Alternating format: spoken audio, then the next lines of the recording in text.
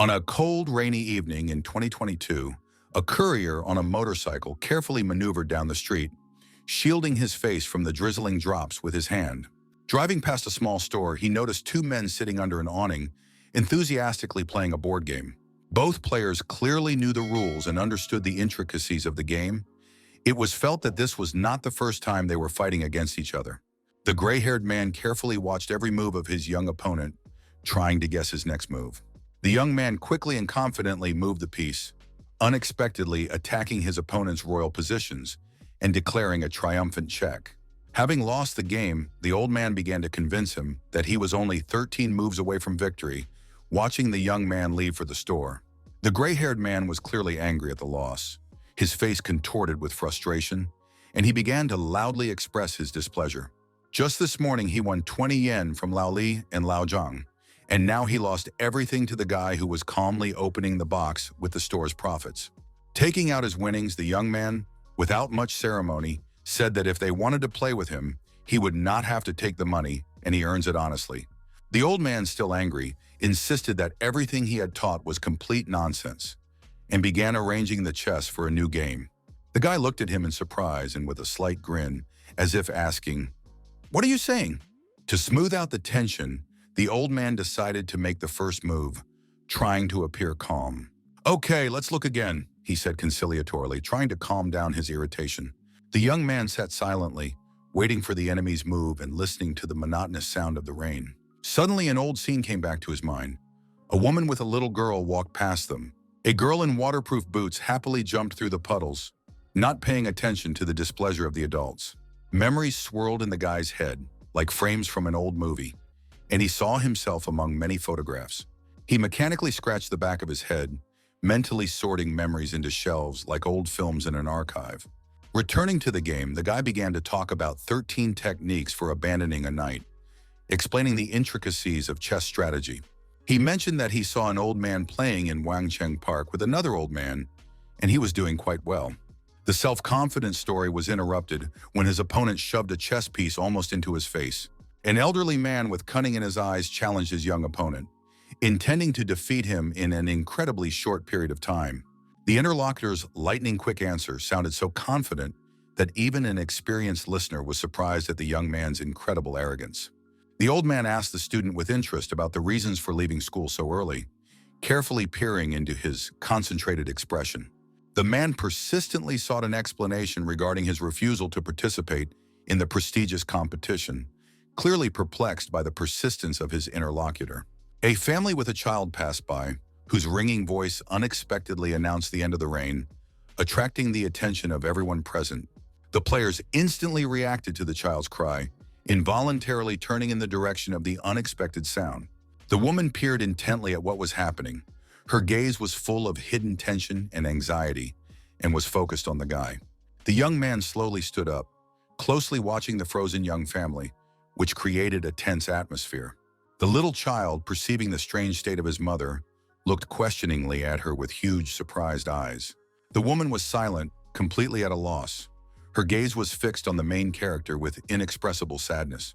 Her barely audible whisper sounded with the name Qing Chen, which seemed to carry a whole story of suffering.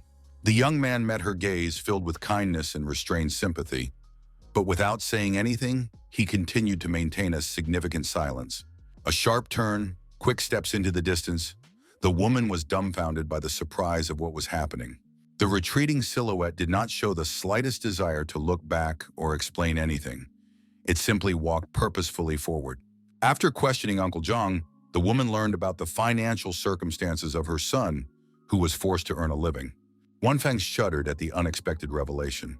Every month she sent money to her ex-husband to provide for her son, unaware of the hidden family drama.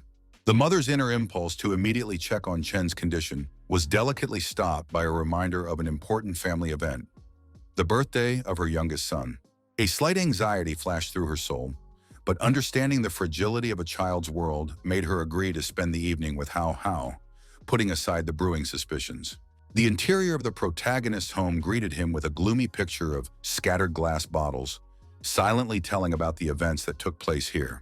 The cold reception of the father, who demanded money with undisguised irritation, created a tense atmosphere of family conflict. The hero firmly indicated his independence, emphasizing the long-standing refusal of parental financial support, which further aggravated the existing tension. Father's indifference materialized in clouds of cigarette smoke and an indifferent reluctance to delve into his son's problems. The unanswered phone call hung with short beeps, symbolizing the hero's loneliness among many unanswered questions. A heavy sigh echoed in the cluttered room, filled with an atmosphere of hopelessness and destroyed hopes. A quick glance at the phone recorded the time. 6 in the evening, a moment when time seemed to stand still in anticipation of change. The raised sleeve revealed a mysterious timer on the young man's arm, which counted down the minutes until the verdict. A few tense moments of contemplating his own hand seemed like an eternity, filled with a premonition of the inevitable. He put on his jacket with a feeling of an inevitable outcome that could neither be predicted nor stopped. The last look at the apartment contained a whole universe of unspoken grievances and hidden hopes. Ching did not know if he would ever visit here again. The loud slam of the front door cut through the silence, leaving behind an echo of a decision that was not going to be abandoned. Twilight greeted the hero when he was returning from the supermarket, where he managed to purchase the necessary supplies. A first aid kit and flashlights carefully left on the table turned into symbols of preparation for the unknown. Objects carefully hidden under the pillow created the illusion of protection in the face of imminent danger. Every prepared tool on the bedside table was part of a thoughtful survival plan. Insomnia enveloped the hero, preventing him from falling into a saving sleep before the impending events, filling the night with disturbing thoughts and doubts. Painful thoughts about possible help were dashed against a wall of misunderstanding and social isolation. The hero realized the impossibility of getting support in his current life situation. The school environment did not give him real friendship, leaving him behind social contacts. The ancient amulet, like a keeper of secrets, slowly slid from his neck, and the hero slightly bowed to the invisible forces of fate. Having completed his final preparations, he sank heavily onto the bed, clutching his phone as his only connection to reality. 2 contacts in the phone book, his mother and Nan Gangshin, meant his whole world.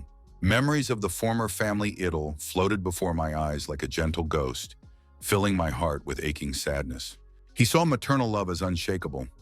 It was always a support, despite all the hardships of life. The father became a source of destruction.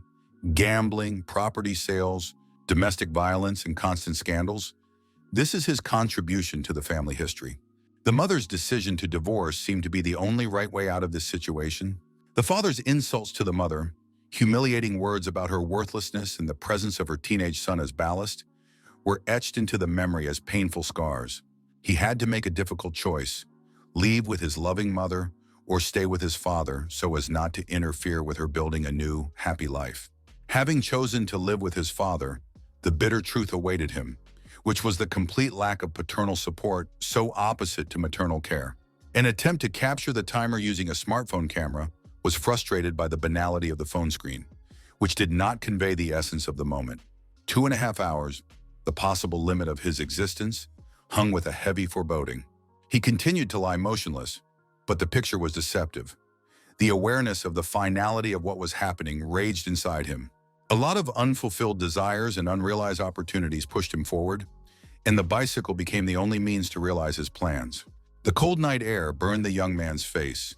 Fear completely receded, giving way to determination to act while the bicycle pedals counted down the kilometers of the distance covered. Stopping at a familiar building, Ching Chen dialed the police number, reporting an impending gambling gathering in the Longtang community.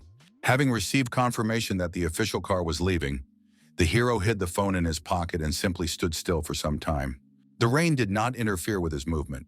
He drove calmly, ignoring the surrounding reality, without hiding or protecting himself from the falling drops. Moisture flowed down his hair, but the guy remained absolutely indifferent to what was happening. A police car rushed past. The main character knew that those scumbags would not go unpunished. Puddles became part of his path, wet clothes just a minor detail of a larger plan. Returning home, he carefully took off his wet jacket, from which streams of water flowed. The preparations were in full swing. There were 52 minutes and 30 seconds left until the scheduled moment, each of which was counted down painfully slowly. The note was neatly placed on the table when the timer showed 31 minutes, 49 seconds. A perfectly timed moment when the letters fell clearly and flawlessly, without a single tremble of the hand. The backpack was shouldered 1 minute, 14 seconds before the decisive moment, its straps digging into the shoulders with painful determination. Uncle Zhang, a recent partner in the game of Jiangxi, was busy closing up the store, carrying boxes of food inside. The police arrived on call and detained several people at the indicated location, their silhouettes dissolving in the dim light of street lamps. Life was in full swing everywhere in the city. Only Qing Chen sat on the bed in a quiet room, waiting for his end, immersed in absolute silence and hopelessness. He slowly closed his eyes. The knife was in his hands, cold with a thin blade reflecting the faint light from behind the slightly open curtain. He understood that the whole world around him was rejoicing and living, completely unaware of his inner torment, even his mother, who was always so close. Reality began to distort. The room lost its colors and strange yellow marks appeared in the air, similar to ghostly lines drawn by an invisible hand. The telephone clock registered midnight as the point of no return. Its dial seemed like a bottomless abyss. The hero's open eyes tried to comprehend the strange phenomenon taking place. Reality melted and flowed like neon paint. The floor under his feet seemed to turn into fragile glass, beginning to crack and collapse with every tiny movement. The floor shattered into many small fragments, which, as if alive, began to drag the main character into their fragile, crumbling reality. He continued to fall down. Before his eyes, there were only instantaneous flashes and many fragments. It seemed that all his memories, his whole life, had cracked in one moment. The guy did not feel his body continuing to fall, as if shrouded in the icy embrace of nothingness, losing touch with reality and himself. Gathering his last strength, he crossed his arms in front of him, trying to get out of this incomprehensible state that was destroying all his ideas about the world. He found himself on the bed, but realized that this was not his home at all. The room breathed alien shadows and unfamiliar smells. Opening his eyes wide and feeling completely confused, he quietly and confusedly asked, "Where am I?" He slowly rose up on the bed and was surprised to find that the knife had disappeared from his hands, leaving behind only a vague memory of his past intention. The gaze fell on the hand, where the countdown to return flickered. 48 hours, stretched to the limit of uncertainty. The realization that there were 2 whole days ahead made him carefully examine his own body with incomprehensible anxiety. The hero looked closely at his palm, making sure that he was still in his body, with unchanged imprints and the usual arrangement of pores. Unusual clothes suggested another dimension, where every second of the counter sounded an alarm. A careful look captured the details of the room. A laser lamp on the ceiling, a massive glass door, and a cold metal wall created a special ambiance. A mug lay carelessly on the floor, a toothbrush was nearby, and a familiar pair of shoes and a basin were neatly placed a little further away. Touching the wall, the guy was convinced of its metallic nature, wondering about the origin of such expensive building materials. Sudden footsteps in the corridor interrupted his thoughts, instantly sharpening his instinct of self-preservation. Grabbing the first object he came across, a toothbrush, he froze near the door, carefully disguising himself from possible danger. Transparent glass did not interfere with his observations, allowing him to control the space and capture the slightest sounds. The doors opened abruptly, and unnatural light spilled across the room, quickly filling every corner with a blinding radiance that almost hurt the eyes. A monotonous voice echoed, announcing the morning rise, demanding that the prisoners line up in a column and proceed to the dining room. The hero's gaze settled on the number 010101, neatly written on his uniform, confirming his status as a prisoner. Carefully leaving through the open, creaking door, he began to look around warily, trying not to make noise so as not to attract unnecessary attention. The corridor was filled with people moving in a strict order, like parts of one mechanism. Slow, careful movements allowed him to explore the unfamiliar space without arousing suspicion. Multiple screens showed the image of a man insistently inviting everyone into the dining room, his voice echoing in the hallways. A sudden collision with one of the prisoners was an unexpected turn of events that disrupted the regularity of what was happening. At the moment of contact, the hero noticed something strange, a disfigured face and a mechanical red eye, reminiscent of robot optics. The reflection of his own frightened face in the glass pupil of the stranger made him shudder with surprise.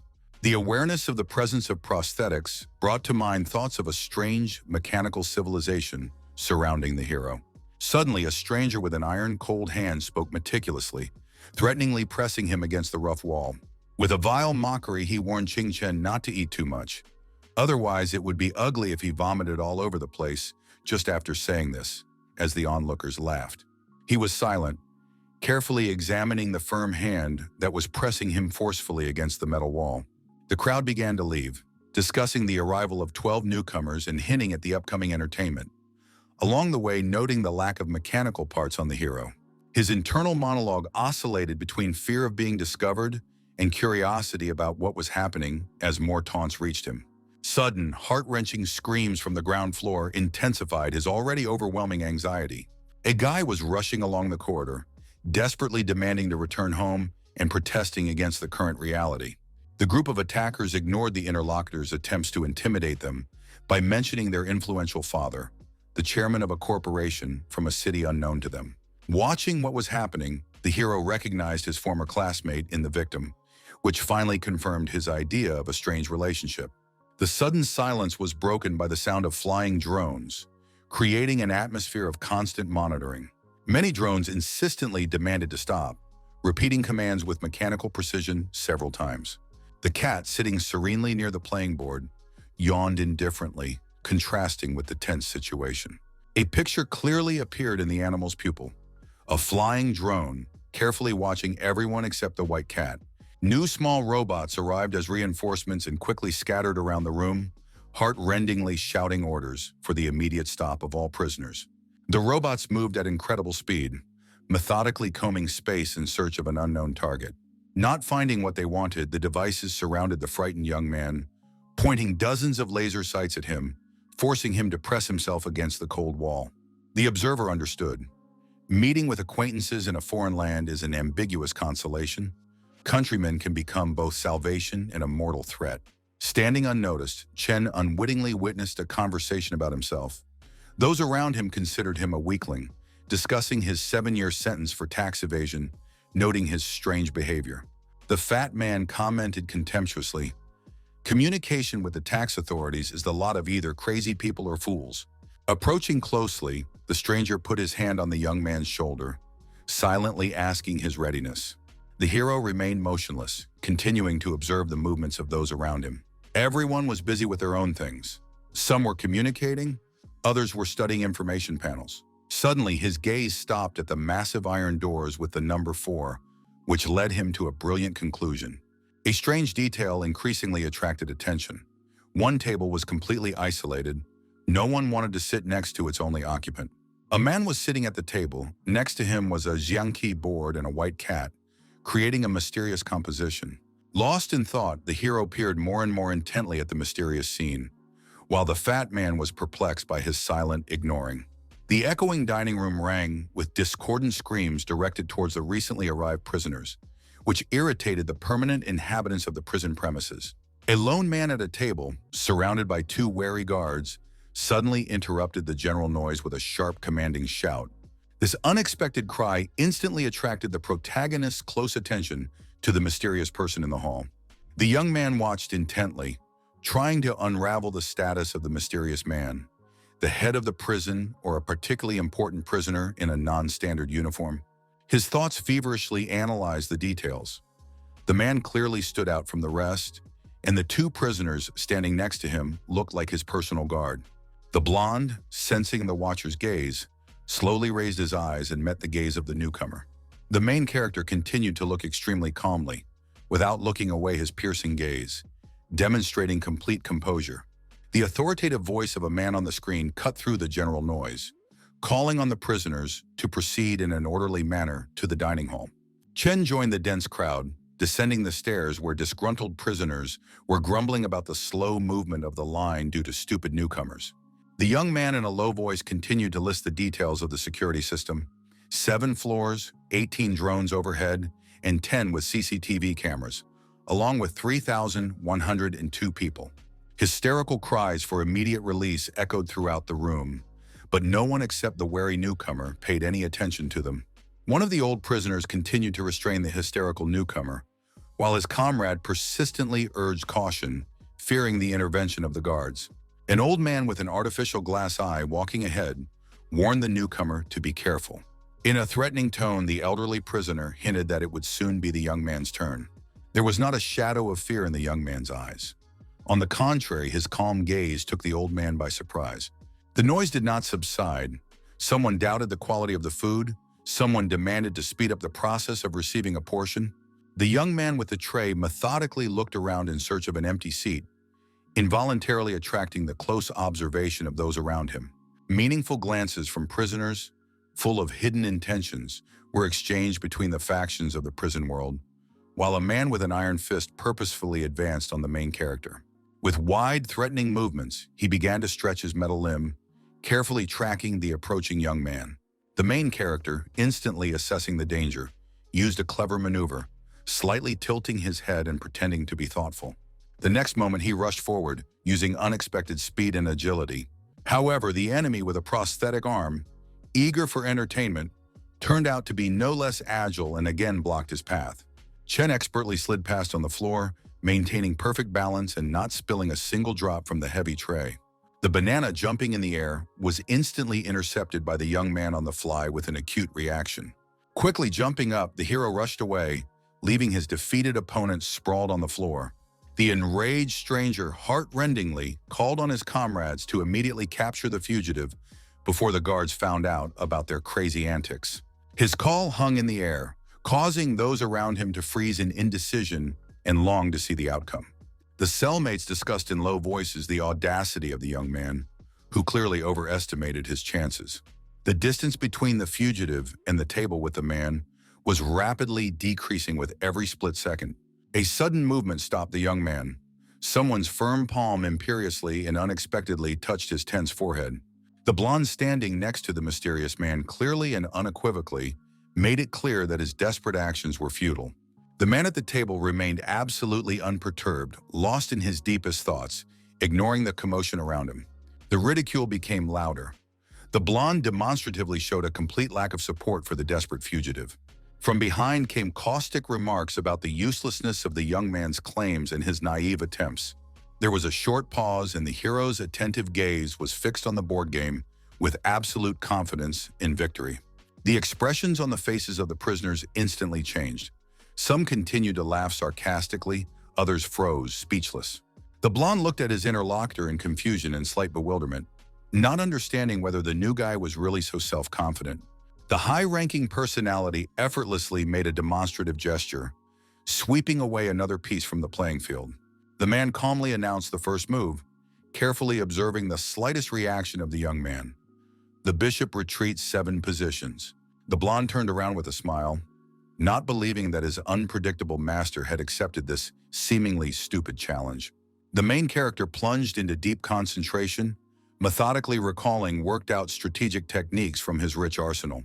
The board position was a classic king capture, where the balance of powers seemed perfectly symmetrical, but black had a tiny advantage. According to the system, the reds were supposed to agree to a draw, but circumstances made such an outcome almost impossible. After a moment of thought, he announced the pawn move from 2 to 3, closely observing his opponent's reaction. The man responded by moving the piece from 6 to 1, after which the young man instantly redeployed the rear rook.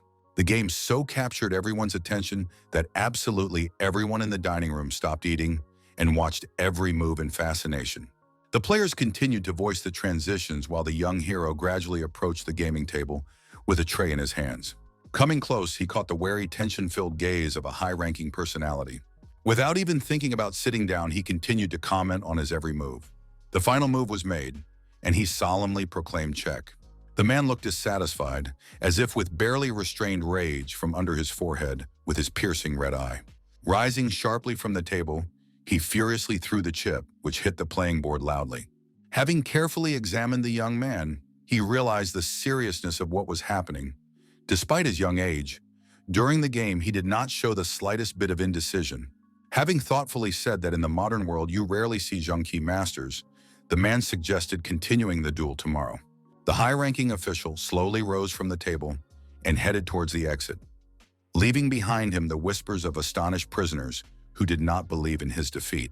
The blonde patted the winner on the shoulder in a friendly manner, introducing himself as Xiao Xiao and pointing his hand at the man leaving, accompanied by a second guard named Ye Wang. The hero continued to stand in the same place, completely unaware that he had become an invisible center of attention for those around him. Some incomprehensible movement from behind made him instantly and sharply turn around, breaking his previous state of immobility. A sobbing newcomer fell at Chen's feet, desperately begging for protection and screaming about the imminent threat, promising to do anything to save him. The main character continued to stand motionless, watching what was happening with cold indifference and not showing any emotions. The newcomer, realizing the helplessness of his position, felt someone's hand lay on his head, causing sharp pain and ultimate horror. The two guys laughed loudly, mockingly discussing the origins of the unfortunate man, the son of some unknown director from a provincial town. They dragged the sobbing guy who was desperately asking for help, but the hero remained unshakable, with an absolutely impassive expression on his face. Qingchen thought philosophically, today 9 prisoners were injured, including him, but this is insignificant among 10 million. The main character did not feel depressed. On the contrary, a strange hope was ripening in his soul, forcing him to close his eyes and plunge into the deep past.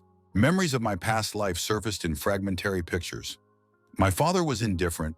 My mother started a new family. Relatives rarely appeared. 2 years of complete loneliness. Dreams of a prestigious university, far from home, now seemed illusory against the background of the remaining 39.5 hours, which he looked at intently. He understood. This reality is the only chance to find meaning, like liberation from the invisible shackles of the past. A timid hope glimmered inside. Life here is radically different from before. Continuing to stand motionless and plunging into the labyrinth of his own thoughts, Chen did not even notice how someone approached him from behind. The stranger came close, looking at the hero with a gaze and uttering a meaningful phrase about beauty that surpasses all rumors. The guy stepped back slightly and began to gesture awkwardly, fearing that the stranger had completely opposite friendly intentions. Lu Guangyi extended his hand, introducing himself and adding that he preferred to be called Zhao Lu, simultaneously saying that he had been in this place for 3 months. The young man continued to watch warily, analyzing every word spoken and realizing that the interlocutor clearly knew more about him than he should, and besides, he was using an informal tone. In a short period of time, the hero managed to notice 21 glances thrown at him by those who were in his field of vision, and thought that these people were probably under his command. Xingchen thought about the hidden meaning of such a familiar address, realizing that excessive frankness could lead to unpleasant consequences, and decided to keep his distance. Lu Guanyi persistently offered his help, and when the hero refused, he only intensified the onslaught, claiming that he should serve him. The interlocutors interrupted each other, discussing hierarchy and willingness to obey, and one even stated that in the event of future submission, he was ready to stoop to servility. Xingchen sarcastically hinted at a hypothetical dermatosis of the legs, to which he received a cynical answer about his readiness to lick them like an obedient dog. The new acquaintance completely disappointed the hero, who realized that he could not count on such an interlocutor because of his dubious reputation.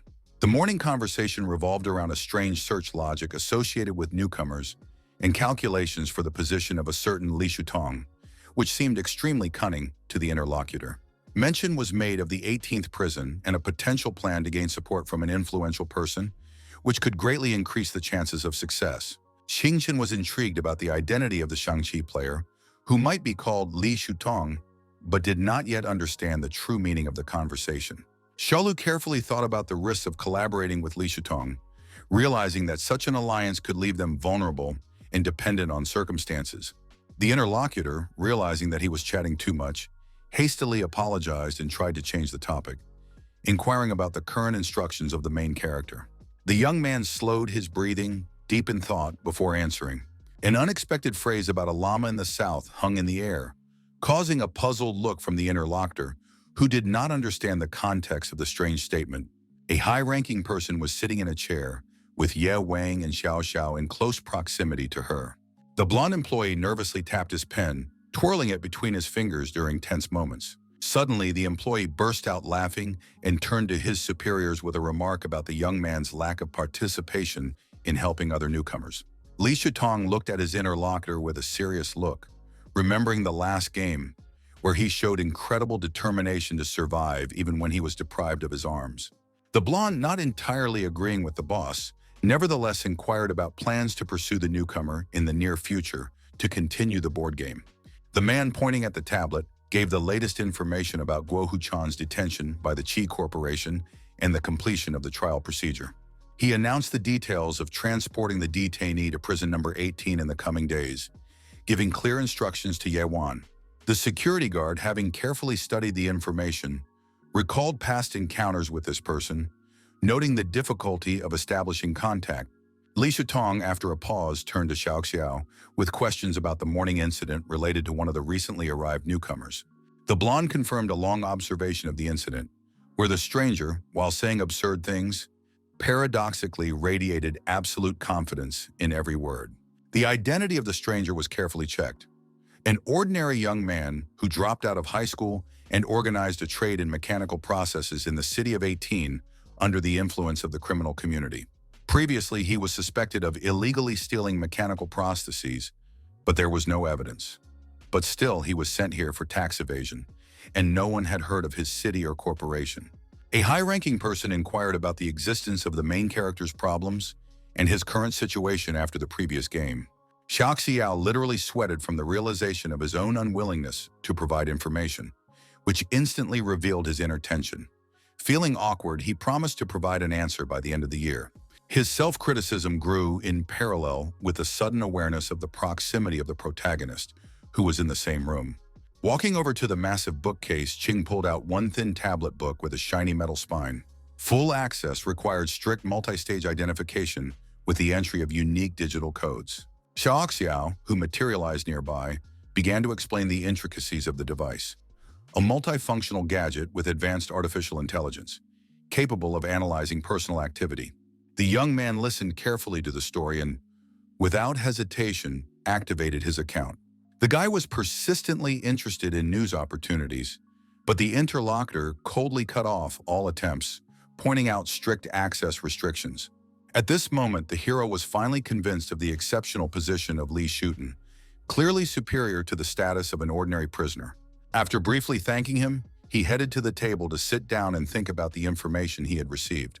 The blonde guard was heading towards the boss, slowly passing by, carefully observing the actions of the main character. Stopping suddenly, he looked questioningly towards Chen, as if trying to read his thoughts. The guy feverishly began to explore the information space, as if looking for hidden clues. Li Shutong concentratedly studied the materials that seemed critical to him at the moment, not paying attention to what was happening around him. Xiao Xiao sat down and began to whisper that the boy just wanted to get closer and get a chance to get along, pointing his hand at the hero sitting nearby. He continued to whisper, saying that he noticed how the young man was looking absent-mindedly at the reader, not understanding how to use it. It was true. The hero really mindlessly moved his finger across the screen without focusing on specific details. The boss briefly reprimanded Xiao Xiao, emphasizing the inadmissibility of interfering in other people's affairs and disregarding the desire of others to preserve their lives, which caused disappointment on the guard's face. Li Shuten advised to learn empathy and understanding of other people's circumstances, suggesting that in the place of the interlocutor, he would be even more impatient. 3 hours later, the monotonous silence was suddenly interrupted by a strange sound emanating from one of the tablets on the rack, attracting the attention of those present. The boss, his 2 guards, and the white cat purposefully moved toward the source of the strange noise, not paying attention to the guy. Their path ran past the main character, but they were not particularly interested in him, at least they did not show it. But Li Shutong's sudden question to Chen about the contents of the 3rd line on the previous page changed the atmosphere of what was happening. The hero instantly quoted the phrase, "When order turns to chaos, chaos must be used to maintain order and preserve the law." Tension grew when those present were surprised to note the guy's quick reaction to a question that was asked at random. Yuang asked the young man for a gadget. He willingly borrowed it, but asked to return it as quickly as possible. Having opened the previous page, the guard was convinced that the 3rd line actually contained exactly what Qing had quoted.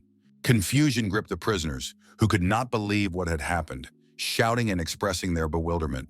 The main character remained calm, carefully observing the reactions of others and remaining an imperturbable participant in what was happening.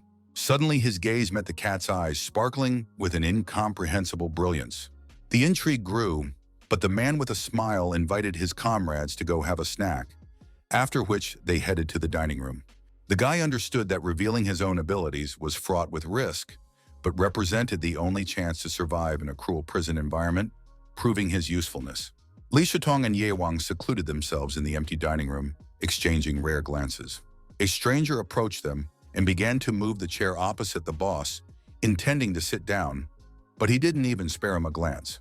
It turned out to be a blond man who jumped onto a chair with his feet up and announced his return with a smile. The second guard tried to call order, shouting about disrespect for the boss, but Xiao Xiao calmed him down, saying that there were no reprimands.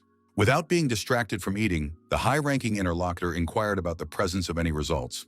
Xiao Xiao said with a wide smile that this Xiangqi player was absolutely pure, which only increased his curiosity. The dossier revealed the story of a schoolboy from City 18, an orphan with a minimum sentence of 6 months for stealing a phone, an unprecedented case for a prison. The contradictions in Chen's case required investigation. The details of the phone purchase remained vague and suspicious. The blonde continued the story, carefully studying every reaction of the boss and waiting for his immediate comment. The surname Qing sounded meaningful, suggesting inner strength and hidden influence in the modern world. In the economic arena, 5 powerful corporations established a monopoly in almost all key areas, among which the Qing Corporation stood out. The rarity of this surname emphasized its exclusivity in business circles and public space. When meeting a man with the surname Qing, my inner instinct suggested an incredible connection to a powerful corporate structure. The boss and his subordinates knew about the corporation's plans to send Lu Guanyi here, and such information was easily tracked through secret communications. The blonde was perplexed why the corporation decided to send such an insignificant person and what the true purpose of this decision was. The blonde's partner expressed his opinion, which Xiao Xiao agreed with, remembering past observations of the mysterious agent. The newcomer quickly began to suppress the prisoners using superior mechanical prosthetics, turning the confrontation into a complex, multi-sided game. The intrigue lay in the unclear motives of the leadership of the Qing Corporation in sending Lu Guanyi to a correctional facility. The high-ranking person understood. Local leaders do not strive for global ambitions and have very limited claims. The mystery of the agent's appearance continued to bother the interlocutors until it suddenly became clear that he had arrived with a special mission, to find a way for Chen. It doesn't matter what plans the corporation pursues. Qing Chen is in charge. Lu Guangyi is just an executor of minor assignments, the blonde decided. Xiao and his manager were thinking hard about the real purpose of the corporate agent's presence and its significance to the firm. The high-ranking official took a sip of tea and carefully placed the cup on the table, continuing to ponder the corporation's actions.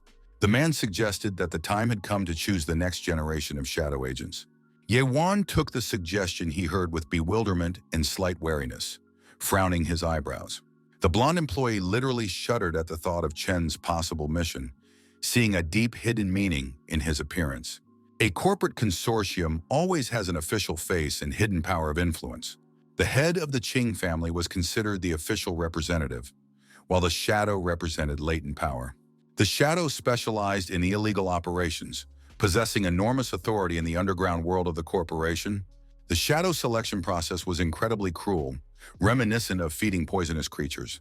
The high-ranking official sighed heavily, realizing that the Qing Corporation was once again going to disrupt the existing order. A random passerby persistently looked back at the boss, which immediately alerted Ye Wan and made him turn around with a sharp, threatening expression on his face.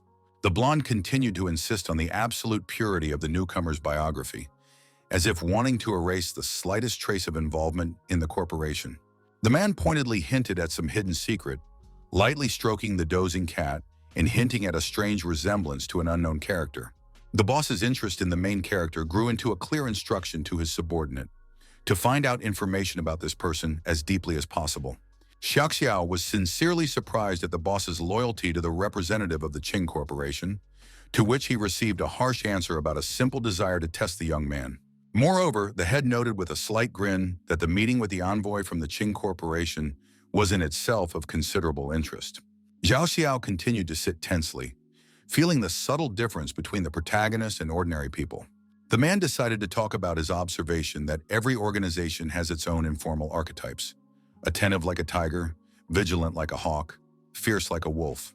Each member has his own unique responsibilities that determine his place in the unspoken hierarchy. The blonde became interested, and he enthusiastically inquired about his role in this complex system. Instead of a heroic name, he heard an offensive nickname characterizing his inactivity. A sudden deafening scream broke the silence of the prison space, taking everyone by surprise, forcing them to turn towards the noise amid the general tense atmosphere. A heavy roar shook the room as one of the newcomers collapsed on the cold floor after a sharp electrical discharge. The dispassionate mechanical guard delivered another painful electric shock, politely directing the offender to take a strictly defined place. Experienced prisoners watched with a cynical grin, taking hidden pleasure from the humiliation of untrained recruits. The main character continued to move past his defeated comrade, involuntarily becoming the center of gazes and wary whispers. A massive, heavy hand suddenly landed on his shoulder, causing him to instantly tense up.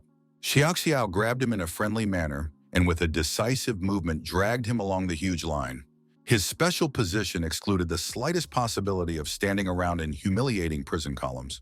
As he was leaving, the guy noticed an extremely calm guard, finally becoming convinced of the exclusivity of the three mysterious personalities.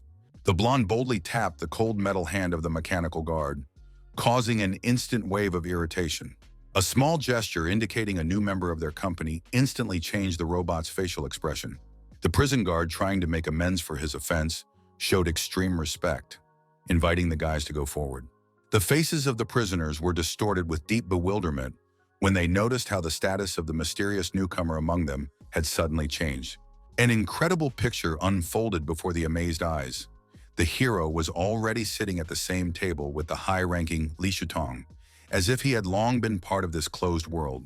Xiaoxiao hinted in a meaningful tone that a person who plays Jiangqi with the boss himself is entitled to a very special treatment, regardless of the wretchedness of the prison food.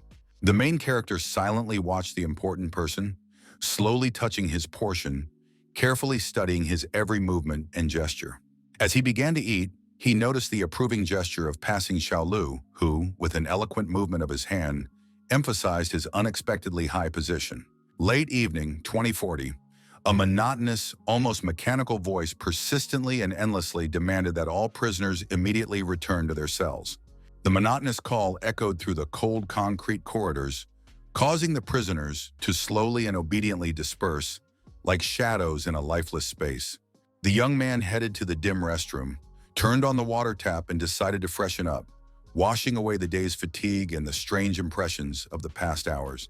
Looking closely at his reflection in the cracked mirror, he reflected on the strange turn of events and the unexpected interest in him by the influential Li Shutong. Having turned off the water, the guy continued to stand motionless in front of the mirror, as if trying to understand the secret meaning of the metamorphoses happening to him, not noticing what was happening in the tap. A single drop rolling down the cold ceramics hit the wet surface dully, creating a ghostly melody. The monotonous sound of drip drip plunged the young man into a strange borderline state, where reality intertwined with foggy memories. Suddenly, he found himself sitting in front of a cracked fireplace, intently examining an incomprehensible object hanging above him in the twilight. Warily listening to the quiet, mysterious sounds of tick-tick, the hero slowly looked around, feeling the growing tension of the unknown. Turning around, he saw a terrible picture of complete destruction. A broken frame with cracked glass, scattered bloody clothes. Chilling disorder reigned everywhere. In the middle of the room lay a bloody teddy bear with an ominously stuck knife.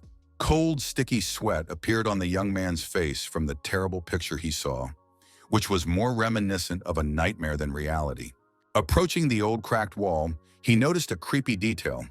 A mutilated toy was hanging from the ceiling on a thin, bloody rope. The guy understood that he was physically still in a prison cell, which meant that what was happening was just a strange dream that could not be gotten rid of. Continuing to explore the incomprehensible space, he became wary of a sudden loud knock that cut through the oppressive silence. A policeman with a government number introduced himself behind the door in an official tone, insistently demanding to immediately open and let in a representative of the law. The voice seemed painfully familiar, but the hero could not remember its source, as if some invisible barrier was blocking his memories. Having overcome internal doubts and fear, he decided to open the door, not understanding what awaited him beyond the threshold. With a deafening crash, the door swung open, revealing a strange policeman who seemed like an unreal vision. The law enforcement officer carefully and warily looked inside, while the hero carefully and cautiously examined his unusual silhouette. There were copious traces of red liquid running down the old wooden stairs, creating an eerie contrast with the white walls.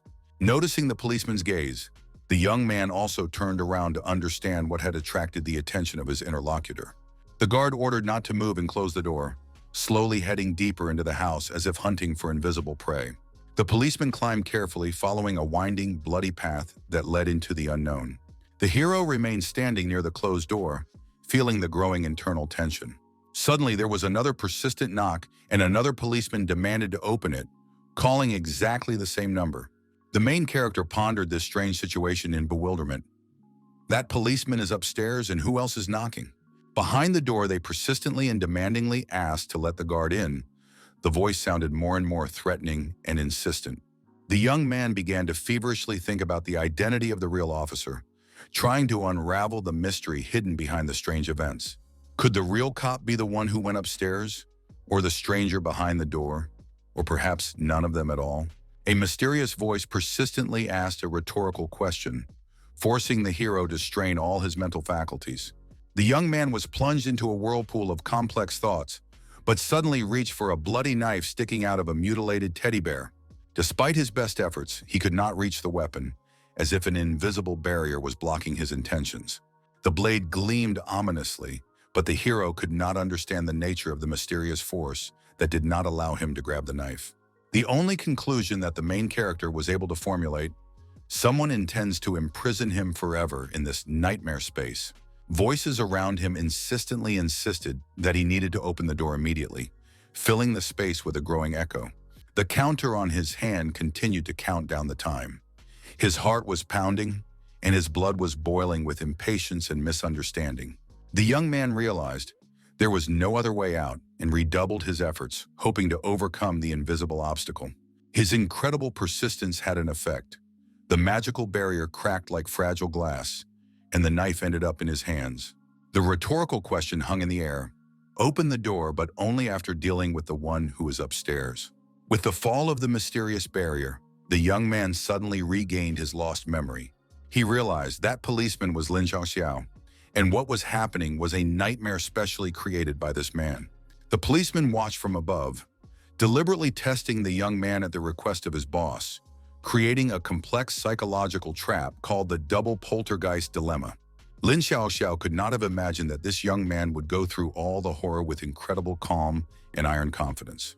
Not the slightest hint of fear. The hero was ready to fight with any resistance, which especially impressed the observer. The policeman's surprise grew.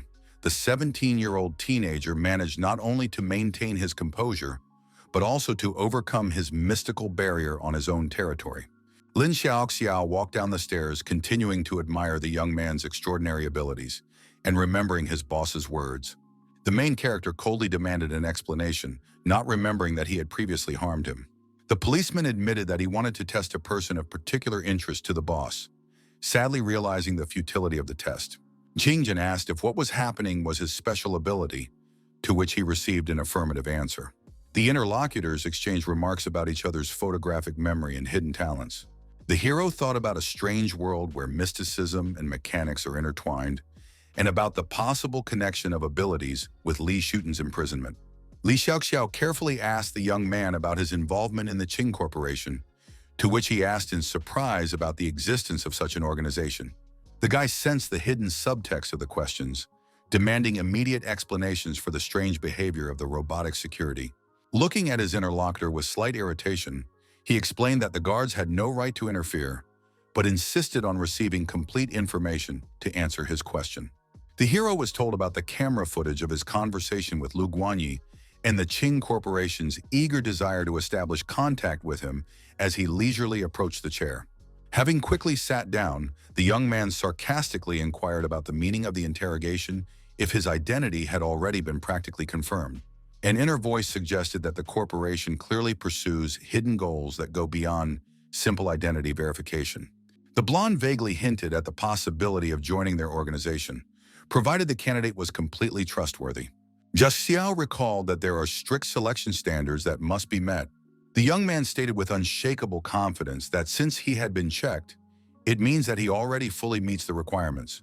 The interlocutor began to rise, hinting that their views differed significantly, and began to list what the boss had said about diversity in the group. Chen listened to the thoughts of shrewd hawks and warlike wolves, where each member has a unique purpose, gradually becoming irritated. Coming close to the sitting hero, the interlocutor almost mockingly offered to guess his role in the group hierarchy. The self-confidence immediately evaporated when Chen suggested that this was none other than the donkey of the group. A little confusion quickly gave way to a decisive gesture. A hand was put out near the interlocutor's head. An intense interrogation began about the corporation's plans and the young man's personal intentions in connection with the Lu Guanyi case. The hero calmly suggested turning to Lu Guanyi directly for information, internally preparing for his own investigation. The interlocutor's face distorted with barely restrained irritation against the arrogant and self-confident young man. The reality around began to lose color, plunging into a strange, almost hallucinatory atmosphere. It seemed as if the interlocutor was falling into an abyss, shouting in an insistent voice, promising an inevitable clarification of all the circumstances. From the subconscious came a vague instruction to rest and prepare for the morning game of Zhang Qi with the boss. Suddenly, the hero found himself in a familiar room, where water was dripping monotonously from the tap. The bright light blinded his eyes, forcing the half-asleep young man to instinctively cover his eyes. There was still a timer on his hand, counting down less than 21 hours until the decisive moment. In the morning, the official voice of the announcer was heard throughout the building, reading out the next announcement. In the dining room, the boss was already sitting surrounded by two subordinates, one of whom was reporting the results of yesterday's testing. It was reported with obvious admiration and chagrin about the incredible cruelty of the young test subject, who not only passed the test, but was also willing to kill his opponents. Yuang warned his colleague against overusing the double poltergeist dilemma psychological test, which could break an ordinary person. The blonde continued to share with the attentively listening boss his impressions of the incredible willpower of the hero, who managed to get out of a sophisticated trap. He also sounded a warning about the potential danger of an unusual teenager who went beyond ordinary understanding. There was an eloquent pause, which the boss interrupted by moving a piece on the game board. The man sadly admitted that they had already lost many and urged them to think about more radical methods of struggle. The final remark sounded significant. Sometimes light gives way to fire in opposition to darkness. A mysterious melody began to be heard from the depths of the prison corridors, echoing in every corner of the gloomy room. The sounds of music reached the main character, who at that moment was leisurely putting on his shoes in his cell, deep in thought. He was perplexed. Why is there a strange song playing here? Is this really the future of the Earth that he has heard so much about?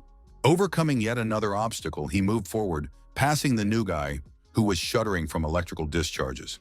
Near the massive table where the boss sat, his assistant and a dozing cat sat comfortably, creating a contrast to the tense atmosphere. A friendly greeting hung in the air, but the main character only looked coldly, remembering the psychological trap that created the 2-hour nightmare. A high-ranking official admired the guy's extraordinary resilience, highlighting him among the many exhausted prisoners. The young man with a slight grin inquired about the possibility of obtaining abilities like the blonde, to which the boss only smiled meaningfully. Shuton directly said that his path was more suitable for Chen, causing outright amazement from the assistant standing next to him. The blonde exclaimed furiously when he heard that the path of Li Shuton himself was more suitable for some guy and not for himself. The main character is deep in thought, trying to understand the identity and influence of this man in an unfamiliar world, understanding the danger of direct questions and the possibility of revealing secrets. The high-ranking gentleman openly admired the hero's talents, hinting that his assistants had not met him early enough. The informal meeting turned into a game of Zhang Qi, where the true pleasure of the game is meeting a worthy opponent, and winning by using one's official position has no meaning. The neighboring company closely watched the preparations for the game, while Li Shuton carefully inquired about the condition of the protagonist. Chen glanced at the man sitting attentively and calmly rejected the offer of rest, emphasizing the importance of the final stage of the chess battle. The player voiced his every move. The rook moved from 2 horizontally to 5, then to 7, and at a certain moment he proudly announced the check. Li Shutong analyzed what was happening, understanding the elegance of his opponent's move, which used a subtle strategy to involve the general, creating an insurmountable network. The man took the piece and carefully moved it onto the game board, continuing to carefully observe what was happening. Having made his move, he still thought that the guy should rest, but he gradually realized that his initial assessment of the young player's abilities was wrong. The spectators watched in surprise what was happening, not believing in another victory. An active discussion began. The second victory seemed too courageous, but the hero understood that the defeat of Li Shutong would have serious consequences. Xiaolu watched the game with delight and even expressed a desire to learn, which caused bewilderment among his subordinates. The main character, tired of the gaze, looked around the crowd with his serious gaze, after which it instantly dispersed. Continuing to stand near the table, he asked permission to ask a question. The man smiled indulgently, considering this a reward for his recent victory. The guy inquired about playing the harmonica, but the blonde was surprised, believing that he was trying to take advantage of the situation. The dignitary enthusiastically explained that it was about music composed by the founder of their organization, who also wrote the lyrics. Having heard about the founder, the hero thought about his origin and the reliability of the assigned merits, involuntarily critically assessing the story about the creation of the organization. He delicately commented on the beauty of the song and asked Li Shutong to perform it in its entirety. The gentleman was surprised but agreed, noting that the lyrics of the song were only partially preserved. The singing that began instantly filled the entire space of the prison, and the listeners froze with their mouths open. Li Shutong explained that the line, "parting with many troubles," was added by subsequent generations and was originally missing. Despite the closeness of the text, it seemed to the hero that something was missing, and he plunged into thought. He suggested replacing that line with, "best friends went their separate ways." The high-ranking person repeated the new version, and something seemed to click in his mind. Thanking him happily, he confirmed that this was probably the original intention. Along the way, the interlocutor mentioned rumors about many lost songs of the creator. Chen succinctly inquired about the name of the second song, and the answer was Canon. The boss added that only the name of the song is known, although the predecessors searched the ruins but never found the notes. Listening to all this, the hero assumed that it was Pachelbel's Canon in D major. The young man understood the need for endurance and leisurely reflection, so he headed to the library, where he sat down at the table, casually dropping a remark to the person sitting next to him. Without turning around, he felt Xiaolu's piercing gaze, which literally pierced right through him. The guy was sure that Li Shutong already knew everything and did not object to their communication, and therefore calmly asked not to interfere with his presence for now. The interlocutor, not paying attention to the request, approached and began to talk about his tragic fate, mentioning that his father sold his kidneys to wealthy people, replacing them with bionic prostheses. The emotional story about the parents overwhelmed the speaker. The voice alternated between laughter and sobs, making the protagonist feel uncomfortable. The conversation gradually turned toward the desire to learn how to play Xiangqi, which clearly did not interest the interlocutor. Xiaolu's entire team considered this game to be incredibly prestigious, believing that even a famous character like Li Shutong could not match Qing Chen's skill. The young man insisted that reputation could not be proven by playing several games in a board game, but this was to no avail. Xiaolu continued to admire the protagonist's abilities, communication skills, and potential for making connections in a prison environment. The interlocutor hinted at the strategic importance of information about the location of Eastern Tibet, as well as about a possible inheritance that could stop debt obligations. Qing agreed to teach the blue-eyed guy Xiangqi, but set a strict condition to immediately leave and not appear nearby for a long time. The deserted corridors were counting down the last 5 minutes until their return. The guy was sitting in his cell and carving his name on the floor with a sharp metal object. The past 2 days seemed like a surreal dream, filled with strangers and incredible revelations. There was a huge wound on the hand that he pinched, a bruise, the only proof of the reality of what was happening. Calmly settling down on the bed, he began counting down the last moments, mentally counting the seconds. 5, 4, 3. The hero tensely waited for the inevitable changes. At the last second, reality cracked like fragile glass and shattered into tiny pieces, taking the guy with it. The hero found himself on the bed again, remembering the strange events of 2 days ago when he was pulled into a parallel dimension. He clutched a knife in his hand, frozen in the same tense position in which he was before the incredible movement. Reaching for the phone, the hero discovered that time seemed to have frozen. The day before his journey was still shown on the screen. The young man's curiosity caused a strange time distortion. 2 days passed in one world and a split second on Earth, as if obeying the mysterious law of travelers between realities. The sudden thought of unchecked disappearances warmed his soul as he noticed a bruise on his arm, the result of his own pinch in that world. Looking at the second hand, the hero discovered a timer counting down the remaining 48 hours. A telephone call broke the silence of the room. A policeman announced the arrest of Chen's father for organizing gambling, demanding his son's personal presence to complete the paperwork. The young man listened carefully to the instructions, watching as the moonlight drew strange shadows on the floor of the room. The hero categorically refused to come to the station. Moreover, he demanded the maximum punishment for his father. King detailed the possible legal consequences: 10 to 15 additional days of imprisonment and a fine of 3,000 won. The policeman was surprised by the decisive tone of the interlocutor, who introduced himself not as a relative, but only as a concerned citizen who reported the incident. Having come to his senses, he carefully placed the knife on the bedside table, calming the internal tension. Physical and emotional fatigue literally pressed him to the bed, causing him to fall from powerlessness. Checking his phone, he discovered that there were no messages from his mother, which increased his internal tension. The young man continued to lie, dreamily thinking about the possibility of returning to the old world ahead of schedule. In the morning, he transcribed the notes of the canon, but contemplated giving them to Li Shitong, aware of the risk of explaining their origin. Before the transfer, he still decided to find out the true value of the notes, while simultaneously walking to his place in the second class of the third group. Turning to his classmate, he tried to find out details about his absenteeism, which their teacher noticed, but Nan Gengjin looked back with fear. Tense anticipation hung between the desks, where the main character literally scanned every movement of his interlocutor, trying to catch the slightest hint of hidden information. An unnatural silence enveloped the space between them, where Nan sat looking lost and the hero leafed through the book, not seeing a single line behind his thoughts. A sudden burst of curiosity made the young man literally glare at his classmate, who raised his head and asked a question about what to do in an extraordinary situation.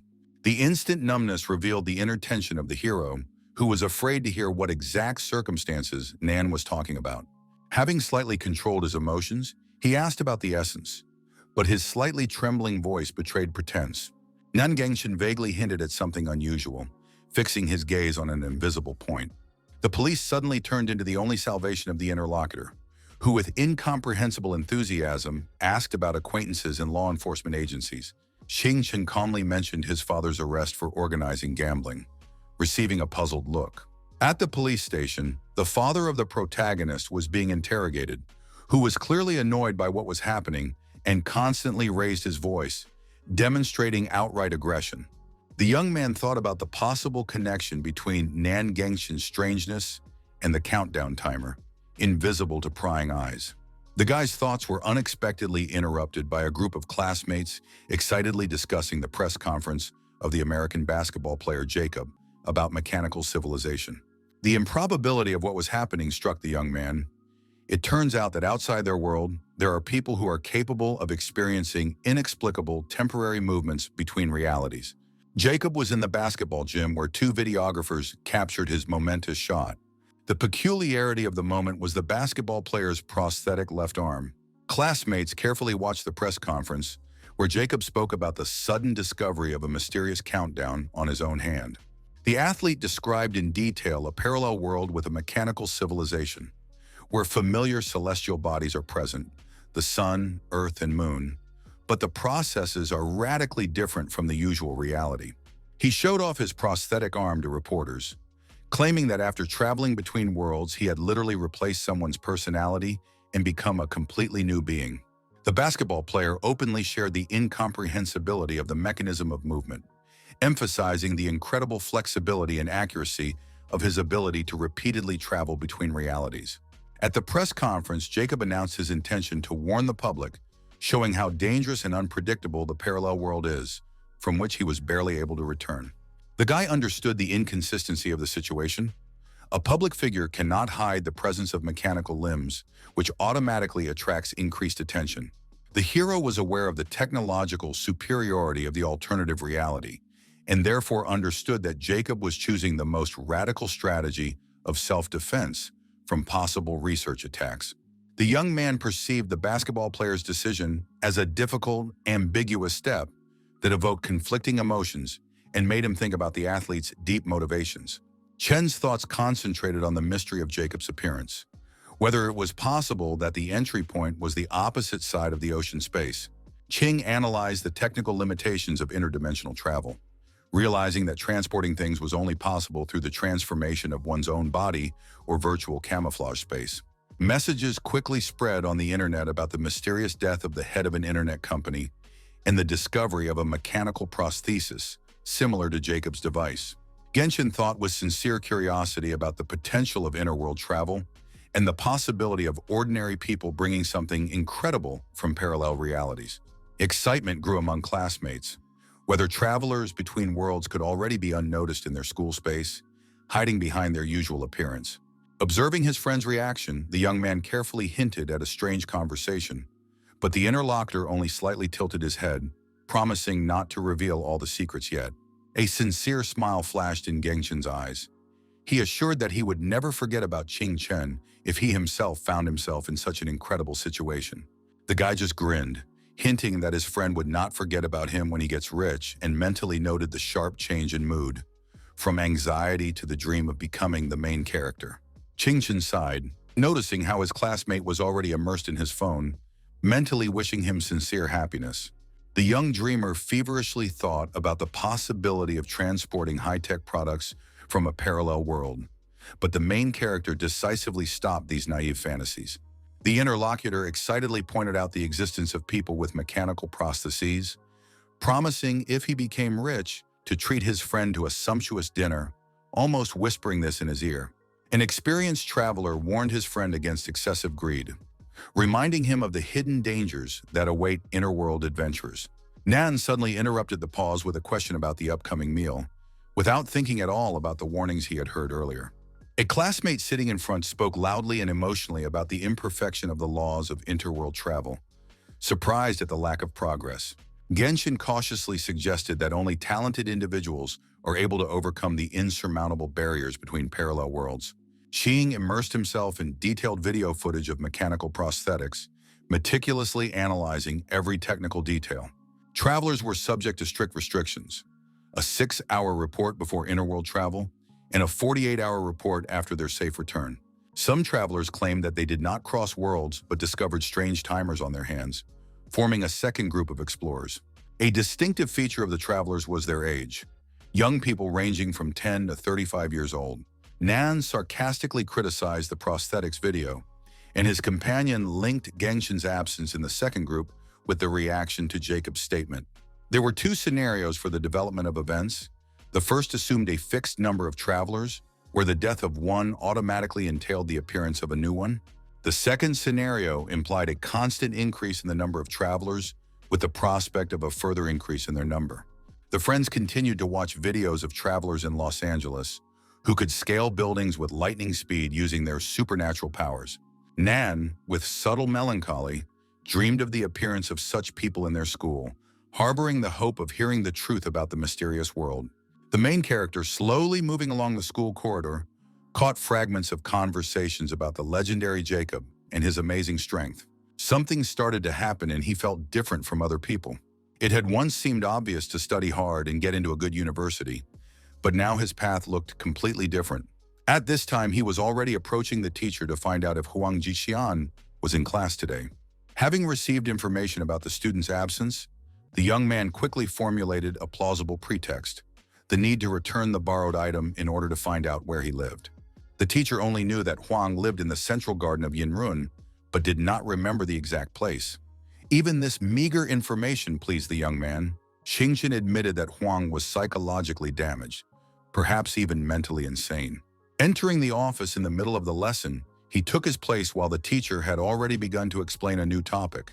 All the students listened to the teacher somehow absent-mindedly, as if they were somewhere far away.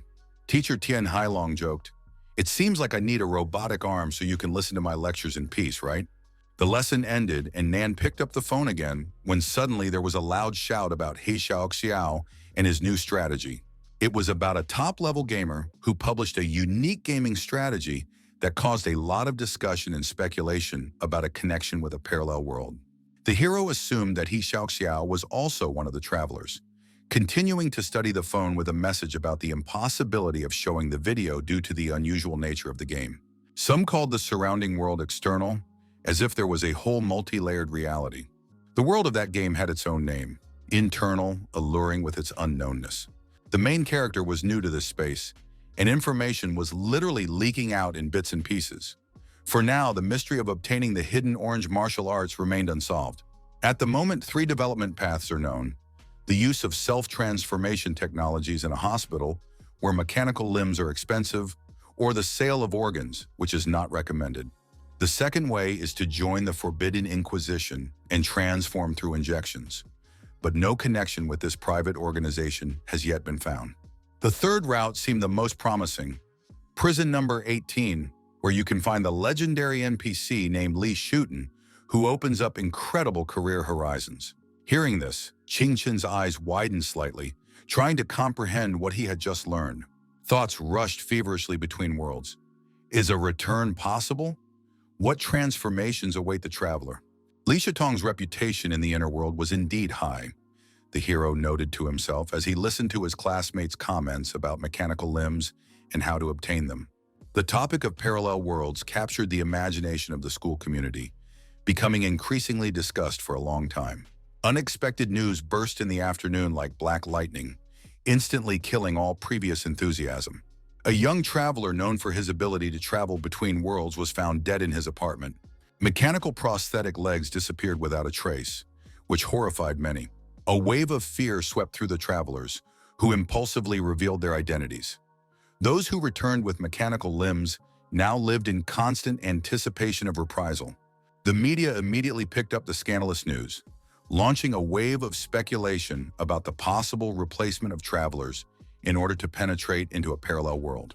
The chilling news chilled the frightened Nan Gengshen's mind, turning reality into a nightmarish thriller. The main character, carefully observing his friend's reaction, strongly recommended extreme caution when potentially crossing worlds and prudence after returning. Nan literally drooped, realizing that a ghostly chance to change his own destiny had suddenly turned into a nightmare thriller with an unpredictable ending.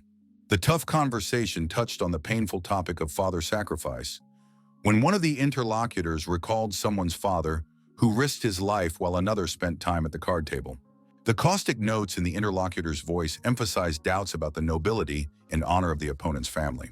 The emotional response was made with deep sadness, where the guy defended his father's memory, claiming that he sacrificed himself by playing cards. The classmates' curiosity focused on the circumstances of the arrest, to which the young man, having calmed down, laconically told about his own decision to denounce, hoping for redemption and rethinking.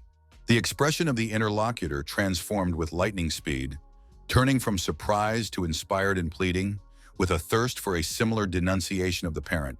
Chen methodically studied the information received from the gamer, which indicated the need to move to the second page of the detailed map. Like yellow autumn leaves, a huge amount of information swirled around him, which he tried to comprehend and systematize in his head. Having caught several leaves, he carefully examined their patterns until a sudden insight illuminated his consciousness. The travelers were distributed in more than 10 cities. He clenched his fist with leaves, clearly understanding that the distribution of travelers could be so concentrated that any random movement could upset the balance of the system. At 5:40 p.m., in the middle of the school break, Nan was mopping the floor when Ching rushed past him, making it clear that he had missed another class, which could have serious consequences. The main character was racing down the street, masterfully jumping over curbs in order to reduce the time as much as possible and get there as quickly as possible. At home, he changed his clothes with incredible speed, as if his life depended on it. And within a few minutes, he was confidently walking down the street, guided by the navigator on his phone and an inexplicable premonition. He was irresistibly intrigued by Huang Jixian's inner world, a mysterious universe that simultaneously beckoned and awed with its unpredictability. To speed up his movement, he periodically started running, then stopped abruptly as if listening to invisible signals from the surrounding space. Family scandals and social restrictions, which only yesterday seemed like insurmountable fetters, gradually began to melt away, opening up new horizons of freedom. Evening descended on the city. The stars slowly lit up in the darkening sky when Ching approached the entrance of the Yinrun residential complex. It was a fairly high-end apartment complex, and to get in or out, you had to swipe your card, as the resident in front of you did. Unbridled curiosity pushed the guy to the back door of the complex. He persistently wanted to understand whether a special access card would be required here. But the picture he saw plunged him into real shock. Hysterical cries about prison and incomprehensible mechanisms tore apart the evening silence, creating an atmosphere of tension. Huang Jixian looked like a man who had completely lost touch with reality, so two unfamiliar men held him tightly. Qing instantly hid behind a tree, becoming an observer of a frightening scene. A person being stuffed into a car that could be taken anywhere. One of the strangers noticed the guy's silhouette, but it seemed to be a passing interest. At the same moment, the car drove away, leaving Chen standing, intensely digesting what he saw and trying to find a logical explanation for what was happening. The guy, looking carefully at the phone, wondered what it could be. Another kidnapping of a traveler between parallel worlds, or something completely different. Heading back, he passed places filled with people where the bustle of the city absorbed the space around him, creating the illusion of everyday life. A strange premonition grew with every step, making him intuitively sense the invisible presence of a persistent pursuer. 5 blocks ago, he had noticed surveillance, and every moment now turned into a sophisticated game of strategy between hunter and prey.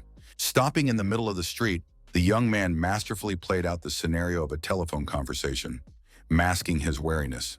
The stranger overtook him, and the hero instinctively pulled his cap deeper, hiding his face from prying eyes. Once he was safe, Chen continued moving, blending into the rhythm of the city crowd. A dense crowd of people had gathered at the pedestrian crossing, impatiently waiting for the traffic light to turn green. The young man's attentive gaze caught the silhouette that he had already seen at the entrance to the residential complex. Too obvious a coincidence to be considered an accident. What kind of organization is this? So professional, so interested in travelers between worlds, the young man thought, closely watching the flashing numbers of the traffic light. He understood that he was part of, if not the second, then certainly the third wave of researchers, where every step could be the last. Returning to reality, the hero found himself in a whirlpool of city noise. People were shouting, fussing, and constantly communicating on the phone. Finally, the long-awaited green signal came on, and the stream of people rushed forward, obeying the unspoken rhythm of the metropolis.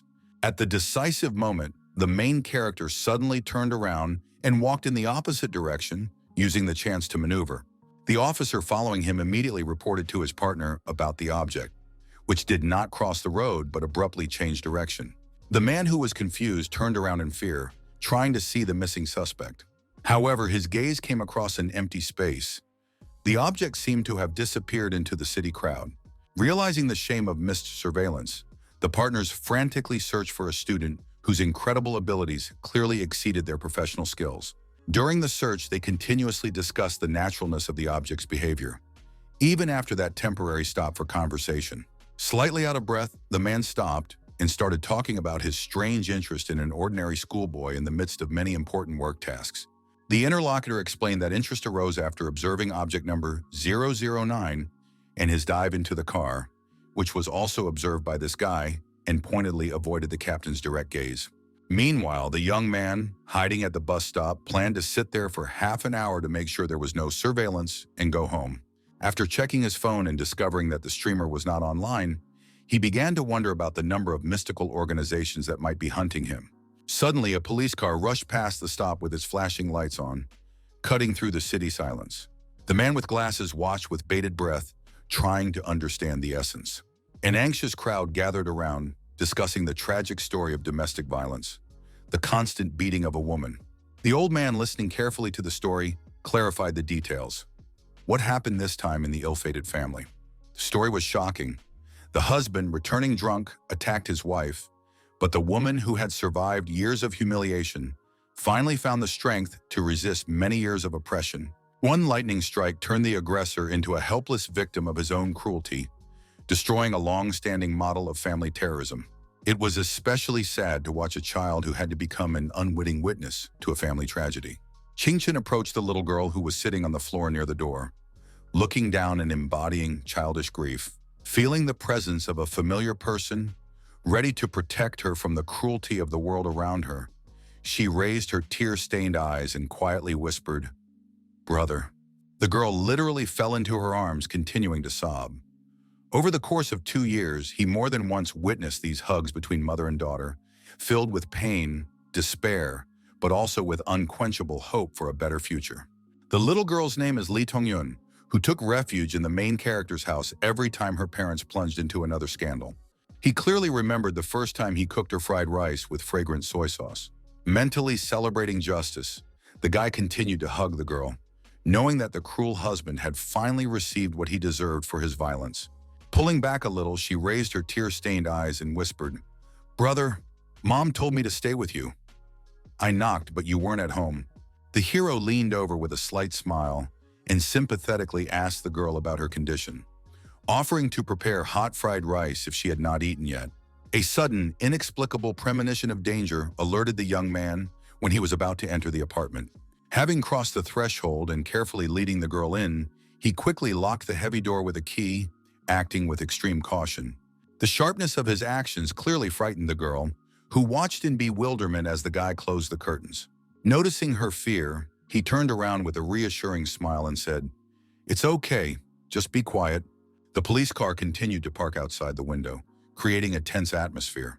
The hero carefully pulled back the edge of the curtain, carefully observing what was happening outside and expecting possible changes. And indeed, soon a car pulled up and people in dark uniforms got out. These were the same people in SUVs that he had previously seen in Central Park. They appeared incredibly quickly. One of the pursuers began to look around warily, as if sensing an invisible threat. His attention was drawn to a curtained window on the first floor, which did not move at all and did not show any activity. The partner, noticing the strange behavior, asked about the reasons, to which he received a vague answer about nervousness and a vague feeling of being watched. The main character continued observation, realizing that the disappearance of the girl's mother could lead to serious complications. The father was in the hospital. The mother was taken away by a mysterious organization. There was only one way out: to improvise. The girl watched her brother's every move with hidden fear, trying not to make any sounds. She was especially surprised when he leaned his ear against the door and began to listen carefully. A few minutes of absolute silence, no sounds of struggle or resistance. Returning to the window, he saw how the uninvited guests were leaving empty-handed, which absolutely did not fit into his logic of hunting for travelers. Suddenly, they began to knock persistently on the door of the apartment, but this did not cause fear in either Chen or Lee Tongyun. The main character opened the front door with a creak and greeted a woman with iron hands with a smile. It was Lee Tongyun's beaten mother, who apologized for causing trouble. The woman demonstratively ran her prosthetic hand through her hair, involuntarily attracting the young man's attention. The guy calmed her down, saying that he planned to cook rice for the girl, since she was not causing any inconvenience at all. The mother asked her daughter to be obedient and not create problems for the young man by persistently trying to take the child home. The girl objected that she was very hungry, and given the destruction of the house, there was nothing to eat there, to which the hero invited everyone to dine with him. The mother was wary. Although this guy had helped them before, he had never shown such initiative. Chen, showing sincere interest in the interlocutor, extended his hand in greeting and asked her name.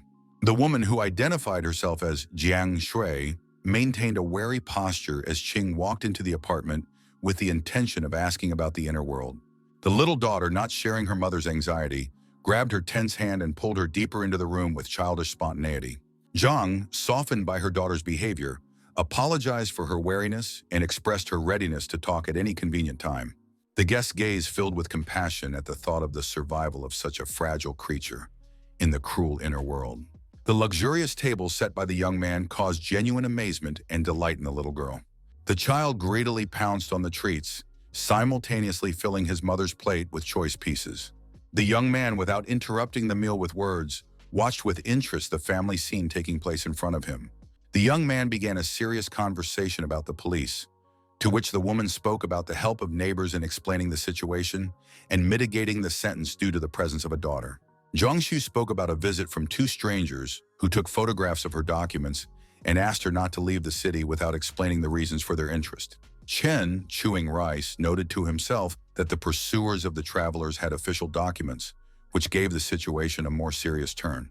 The young man's gaze settled on the mechanical prosthetic hands of his interlocutor, and he carefully inquired about her role in the inner world. The story of the mechanical hospital in City 18 and the mysterious appearance of prosthetics after returning from another world made Chen wary. The woman's story about the famous top-level federal prison on the outskirts of the City 18 attracted special attention from her interlocutor. Hearing the mention of the Federation, the guy warily began asking Aunt Jiangshui for additional details. The woman's memories of her 2 days there turned out to be blurry and uninformative.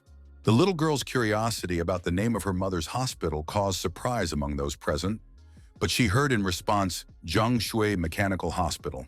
The daughter's calm tone, saying that it was just interest and a return to food, created a moment of thoughtful silence. The woman warned the curious Chen about the dangers of the inner world, mentioning security only for members of certain corporations, Li, Chen, Qing, Kashimiro, and Kashima. The young man continued his meal, skillfully hiding his reaction to the warning he had heard. After eating, the woman began to clear the table, wiping it with a clean napkin. Helping to collect the dirty dishes, Chen began to simultaneously ask about Jiangshui's future plans. The woman turned away abruptly and announced her intention to take her daughter and live at her grandmother's house in Zheng City for a while, planning to leave tomorrow. Additionally, she mentioned plans to return to meet Xiaoyun with her father. Aware of the difficulties in obtaining tickets to the popular city of Zheng, Chen suggested purchasing them immediately. An attempt to issue tickets turned into an unpleasant surprise, causing shock to the woman. This turned out to be more than a simple warning. She was actually banned from leaving the city, ruining the family's plans to escape. Jiangshu tried unsuccessfully to buy a train ticket, suffering one failure after another, and yet decided to start washing the dishes while the young man diligently swept the floor. The guy mentally analyzed the powerful organization, realizing that they probably had influential connections in the highest echelons of power, and decided not to reveal himself yet. Having completed the cleaning, he sat down next to the girl, who was enthusiastically watching a cartoon, and noticed her curious gaze, full of a silent question about the reasons for his close attention to his mother.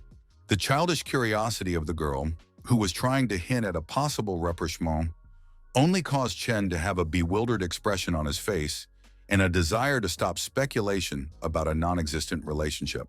The woman entering the room found several dirty things and decided to wash them, demonstrating the selected items. She caringly reminded the young man of possible everyday difficulties after his parents' divorce and offered her help with the laundry.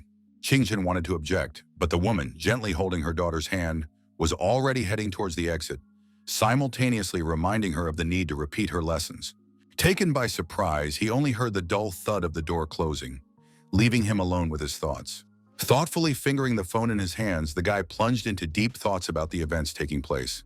Classmates continued to discuss events related to the travelers, and the story of Zhang Shui became the main topic of conversation for the residents of Luo City.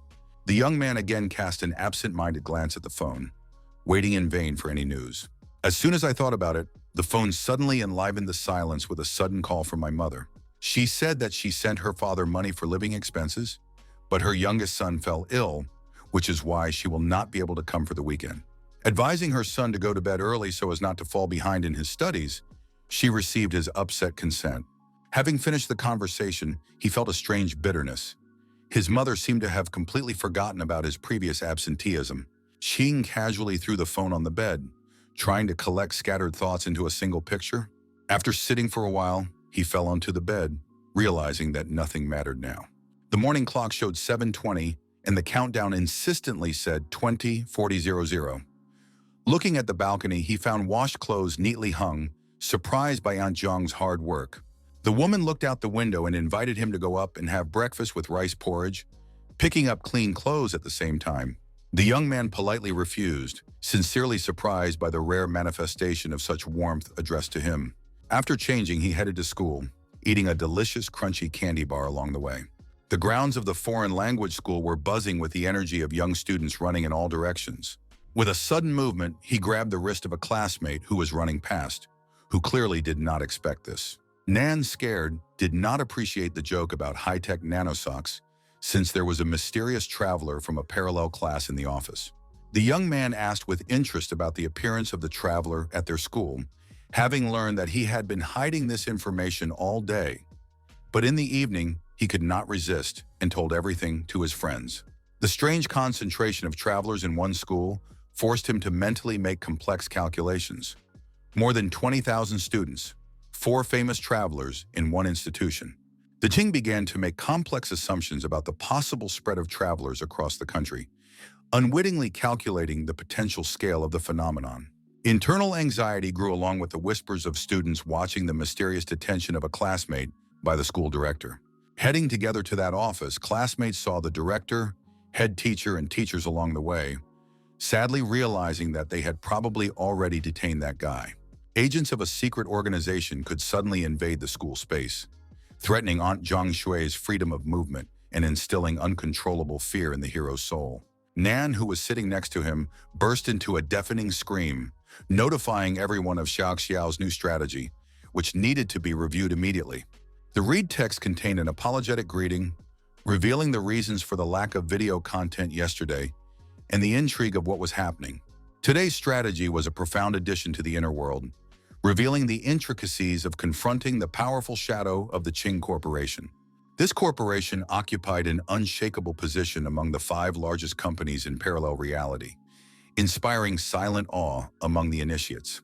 The mysterious figure of the shadow personified absolute power in the behind-the-scenes space of the shadow world, where every movement was filled with sacred meaning. The ancient Qing clans sacredly preserved the 1,000-year tradition of choosing the shadow, turning this process into an exciting competition of outstanding heirs. The choice of a new shadow could excite the entire inner world, turning political intrigue into a truly exciting action. At the moment, there are 8 candidates with unique talents, each of whom claimed this honorable place. However, there was another mysterious contender, whose identity remained an absolute mystery to everyone. The young man continued to study the information on his phone, gradually realizing the true reason for his appearance in prison number 18. The countdown was inexorably approaching the 6:20 mark, and the excitement on his classmate's face became more and more obvious.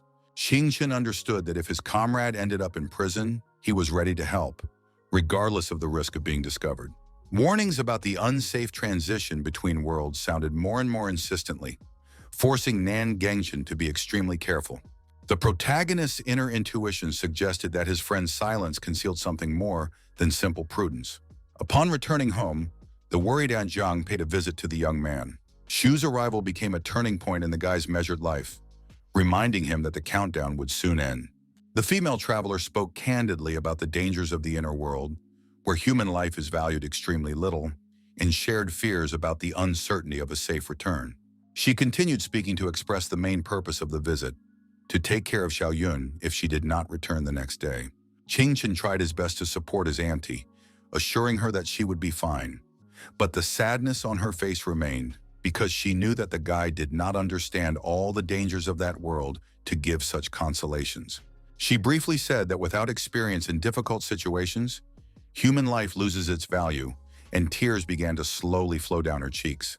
The woman managed to agree to look after her daughter for a short time, because her grandmother was supposed to arrive from Zheng City tomorrow.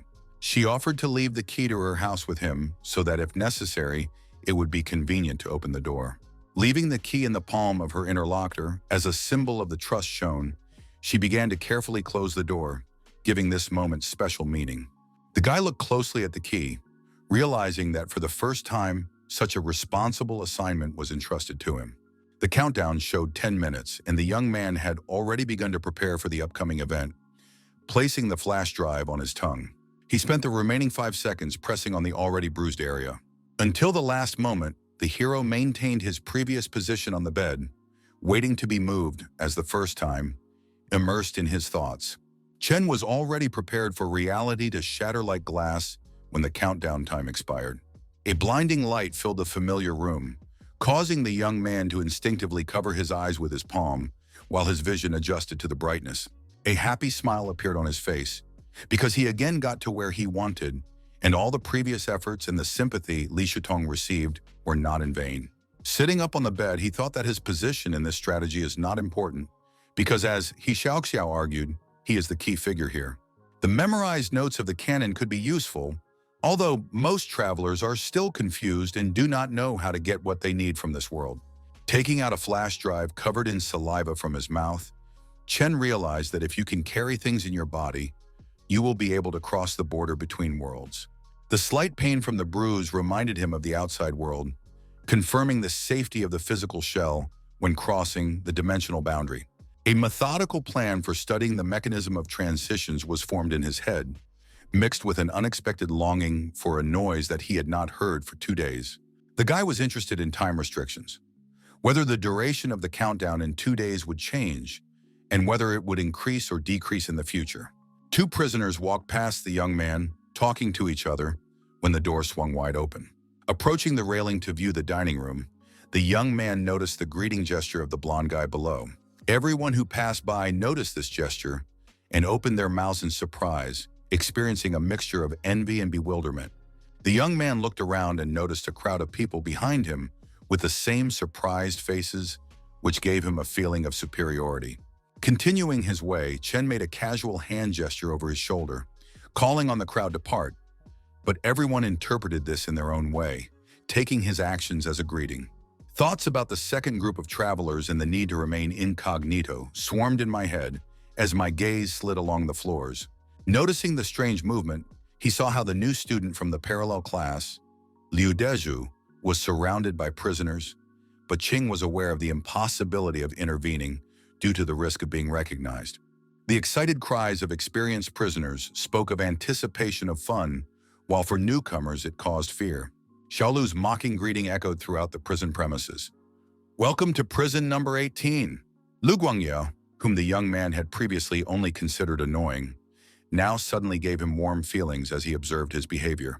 Hearing this greeting, the newcomer immediately turned pale with fear, barely repeating to himself the words about the 18th prison. Trying not to attract attention, the student turned to a passing prisoner with a question where he could find Li Shuten. The unfriendly-looking prisoner suddenly pointed down with his hand, announcing that the desired person was sitting at the far table below. The recent arrival's expression showed complex emotions as he realized that He Xiaoxiao really wasn't lying. Observing the high-ranking figure closely, he noted that Li Shutong's character reminded him of the boss. As usual, next to the high-ranking personality were his 2 assistants and a white cat, who were sitting playing xiangqi. A roar that came nearby distracted the blonde's attention, causing him to turn in surprise at the source of the noise. It was a new guy running away from a group of prisoners and desperately shouting that he was looking for Li Shutong. His scream was cut off when he suddenly received a strong click from the blonde, who blocked his way with lightning-fast reactions. With an expression of slight irritation, Xiao Xiao loudly stated that the newcomers become increasingly strange if they look for his boss from the doorstep. Liu Deju desperately grabbed Xiao Xiao's leg, shouting that he was one of us and had arrived on an important mission, but a crowd of mocking prisoners was already lined up behind him. The blonde looked at the stranger in bewilderment, not understanding who he was if he was not in the organization, and where all this strange talk about a conspiracy came from. The newcomer's inappropriate behavior infuriated Xiao Xiao, and he hit him to force him to remove his hands, while the crowd mockingly waited for him to continue. Falling to his knees, Liu Deju began to scream even louder, begging for a meeting with Li Shutong, claiming that he had come for a promotion mission. The boss continued to sit calmly at his desk, not showing the slightest interest in what was happening around him. Realizing that the leader would not interfere, the prisoners behind the newcomer began to prepare for brutal reprisals. The blonde waved his hand, lazily saying that this was just another eccentric who decided to invent a mission for himself. Taking this as a signal, the crowd attacked Liu Deju, roughly grabbing his clothes and pushing him in different directions as if he were a toy. Finding himself on the floor and being beaten, the new guy began to realize that this place was completely unsuitable for his promotion mission. His desperate cries of, "Let me go!" only caught the attention of the blonde, who turned to take another look at what was happening. Liu Deju, in desperation to defend himself, bit one of the attackers, broke free of the grip and began to run in chaotic fear, not making out the way. In a panic, he ran to the iron door number 4, desperately knocking on it with his hands and screaming for help, hoping that someone would open it for him. Despite his screams, the door did not open, and the crowd of pursuers was already approaching with loud, threatening laughter. The laughter became louder and clearer, causing Liu Deju a feeling of hopelessness and fear of inevitable punishment, because he should not expect mercy from these people. Suddenly, a robot intervened in what was happening, appearing in the path of the pursuers, which brought a new round of tension. Turning around, the robot pointed the camera directly at the newcomer's face and laughed mockingly, bringing him to a hysterical scream. These sounds were heard several floors up, attracting the attention of the protagonist, who wondered if his classmate was really that stupid. The blonde, returning to Li Shuten's table, thoughtfully asked if he had noticed that lately everything was happening somehow strangely. The boss agreed calmly, noting that there was something unusual about recent events, as if everything was not going according to plan.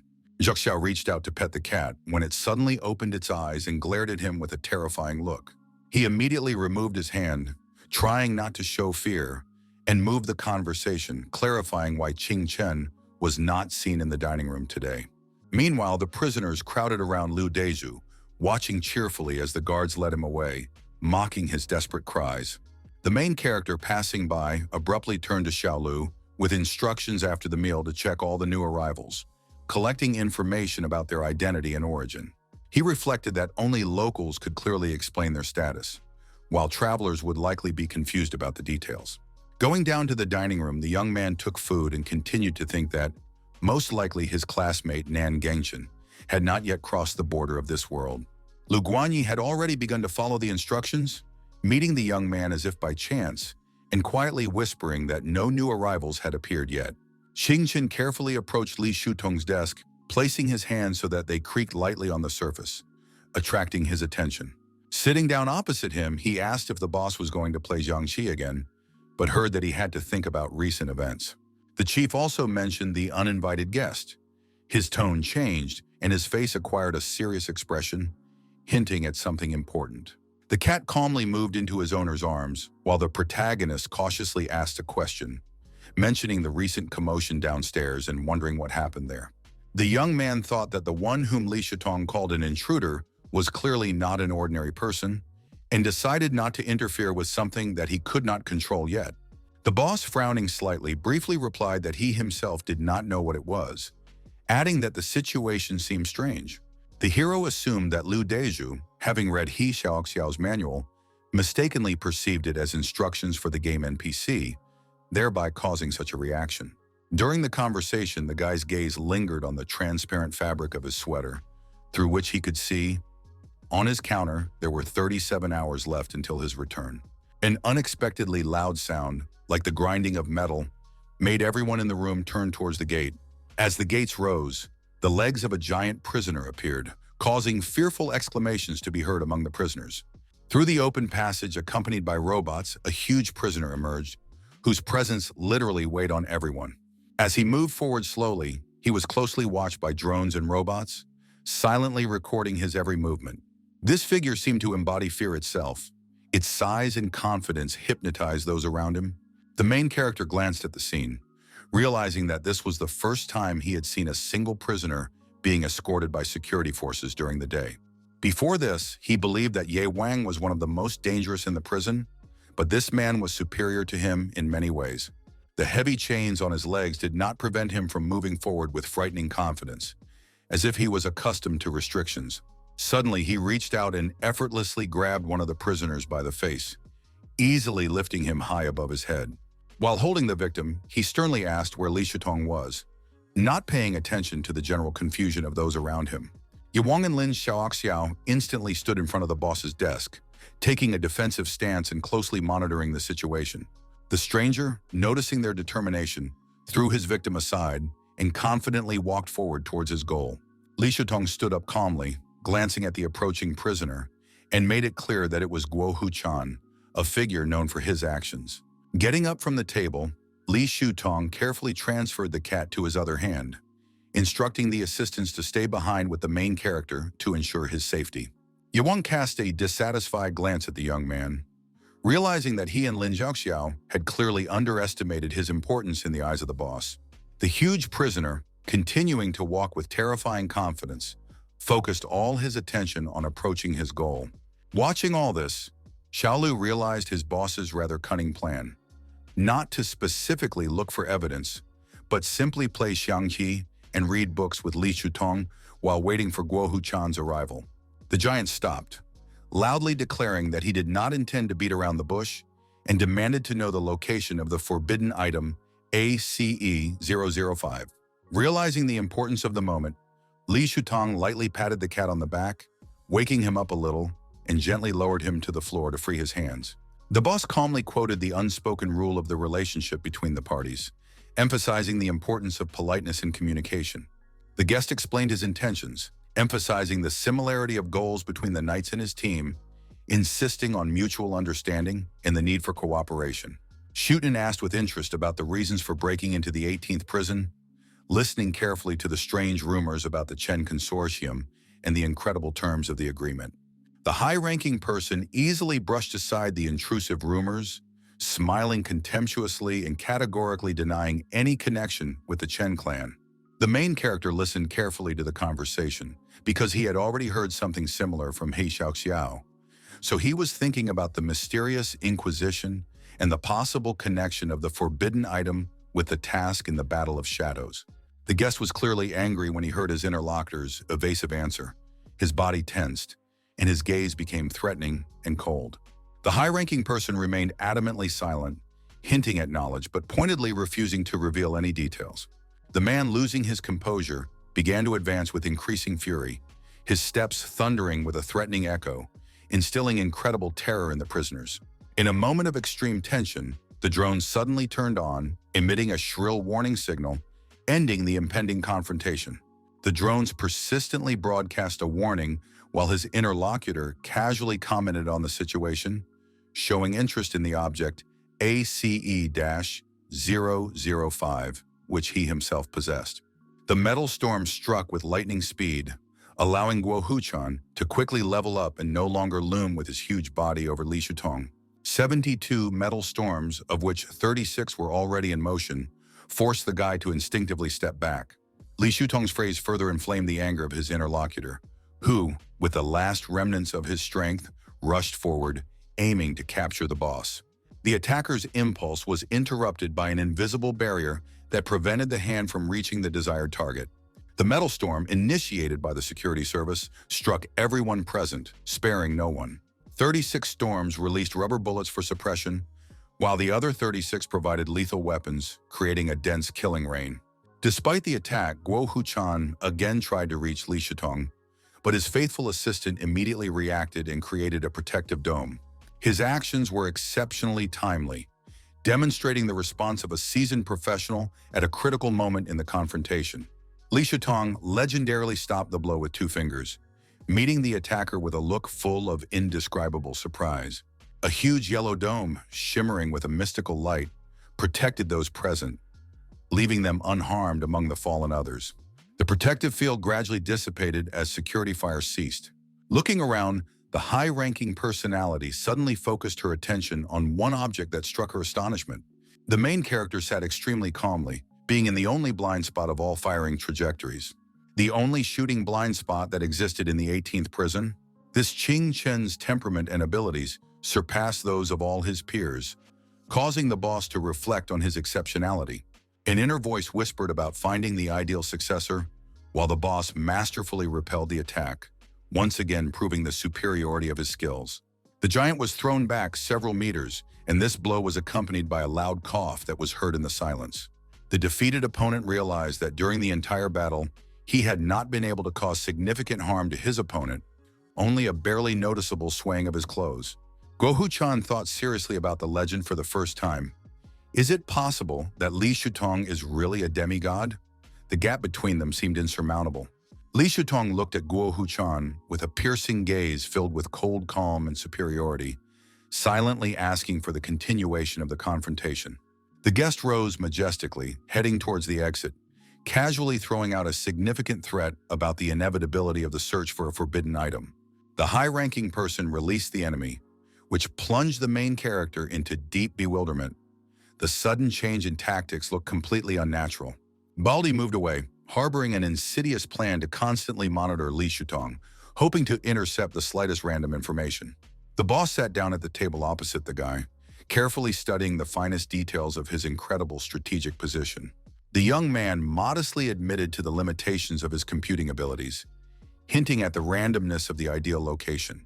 The interlocutor sarcastically pointed out the insufficiency of simple guesses, glaring piercingly at his interlocutor. Chen very succinctly explained the mathematical precision of his calculations, identifying 4 points in the boss's daily presence where other options do not matter. The bald prisoner sat in deep meditation, with his back to everyone, ignoring the irritated looks of the prisoners forced to clean up the consequences of his confrontation. Celestials fight and mere mortals pay for their ambitions. A throne replica hangs in the air along with a thrown rubber bullet. The blond man approached Guo Huchan with ostentatious friendliness, hinting at his dubious reputation as a protector and lack of compassion. The short answer came without the slightest hint of emotion. There were no innocents among those present, which finally put an end to the useless dialogue. An irritated accusation of hypocrisy came out of Lin Xiaoxiao's tongue, but the meditator did not even move, only quoting his own life principle. The prisoner continued his meditation, internally burning from the red-hot pain from the battle and accumulated emotions. Approaching the table, the blonde met Yewan's gaze, as if giving a silent signal to carry out the plan. The familiar yellow dome of protection once again spread over them, becoming the last bastion of safety. Xiaoxiao winked meaningfully, promising complete confidentiality of the conversation, his gaze literally burning through the main character. The boss directly inquired about the morning's events with Lu Guanyi, where he interrogated people during the welcoming ceremony, whether it was Chen's order. Having received an affirmative answer, the boss narrowed his eyes, continuing to methodically learn the details, persistently finding out the true reason for such strange interrogations. The answer sounded extremely serious, the desire to see forces capable of resisting him, while the inner voice was feverishly looking for a worthy justification for its actions. The young man's frankness impressed the boss, but he immediately noticed a barely hidden mockery of the newcomers, which he did not even try to hide. The guy's integrity was ironclad. If he cannot protect himself, he will not help others, calmly watching as those around him die. Harsh life long ago taught Qing Chen merciless selfishness, which became the only survival mechanism that left no room for doubt and hesitation. The assistants listened attentively to the conversation, but a sudden movement in the periphery of their vision caused the blonde to turn around warily. The bald prisoner, balancing on 2 fingers, moved slowly, creating the illusion of immobility. The huge figure seemed completely unaware of the obviousness of his actions, continuing to stubbornly approach the invisible perimeter of the conversation. Trying to catch at least a fragment of information, he continued to move until he suddenly realized that both subordinates had noticed his maneuver. Immediately assessing the situation, the prisoner also quickly began to retreat, using the same fingers to move. The boss casually announced the end of the meeting, regretting the missed opportunity to play Xiangqi, and the dome gradually began to dissolve. The exhausted prisoners, having received painful electrical shocks from the robots, slowly came to their senses, gathering their remaining strength to continue cleaning. Xiaoxiao crouched down next to the man, throwing out a phrase that sounded both a warning and a hint of the existing unspoken agreement between their forces. A threat escaped the lips of the bald prisoner, thrown into the face of his interlocutor, who looked at his shiny crown in amazement. Lunchtime came, and the main character slowly began to fill his plate with synthetic food. The prison food, despite its artificial origin, surprisingly resembled real meat, which was much more pleasant than his daily diet. Pressed cookies. Sitting at the table and devouring another portion, he suddenly felt an inexplicable insight. The realization that a quarter of the cameras were pointed specifically at him caused internal tension. Had his ability to find the blind spot of the shooting attracted someone's close attention? Lin Xiaoxiao came up with news from the boss. The cook was ordered to replace synthetics with real meat, and in any quantity.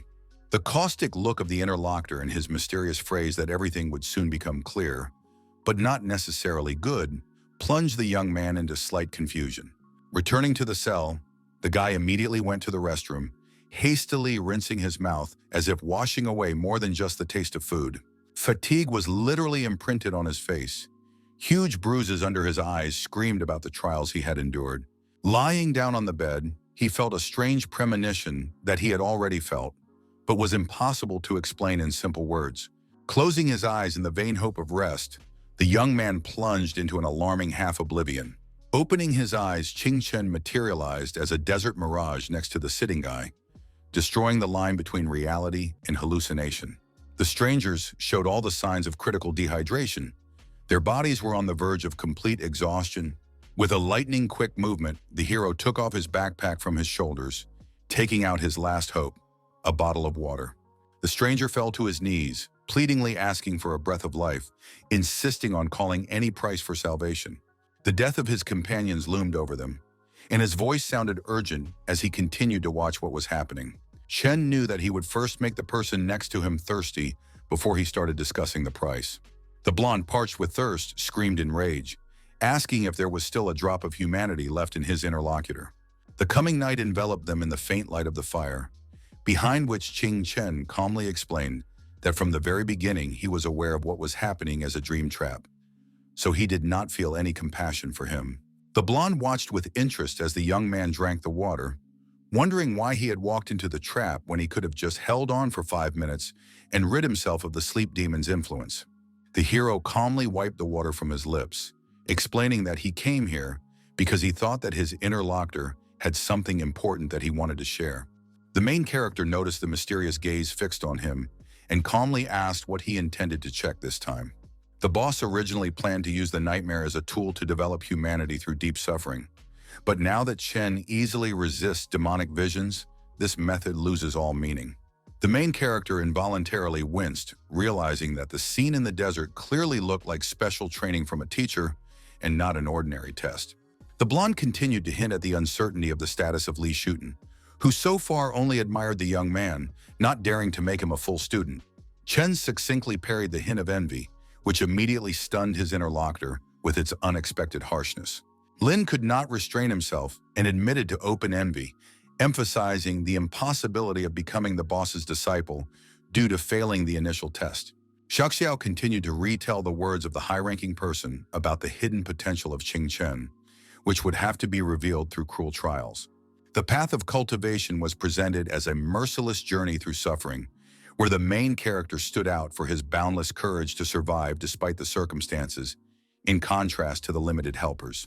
The young man plunged into deep thoughts about the nature of the existence of his interlocutor's boss, intuitively grasping the fine line between the worlds and the possibilities of supernatural life extension.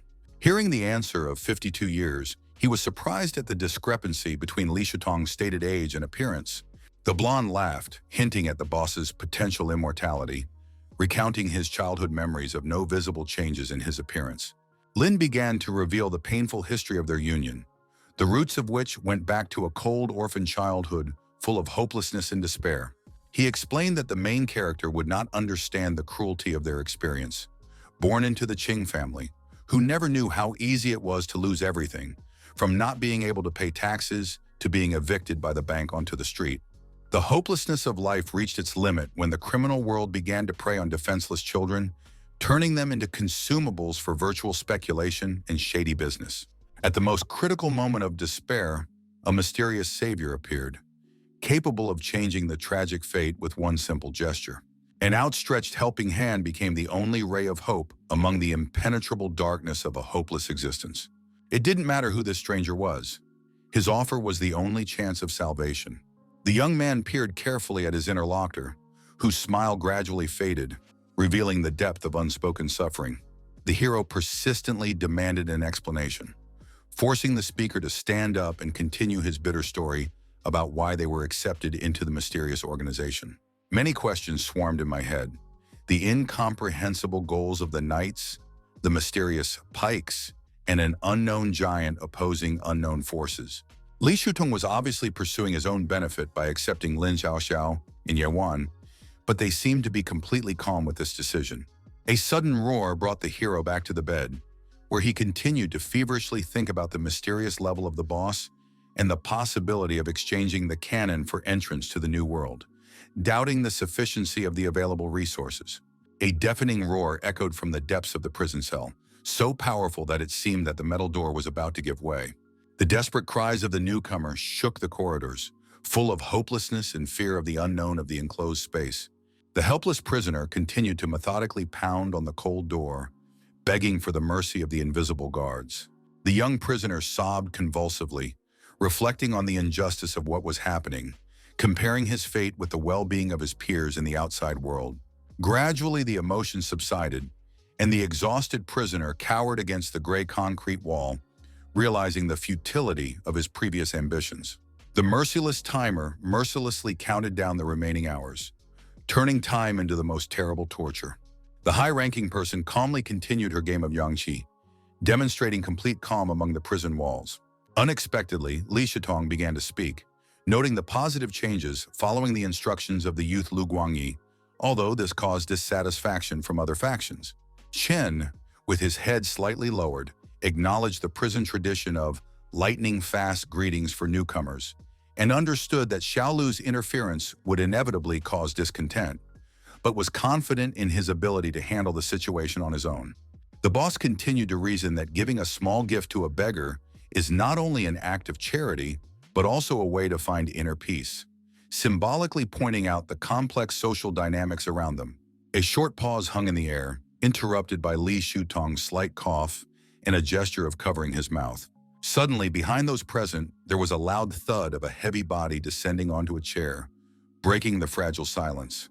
The participants in the conversation turned around calmly, remaining completely calm and without uttering a single word. Chen, watching the scene unfold, internally adopted a strategy of forced alliance, while the giant discussed the intricacies of hospitality and the superiority of real food. Smiling, the blonde invited the guest to fight the boss again, promising food if he won, but his words sounded mocking. Guo Huchan, sharply thrusting his chopsticks into Chen's portion of meat, began to object, sarcastically pointing at the main character, who, for unknown reasons, was also allowed to eat real meat along with the three present. The giant leaned close to the guy, eye to eye, and said coldly, "Go take another portion and give this one to me." The young man glanced indifferently at his interlocutor, without even raising his head or showing the slightest interest. The guy was told not to react, and Chen, mentally grinning, decided that this situation would test his ability to maintain control. The main character exhaled heavily, and the giant, laughing, drew everyone's attention to the fact that the refusal sounded clear and obvious. On this occasion, Guo Huchan decided not to stand on ceremony, and sitting down next to him, began to energetically absorb the food, plunging those around him into a mute scene of tense silence. Chen seemed to be deep in thought, balancing between reality and his own inner world, barely registering the sounds of fat dripping from the piece of meat that the giant was methodically devouring. It was a state of extreme concentration, immersion in a sea of memories, methodically reviewing and rewinding events in search of the desired answer. The long search was crowned with success. A sudden sigh of relief marked the triumphant moment of finding what was sought. Having abruptly emerged from the depths of his subconscious, the young man called Lu Guanyi with a deafening cry, so loud that even the prisoner sitting next to him involuntarily tensed. In a split second, Xiaolu materialized nearby, ready to carry out any order from his boss. Without deigning even a cursory glance to the arrival, the young man named 8 specific names and ordered them to be immediately delivered to him. Just a moment later, the required prisoners were already lined up around their table. Guo Huchan was clearly unhappy with this action, which was reflected on his face, while Li Shutong only faintly grinned as he watched the situation unfold. Pointing to the 8 lined up behind him, the protagonist defiantly posed a provocative question about their affiliation. The young man persistently repeated his question, fixing his interlocutor with an attentive gaze, as if trying to read his thoughts. Xingchen slowly recounted a strange incident that happened after the giant arrived. Namely, 5 strangers simultaneously extended their index fingers. The main character, not understanding the meaning of the mysterious gesture, intuitively felt that this signal was intended for Guo Huchan, who was standing nearby. The 3 other participants in the meeting exchanged meaningful glances, in which wariness and hidden meaning were read. Yuang and Xiaoxiao froze in bewilderment, not believing that amid the growing tension and rain of bullets, the guy was completely calm and could even watch the others. The blonde cautiously turned to the head, offering to transfer the detainees to other cells, but he calmly explained that prison number 18 is a place where the destinies of a variety of personalities are intertwined. The boss rejected the idea of unjustifiably isolating 8 people. Realizing that such actions would cause unwanted suspicions from the outside, and ordered Ye Wang to conduct a thorough interrogation of each suspect. Xiaolu suddenly appeared and pointed at the new group of prisoners brought in, unwittingly attracting everyone's attention. The main character carefully studied the faces of his interlocutors, internally triumphant and mentally preparing the audience for the start of his grandiose performance. The boss, with a barely noticeable smile, admired the young man's unique abilities, recognizing his phenomenal gift for instant memorization and deep analysis, surpassing the capabilities of other extraordinary personalities. Guo Huchan, continuing his meal, was surprised to note the unusual presence of a young man next to him and loudly inquired about his name. The name Qingchen came out unexpectedly, plunging the prisoner into deep confusion regarding the strange alliance between the knights and the consortium. Li Shutong irritably countered the accusation that the surname does not determine a person's membership in a particular clan, recalling famous individuals with the name Qing in the Wild Territories. Guo Huchan thoughtfully studied the young man sitting next to him out of the corner of his eye, examining his profile as carefully and discreetly as possible. As if demonstrating friendliness, the interlocutor handed over a tray of food, which he had recently taken from Chen, simultaneously inquiring about his impressions of the peaks. The main character squinted at the speaker's intentions, realizing that he had come to compete with him for a forbidden item, but his voice remained extremely neutral. Suddenly, strange sounds were heard. A slap and a dull thud, and 3 bodies collapsed to the floor without the slightest sign of life. The person who approached instantly examined the oral cavity of the victims, discovering cracks in the molars. Yewang professionally determined the cause of death. The poison capsules hidden in the teeth exuded a subtle smell of bitter almonds, a sure sign of cyanide. The bald prisoner indifferently glanced over the bodies, laconically stating that the dead were not from his group of peaks. The boss commented on the unexpected turn with a slight grin, taking away the playing piece for the next move. The main character carefully examined the dead. For the first time in his life, he came into such close contact with real death. He peered at the immobilized bodies, internally shuddering from the realization of the cruelty of the world around him, where human life is worth less than a thrown coin.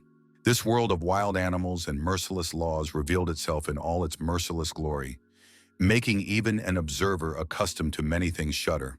The robot slowly collected the lifeless bodies as the countdown inexorably approached the 15.5-hour mark.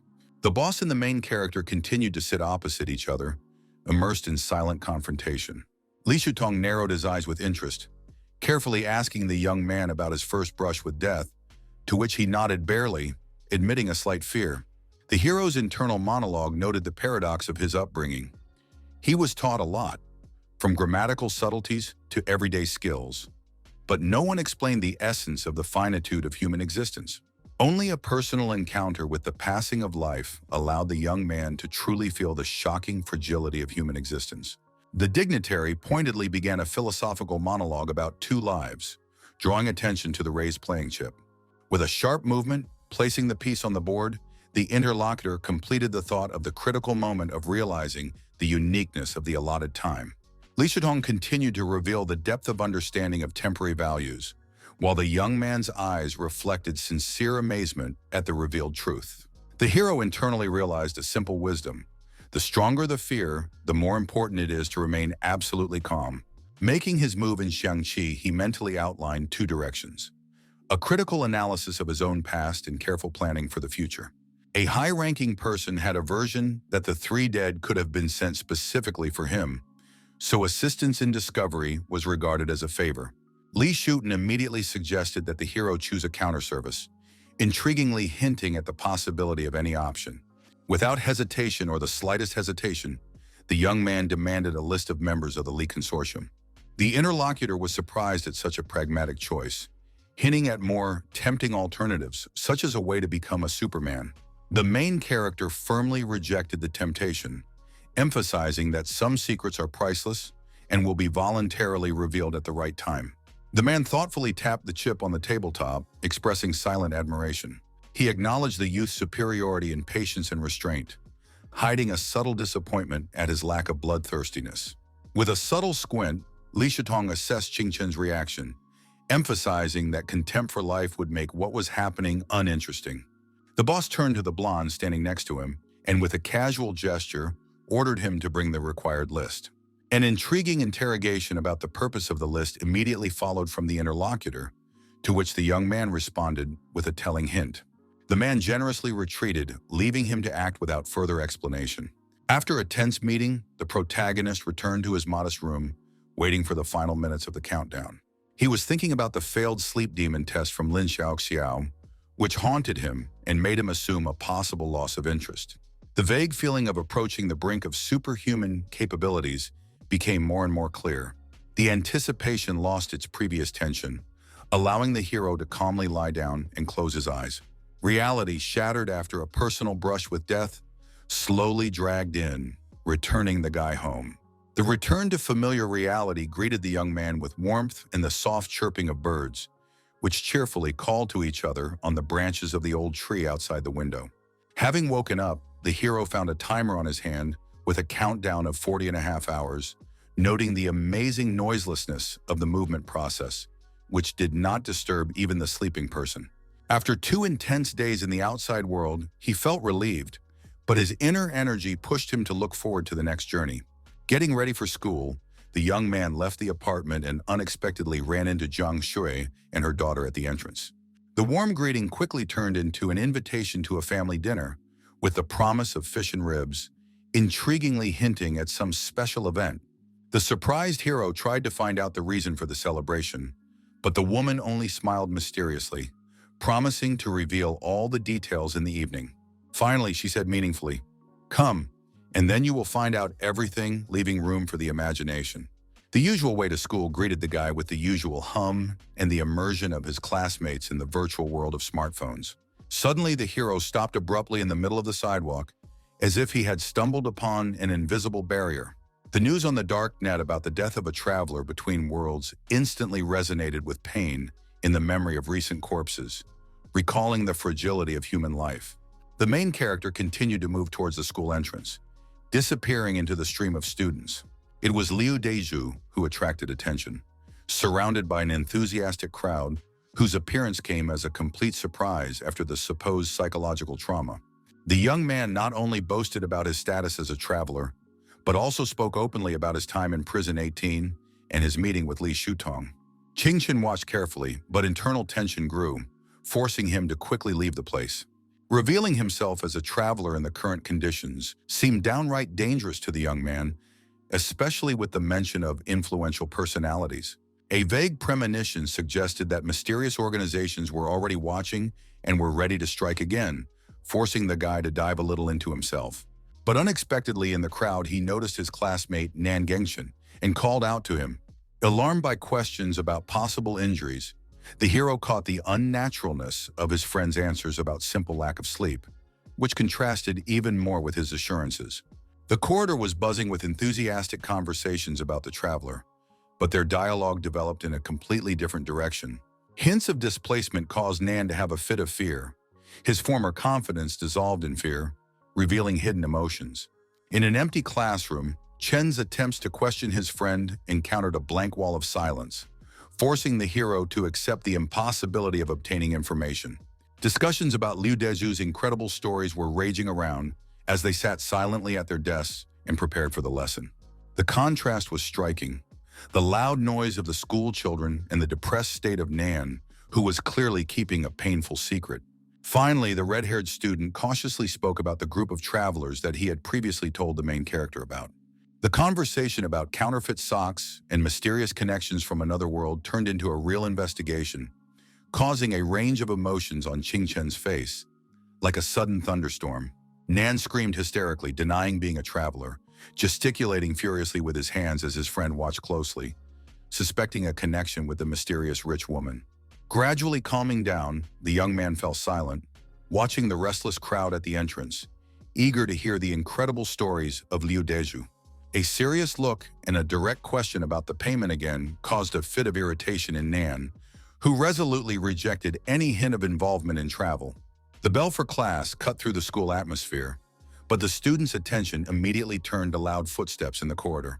Through the transparent glass, the students watched the strangers, escorted by the head teacher with official solemnity. While Nan continued to convince his friend, The main character was finally convinced. The organization had indeed arrived on time. The men in black are familiar silhouettes etched in my memory from the first meeting near Huang Jiqian's house. Their appearance instantly attracted attention, creating an atmosphere of tension and unpredictability in the school corridors. The main character still remembered the oppressive feeling from their first meeting, which could not be compared with the usual school routine. Cautiously looking out of the office, the hero noted that the accompaniment of the head teacher inspired faint hope that what was happening was official. Those people literally dragged the screaming Liu Dezhu, holding him tightly by the arms and not giving him a chance to escape. To the hero's surprise, after the first lesson, Liu returned. The men in black demanded his contact information and forbade him to leave the city of Luo. They asked about the travelers and also reported plans to gather them for intensive training and asked to identify the people in the photographs. Suspicion was aroused by a certain person seen on video cameras within a 3-kilometer radius, in an area with an old and partially faulty surveillance system. The hero shuddered internally, realizing that they were looking for him, but realized that all the precautions were not in vain. Suddenly, the red-haired classmate burst into tears, shouting about the incredible gap between people and the possibility of becoming a Superman, leaving Chen in shock. Chen tried to reassure his friend, reminding him that there are many paths to a happy life. His desperate monologue about unfulfilled dreams was replaced by soothing words about the value of an ordinary life that does not involve travel. The red-haired student calmed down and wiped away his tears, but a residue of bitterness remained, and inner sadness was still visible in his eyes. The conversation smoothly turned to everyday problems. Lack of money for textbooks due to family conflicts. The young man thought about ways to earn money and, reflecting on the strategies of his inner world, he understood that even in the world of treasures, he needed to be smart. It is impossible to endlessly return empty-handed next to a mountain of potential opportunities. This is the final conclusion he made. The main character, cutting through the flow of people in a noisy market, listened to the hysterical voices of traders praising their goods, and involuntarily thought about how absenteeism became his obsessive daily routine. Warm pictures emerged in the young man's childhood memories. His father buying a bowl of rice noodles for 1.5 yuan, a carefree time before the collapse of family relationships and cooling off with relatives. Rice noodles that had once cost pennies now cost 10 times as much, a bitter metaphor for the irreversible changes that were inexorably sweeping his life. Approaching his home, he noticed 2 suspicious smokers, but decided to maintain ostentatious equanimity. Suddenly, someone's firm hand blocked his path, forcing him to stop in the middle of the yard in bewilderment. Xiaoyun, smiling, asked her brother to go home, meaningfully hinting that evening self-study had long been left out of his school life. Firmly grabbing the young man's hand, the girl persistently dragged him into the apartment, leaving no room for objections. The first thing that struck the newcomer was the impeccable cleanliness of the room. Shiny surfaces, a set table, and a complete absence of traces of previous family rifts.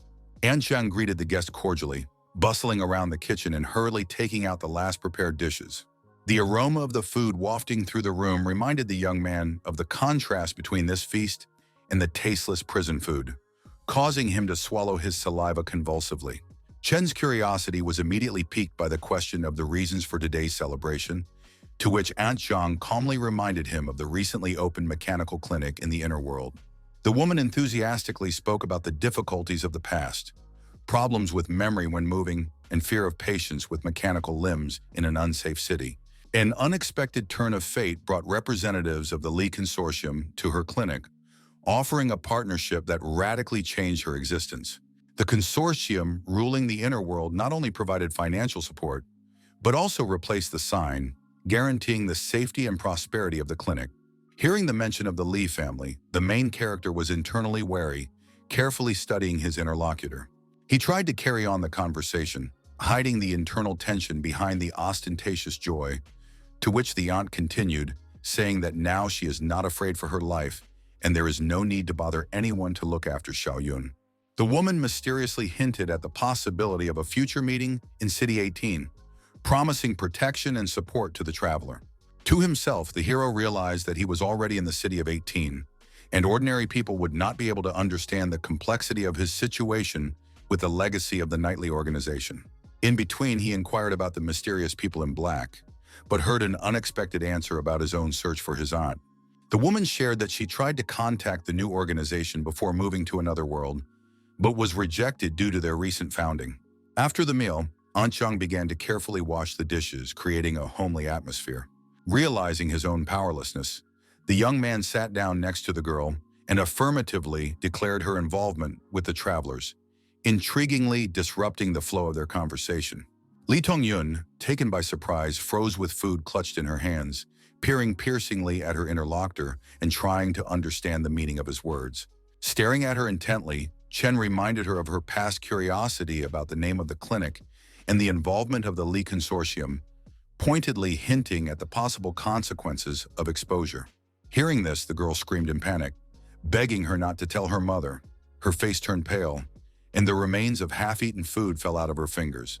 Qingchen, who watched her reaction, realized that his version was confirmed, especially after receiving the Lee Consortium list, which included the name Lee Tong-yun. The girl, lowering her head, admitted that in their world rarely does anyone dare to contradict their mother, who will certainly intervene in any situation. In an attempt to prevent discovery, she offered the boy money, insisting on remaining silent and continuing to question his true identity. Now the girl persistently interrogated her interlocutor, carefully peering into his face and trying to unravel the true nature of his interest. There was silence during which they avoided direct eye contact, the tension between them becoming almost palpable. When Qing innocently asked about the pocket money, the girl was scared, thinking that he intended to take it away, which revealed her inner vulnerability. Xiaoyun, burying her face in a soft toy, admitted to the lack of money in the outside world, but was unshakably confident that the young man would not dare to tell her mother. The guy, gently rising from the sofa, advised her to take care of Jiang Shui in the inner world, hinting at the complexity and unpredictability of local relationships. With sincere care and tenderness, she promised that he too would be protected if he went to the inner world, accompanying the promise with an encouraging gesture. The guy looked tenderly at the girl and breathed out a sigh of relief, as if relieving an invisible burden of tension. On the way home, he reflected on the productivity of the previous evening, especially noting the confirmation of Lee Tong-yun's identity as a traveler. Sitting on the bed in a quiet room, the young man understood that in the battle for the shadow of the Qing, the presence of even one ally was much preferable to complete loneliness. While studying the newsfeed, he came across information about unknown drugs that cannot be studied using traditional methods and that require a unique method of transportation between worlds. The thought involuntarily crept in about how many fortunes could be spent by terminally ill rich people for the sake of a chance at salvation. What is the true value of human life? This question echoed in his mind, making him wonder about the moral limits of human aspirations. While he was dreaming of superpowers, others were already turning interworld exchange into a profitable business, realizing the risks of revealing their own identities. In Prison 18, even obtaining outside information seemed difficult, so maintaining a good relationship with Lee Shuton became a top priority. Suddenly, something caught his attention in the newsfeed, causing him to freeze and reread it carefully. The organization bought mechanical limbs at exorbitant prices, which could provoke a new wave of heinous crimes against travelers. Suddenly, his memory flashed back to the two mysterious smokers he had noticed the night before returning home. Curiosity forced him to carefully approach the window and open the curtain, trying to see something. The courtyard was empty, no sign of strangers, as if the people had disappeared. The young man dialed the emergency number, reporting suspicious characters on Xingshu Street, when suddenly a sudden heartbreaking scream made him flinch. It was Lee Tong-yun's voice. The young man quickly reacted and shouted into the phone, asking for the police to immediately arrive, realizing that Jiang Shui was in danger. Grabbing the first tool he came across, a shovel, the main character was ready to act. Fear constrained his movements. There could be several dangerous adults in the apartment, and he was just a teenager. Doubt tormented him. Could he resist the unknown threat? Squeezing the handle of the shovel tighter, the young man tried to gain inner strength. Realizing his own selfishness and indifference to what was happening in Prison 18, he decisively headed to his neighbors. The inability to remain indifferent to little Xiaoyun's suffering filled him with confidence and determination to act. Confidently climbing the stairs, the young man suddenly froze when he saw an unknown man rapidly falling from above, right on top of him. The stranger stopped in the middle of the stairs, His broken fingers strangely bent in unimaginable directions, and a woman stood motionless at the top.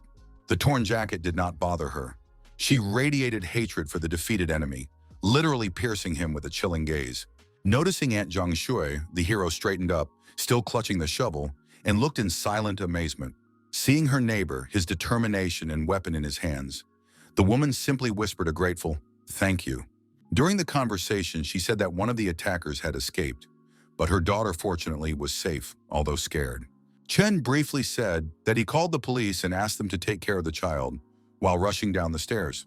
Jumping out into the street, he rushed with lightning speed around the corner of the house where he noticed a man running away. Unexpectedly, the main character not only did not accelerate to catch up with the runner, but also ran in the opposite direction. It was a thoughtful, strategic move. Knowing the exact location of the exit, he planned to intercept the fugitive. Without letting go of the shovel, he deftly jumped over fences with incredible speed and accuracy. Having reached the intended point first, he carefully approached the edge of the building and hid in anticipation. Listening intently to the surrounding sounds, the young man wondered what he would do next. Raising the shovel above his head and holding it in combat readiness, Chen continued observing. Sounds began to be heard from afar. This made the guy mentally start counting down. 3, 2, and the hand squeezed the handle of the shovel even tighter, realizing that it would have to act very quickly. 1, and with a sharp movement, he put the shovel out from around the corner of the building, and the blow fell squarely on the legs of the runner. The enemy collapsed screaming on the floor, but the young man didn't care. He was already quickly running back. Returning to the entrance, the first thing he did was go to Aunt Zhang and Xiaoyun. A woman and her daughter stood at the open door, the child sobbing, reporting that the second attacker had escaped. Words of capture made the woman notice blood on her neighbor's hand, after which she decided to bring a bandage and iodine. The hero examined the shallow wound with interest, because there were no other injuries. This made him realize the gap between his intellect and physical capabilities. While reassuring Aunt Zhongshui, he assured that the police would arrive soon and planned to return home. In parting with a smile, he said meaningfully, "I didn't do anything tonight." The woman looked at him in confusion, nodded slightly and stammered a barely audible, "Okay." Returning home, the young man plunged into deep thoughts about the need to accelerate the process of acquiring abilities in the inner world, mentally analyzing every detail of his plan. The sun's rays persistently filtered through the window, filling the room with soft morning light and promising the beginning of a new busy day. The silence of the bedroom was suddenly broken by a deafening knock on the door and a desperate cry, causing the young man to instantly wake up from a sound sleep. A frightened Xiaoyun stood on the threshold, asking for help for her mother with pleading eyes. Arriving at the house, the hero learned the details from the woman. Her mechanical limbs were completely discharged. The young man inquired with sincere surprise about the reliability of technological implants, to which the woman spoke in detail about the latest improvements in the inner world. Each resident received a personal account and the opportunity for a trouble-free existence, subject to regular payment for energy services, turning technological progress into everyday reality. Zhang Zhu spoke in detail about the concentrator towers that generate energy and the cloud towers that can transmit electricity even in the most remote areas. Military vehicles with diesel engines remained indispensable due to their high energy output and ability to operate in extreme off-road conditions. Traveling outside the city turned into a real challenge due to the strict customs system and powerful financial control of the inner world. The gold exchange standard became the cornerstone of the economy, where the largest banks issued currency based on solid gold reserves. The main character internally triumphed, realizing the opening opportunities for making money in this technological world. Chungjin explained his presence as a request for little Xiaoyun's help and asked how he could help.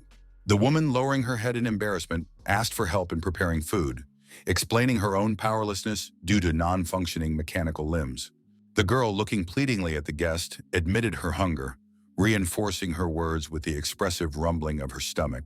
Qingjin agreed without hesitation and began preparing to cook, but a sudden knock on the door broke the silence. Wary, the guy began to listen carefully.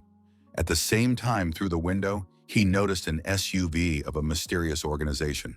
Without revealing his concern, the hero asked the girl to open the door, continuing to concentrate on preparing the food. The mother moved closer to the entrance, carefully peering at the unexpected guests and holding her breath. Introducing himself as Lu Yumen, a man from the Kunlun organization, He looked around the room with a wary, professional look. The young man, continuing to cook, listened carefully to the conversation, mentally analyzing every word spoken. The woman succinctly explained to the guests the reason for the breakdown of her mechanical limbs, without going into details. Lu Yin calmly told his companion to write down the information he heard, demonstrating a professional approach. From the conversation he overheard, the hero realized that the organization of guests was relatively new and had little experience in the intricacies of the inner world, which gave him a certain advantage. The girl carefully brought 2 glasses of water for the unexpected visitors, showing good manners. The guests began to talk about the strange events of the previous night, mentioning the attack and injury of an unknown person in the block, trying to find out if Zhang had any information about it. Chen, upon hearing the details, experienced a complex range of emotions: surprise, fear, and timid hope of remaining unnoticed. There was a significant pause, which Lu Yuan broke with a vague statement about the true purpose of their visit. The girl carefully settled down next to her mother, and the silence that hung between them seemed like a thick curtain hiding many unspoken secrets. The woman broke the silence, expressing doubts about the mysterious organization and its true intentions, realizing that they should not find Qing Chen, who did this for the sake of her daughter. Representatives of the organization carefully explained their intentions, emphasizing the unusualness of the chosen moment for the attack and the desire to unravel the mystery of the identity of the mysterious hero. A girl suddenly intervened in the conversation, theatrically raising her finger up, as if remembering an important detail, and assured that she and her mother had not gone out anywhere the day before. The main character, carefully eavesdropping on the conversation, noted to himself the persuasiveness of the explanation, knowing that most people subconsciously trust childish sincerity. His intuition told him of a deep inner kinship with the girl, whose fragile appearance hid a real storm of emotions. The young interlocutor, full of curiosity, with childish spontaneity, demanded explanations from strangers, trying to understand their true intentions. Lu Yuan smiled indulgently, gently dispelling the suspicions of the wary little girl. A representative of the Kunlun organization kindly explained their mission: to find talented, like-minded people, putting sincerity and hope into their words. The man revealed information about the knowledge of the outside world about the inside, causing amazement on the faces of the mother and daughter. He told about the tragic fate of the travelers, involuntarily bringing sadness and awareness of the hidden danger to the face of his interlocutor. Lu Yuan continued his monologue, hinting at the risks of revealing his identity in the inner world, which made the woman realize the seriousness of what was happening. Lu Yuan's partner suddenly appeared and started talking about He Xiaoxiao's appearance, showing off his phone as if presenting irrefutable evidence. The curious girl began to ask about the mysterious stranger, but Lu Yuan himself knew almost nothing about him, so he simply said that they were persistently looking for him. Representatives of the organization, realizing that they had said too much, decided to end the visit delicately, without arousing unnecessary suspicion. Already approaching the exit, Lu Yuan noticed an object on the floor that attracted his attention. Men's sneakers became an unexpected object of their interest, but the woman quickly explained that these were her husband's shoes, and the girl happily confirmed her words. Having heard a plausible version, the men abandoned this thought and, saying goodbye, left the apartment. As soon as the door closed behind them, the woman and her daughter tiredly collapsed on the sofa, exhaling with relief that they were able to keep their secret. The main character, looking out of the kitchen, apologized for the inconvenience, but the woman gently stopped him, understanding the depth of his participation in what was happening. Chen inquired about the groceries, mentioning the need to buy meat for the growing Xiaoyun while continuing to chop vegetables. Taking money for groceries, the young man headed to the store, having previously decided to drop by home. Fearing possible surveillance, he decided to change his shoes, being cautious. Walking out onto a busy street, he immediately noticed a familiar car parked. From inside the car, 2 representatives of the organization closely watched everyone, trying to see at least some evidence or clues. The first thing they noticed was the shoes of the guy who had just left the entrance, hoping that these were the same black sneakers. Lu Yuan succinctly commented that this was not the one they were looking for, and casually lit a cigarette while continuing to observe. The partner insisted on more aggressive actions, but Lu Yuan explained the instructions from the management to act as gently as possible. They decided to wait, talking philosophically about a new era and the possibility of naturally attracting allies without haste. Walking through the supermarket, the main character analyzed the information he had heard from Kunlun, especially regarding He Xiaoxiao. Reading the news and thinking about modern technologies, he suggested that the streamer had some kind of supernatural abilities, thanks to which he was able to delete all information about himself on the internet. Xiao described travelers between worlds where time stops when moving, both from this world and from that. Such people were known to appear in 19 cities within the country, with minimal likelihood in other regions. He also suggested that would-be travelers team up to explore the inner world, increasing their chances of survival. Xiao issued a warning about maintaining anonymity, which led the main character to worry about the possible serious consequences of revealing his identity, especially in the cruel conditions of prison number 14,000. The young man thought about the streamer's strategy, realizing that his actions would inevitably attract attention and could speed up the process of forming a community in all cities. The incident with the inner worlds gave rise to many scammers, who also fell for his friend Nan, who was planning to purchase the elixir of immortality in bulk. The hero continued to be puzzled by his classmate, not understanding whether Nan Gengxian was really so naive or skillfully pretending to be so. The countdown timer showed 13 o'clock when Chen arrived at the house and was alerted to find that the Kunlun people's car had disappeared without a trace. Having quickly and methodically fulfilled his promise, he set the table with exquisite, deliciously smelling dishes. The girl, with tender care and joy, fed her helpless mother, whose hands were lifelessly immobilized. Zhang Shui, initially soft, decided to become tougher in order to protect her daughter, which did not escape the attentive gaze of the young man. Li Tongyun was confident that she could organize advanced mechanical limbs for her mother, while the main character, with quiet sadness, realized the need to rely only on his own strength. The woman inquired with sincere interest about Qing Chen's parents, to which the young man vaguely and a little tensely replied that they were very busy. She warmly and sympathetically invited him to wash his clothes and come after school to eat, which caused sincere, almost childish surprise in his eyes. Zhang Shu explained in a friendly and slightly sly manner that she was still cooking for her daughter, so she could easily add some food for him as well. Qing Chen thanked him, bowing his head slightly, hiding his inner sadness behind his ostentatious enthusiasm for food. Outside the window, deep midnight was approaching, and the huge moon beautifully and lingeringly illuminated the quiet room. Lying on the bed, the young man thought about his experience of travel and the possibility of choosing between parallel worlds. He thought that perhaps he would prefer the inner world instead of the outer one, and reality cracked again, like fragile glass. In the parallel world, the newcomer continued to tensely hysteria with demands to be immediately released. Waking up in a familiar, painfully familiar room, he lay warily for some time, carefully listening to the hysterical protests. Smiling quietly and meaningfully, Qing Chen barely whispered, "Welcome to prison 18. He lay there for a little longer, slowly collecting his thoughts, after which he smoothly rose up when noon came in his inner world and the clock showed 12 o'clock. Following a long-formed habit, he glanced at the wrist timer, but now his face was distorted with genuine amazement. This time the report lasted an unusually long time, 7 whole days, which raised many unclear questions. Squinting his eyes and straining his mental faculties, he began to carefully reflect on the strange patterns of movement, realizing that the rules required deep study. The glass door opened, as it always did, letting in the noise of a crowd of prisoners who were loudly shouting and jostling. Coming out of his cell, he instantly became the object of universal worship, with some prisoners bowing involuntarily, pushed by more experienced comrades. At first, the young man did not understand what was happening, but suddenly he looked down and saw a joyful Xiao Lu, who was gesturing that everything was fine. Although Lu Guanyi's behavior might anger the other two forces, it was not certain that it would inevitably cause conflict. Xiao Lu went to prison 18 to lead the way, understanding the deep meaning of chess strategy. To become a pawn in front of a knight, realizing that retreating after crossing the river is tantamount to defeat.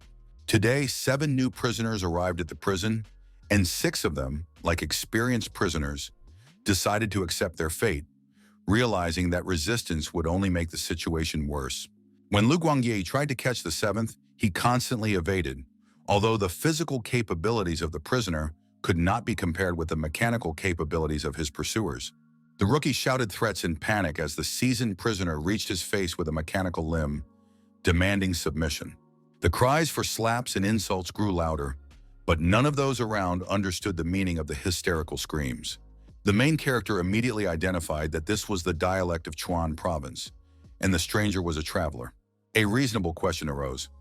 How could a guy who speaks exclusively the Chuan dialect end up in prison 18 if, according to previously derived rules, travelers from one place end up in a certain location?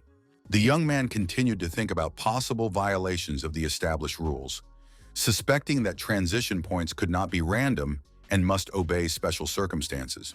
The boss, sitting in front of the Shen keyboard as usual, ordered his assistants to carefully interrogate the new prisoner and the two earlier arrivals. This was all for a reason, because Li Shuten suggested that the new arrivals might be from the same place. The hero understood that the boss was smart enough to notice the strange sequences of what was happening, and sooner or later the inhabitants of the inner world would learn about the outside, due to the abundance of travelers. It seemed as if the dialect-speaking newcomer had unwittingly forced the high-ranking personage to connect together all the oddities of the last period. The blonde, trying to complete the boss's order as quickly as possible, approached the newcomer and activated his superpowers, causing his eyes to light up bright orange.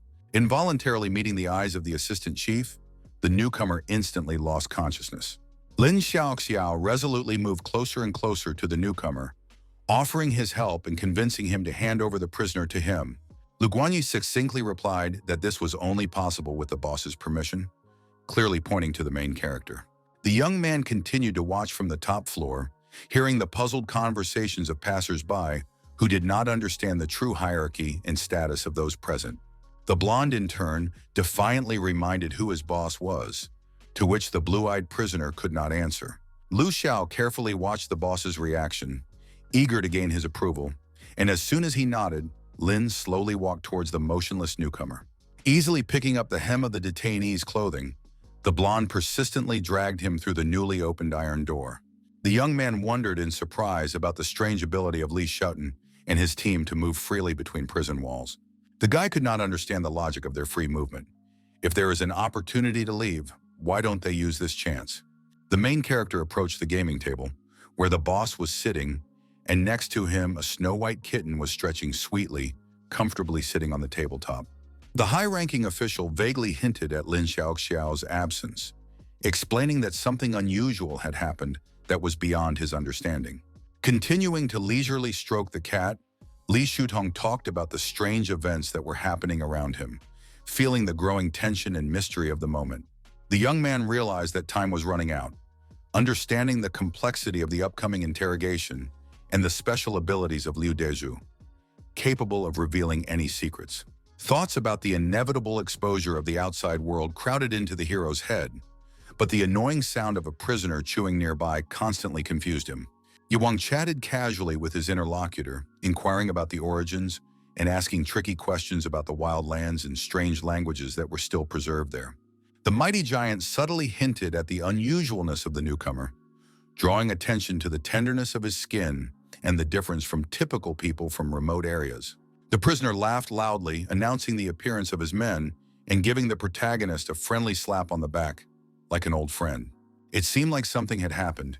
He abruptly changed the topic of conversation, turning to Ye Wan with a request to get meat for his three comrades. The prisoner explained in detail the harsh realities of the wilderness, describing constant raids by consortiums and extremely limited options for survival. Gohu Chan continued to persistently try to win over his interlocutor, hinting at the ease of obtaining food in the wild if Qing Chen went there. Hearing the new term, forbidden place, the hero was barely noticeably wary, although outwardly he remained absolutely indifferent. The persistent interlocutor did not give up trying to persuade the main character, hugging him by the shoulders in a friendly manner and drawing tempting prospects of an unknown land. The boss, continuing to pet the cat, interrupted their conversation, sarcastically comparing the possibilities of the wasteland with the prospect of becoming the shadow of the Qing clan. The giant slammed the table in anger, arguing furiously about the risks and possible consequences of choosing between a shadow existence and a quiet life where Chen would be protected. Li Shuten was skeptical about the prospects of traveling into the wasteland, questioning all the arguments of his interlocutor. The main character suddenly mentioned the cakes drawn by Gohu Chan, which instantly confused him. 30 minutes had passed since the meeting began, and it was becoming clear that Lin Xiaoxiao's return was already close. The hero understood that he had to go through the most difficult tests in life without having any hidden advantages. Closing his eyes and plunging into thought, Ching admitted to himself the inevitability of future trials, realizing the impossibility of shelter. Sharply opening his eyes, he realized that in this confined space, there was simply nowhere to hide. 3 hours passed and the unconscious newcomer continued to snore peacefully in the interrogation room. The exhausted blonde sat opposite the snoring prisoner, remembering how he suddenly broke out of his nightmares, but this time without screaming. Liu Deju lay exhausted with his face on the worn table, being in no less depressing condition than the people around him. The prisoner spoke of a strange world where high school students travel between parallel worlds, randomly moving through the city of Luo without knowing their endpoint. One circumstance caused particular concern. Liu Deju claimed that someone promised him a path to development if he found Li Shutong in prison number 18, so it was necessary to find out the source of this information. Despite the apparent improbability of the movements, there were no noticeable logical contradictions or inconsistencies in the newcomer's story.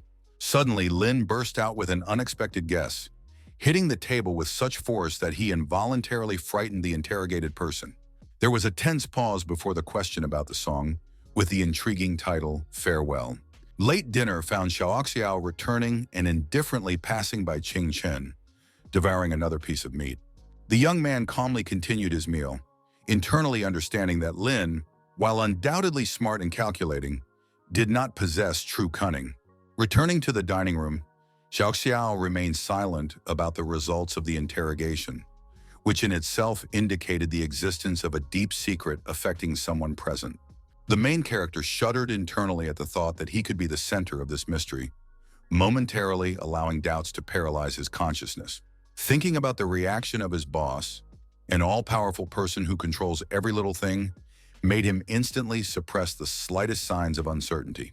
The high-ranking person defiantly placed her chopsticks on an empty plate, creating an atmosphere of a solemn conclusion to the meal.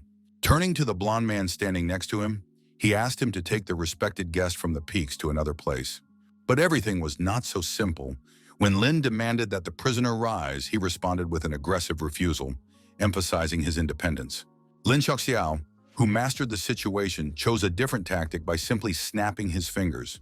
At the same moment, a protective dome materialized and struck the prisoner harshly, throwing him back.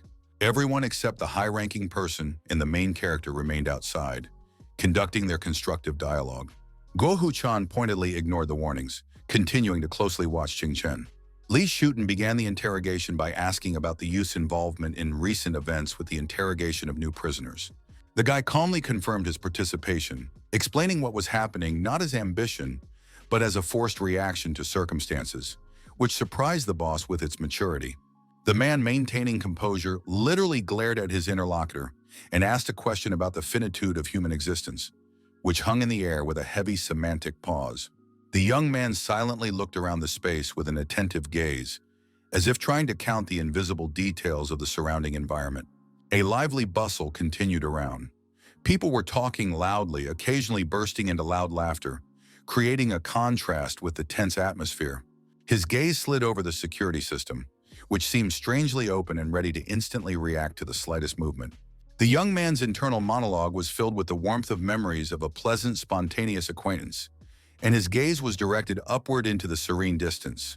Lowering his head a little after a frank answer, he heard the proposal of his interlocutor.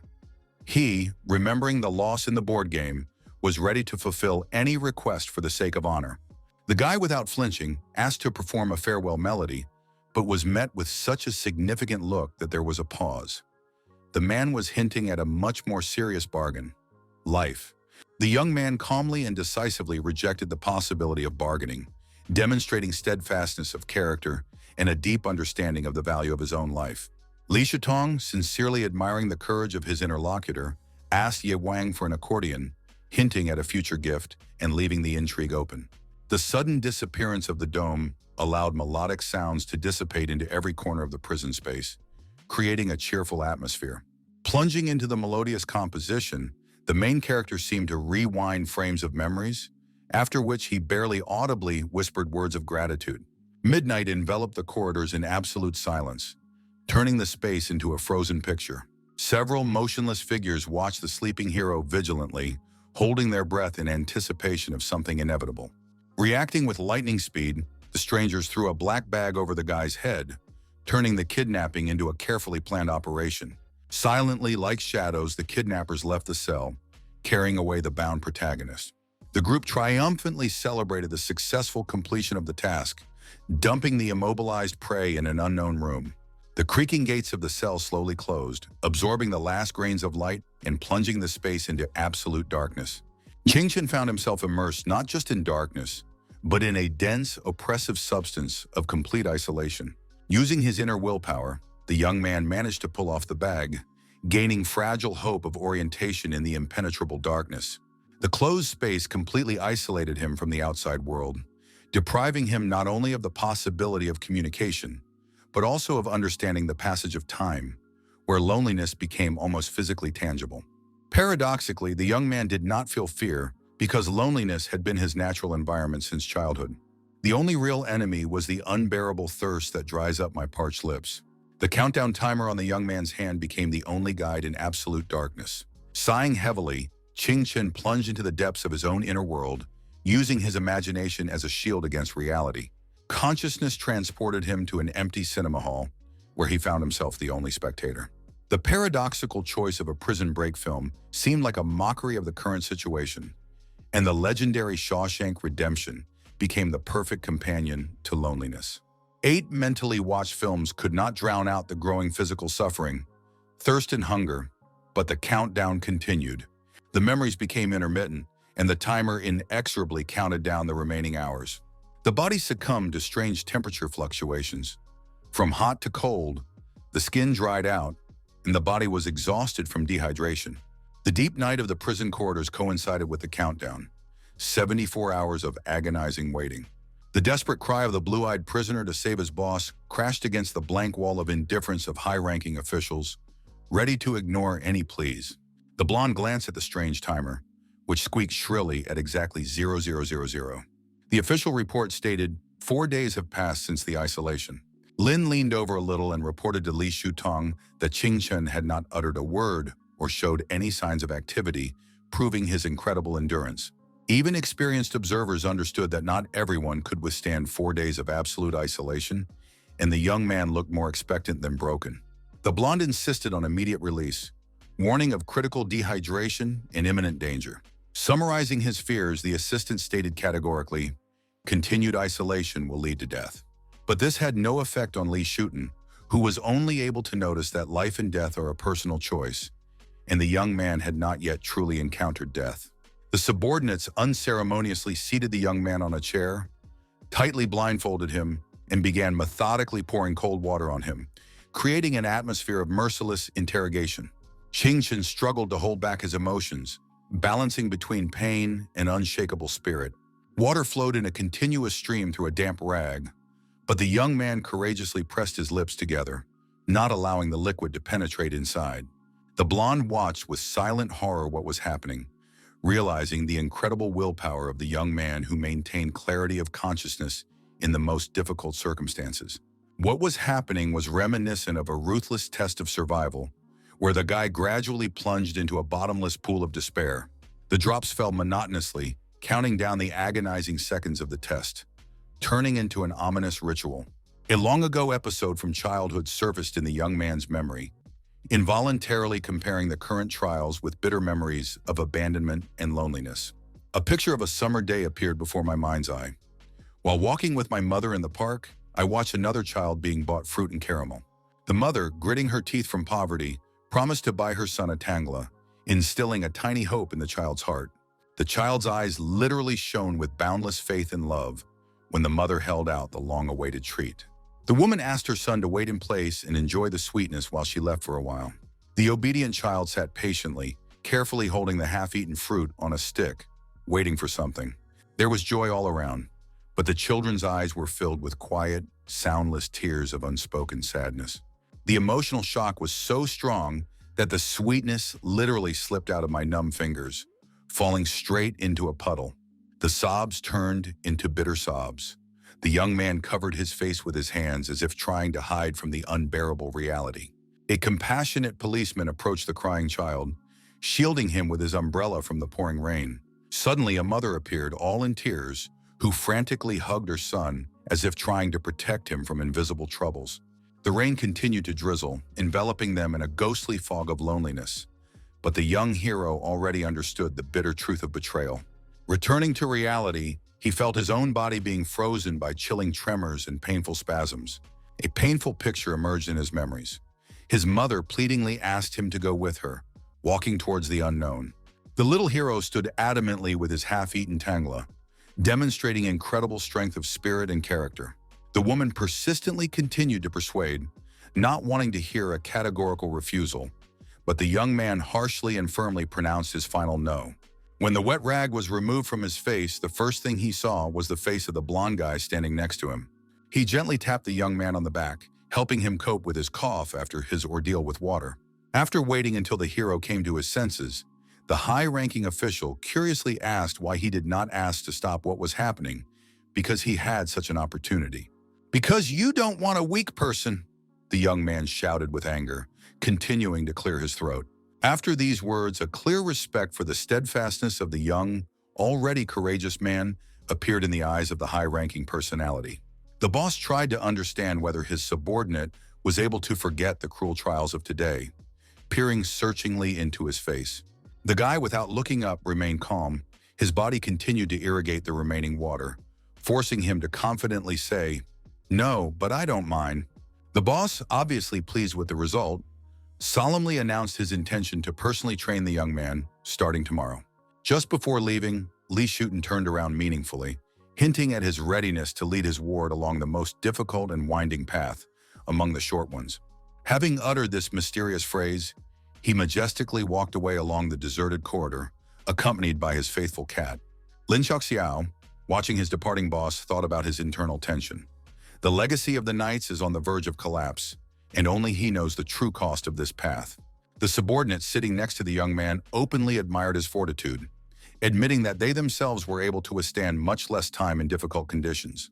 A small skirmish began between the subordinates about the relativity of the concept of better and the degree of their own endurance. The guy curiously asked about the details of their strange tests, to which he received a laconic answer. "For ordinary people, this is torture. For us, it is just a test."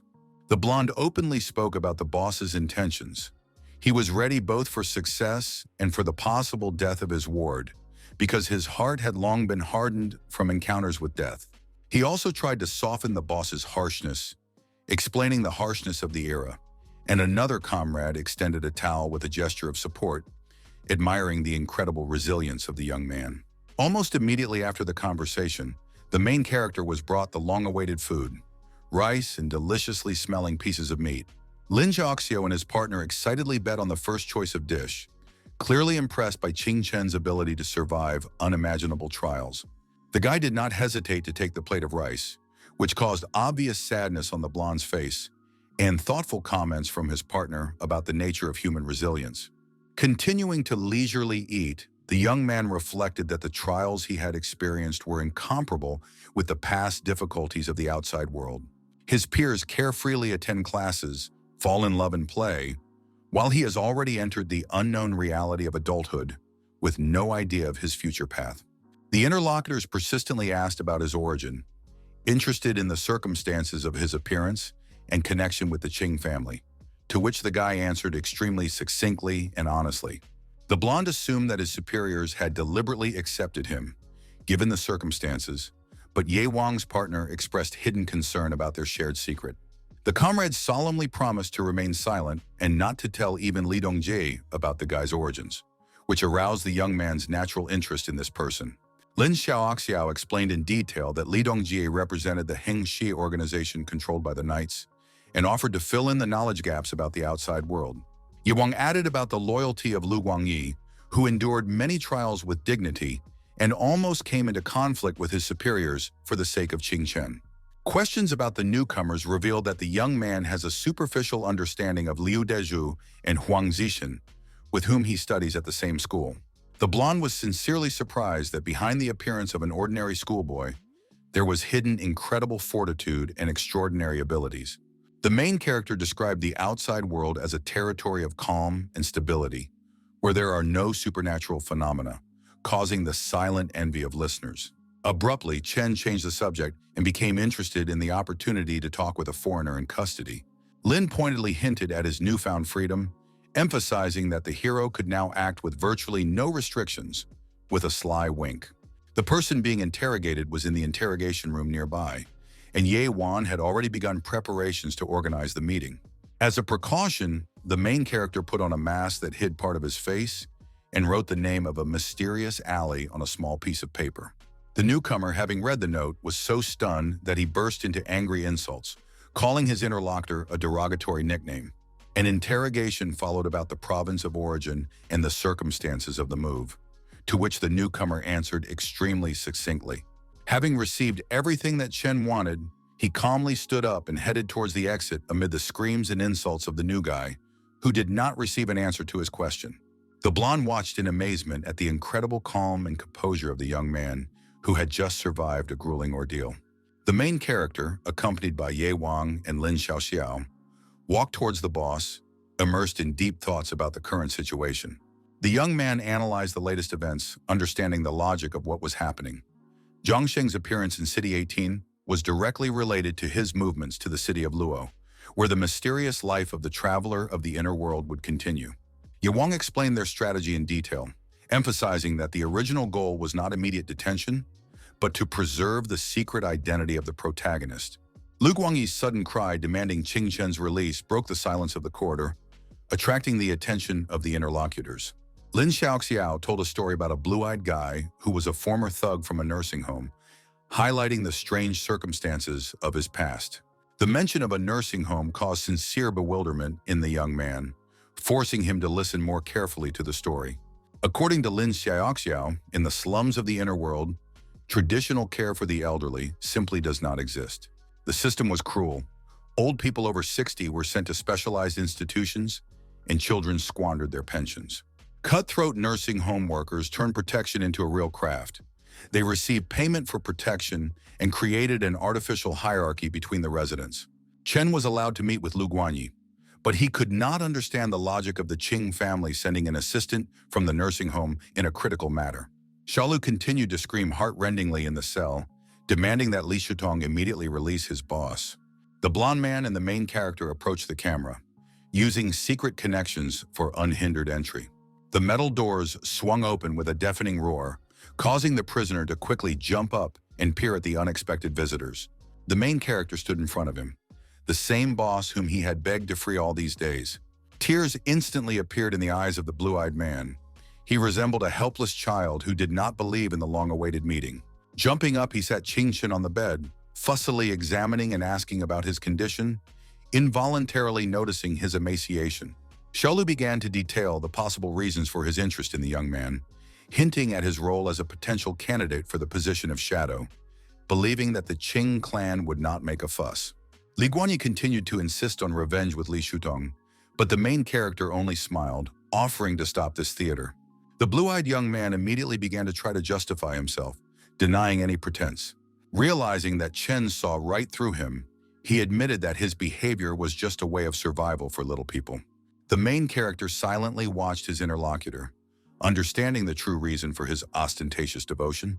He reassured his comrade, promising not to betray him if he remained faithful, and outlined a plan for further action.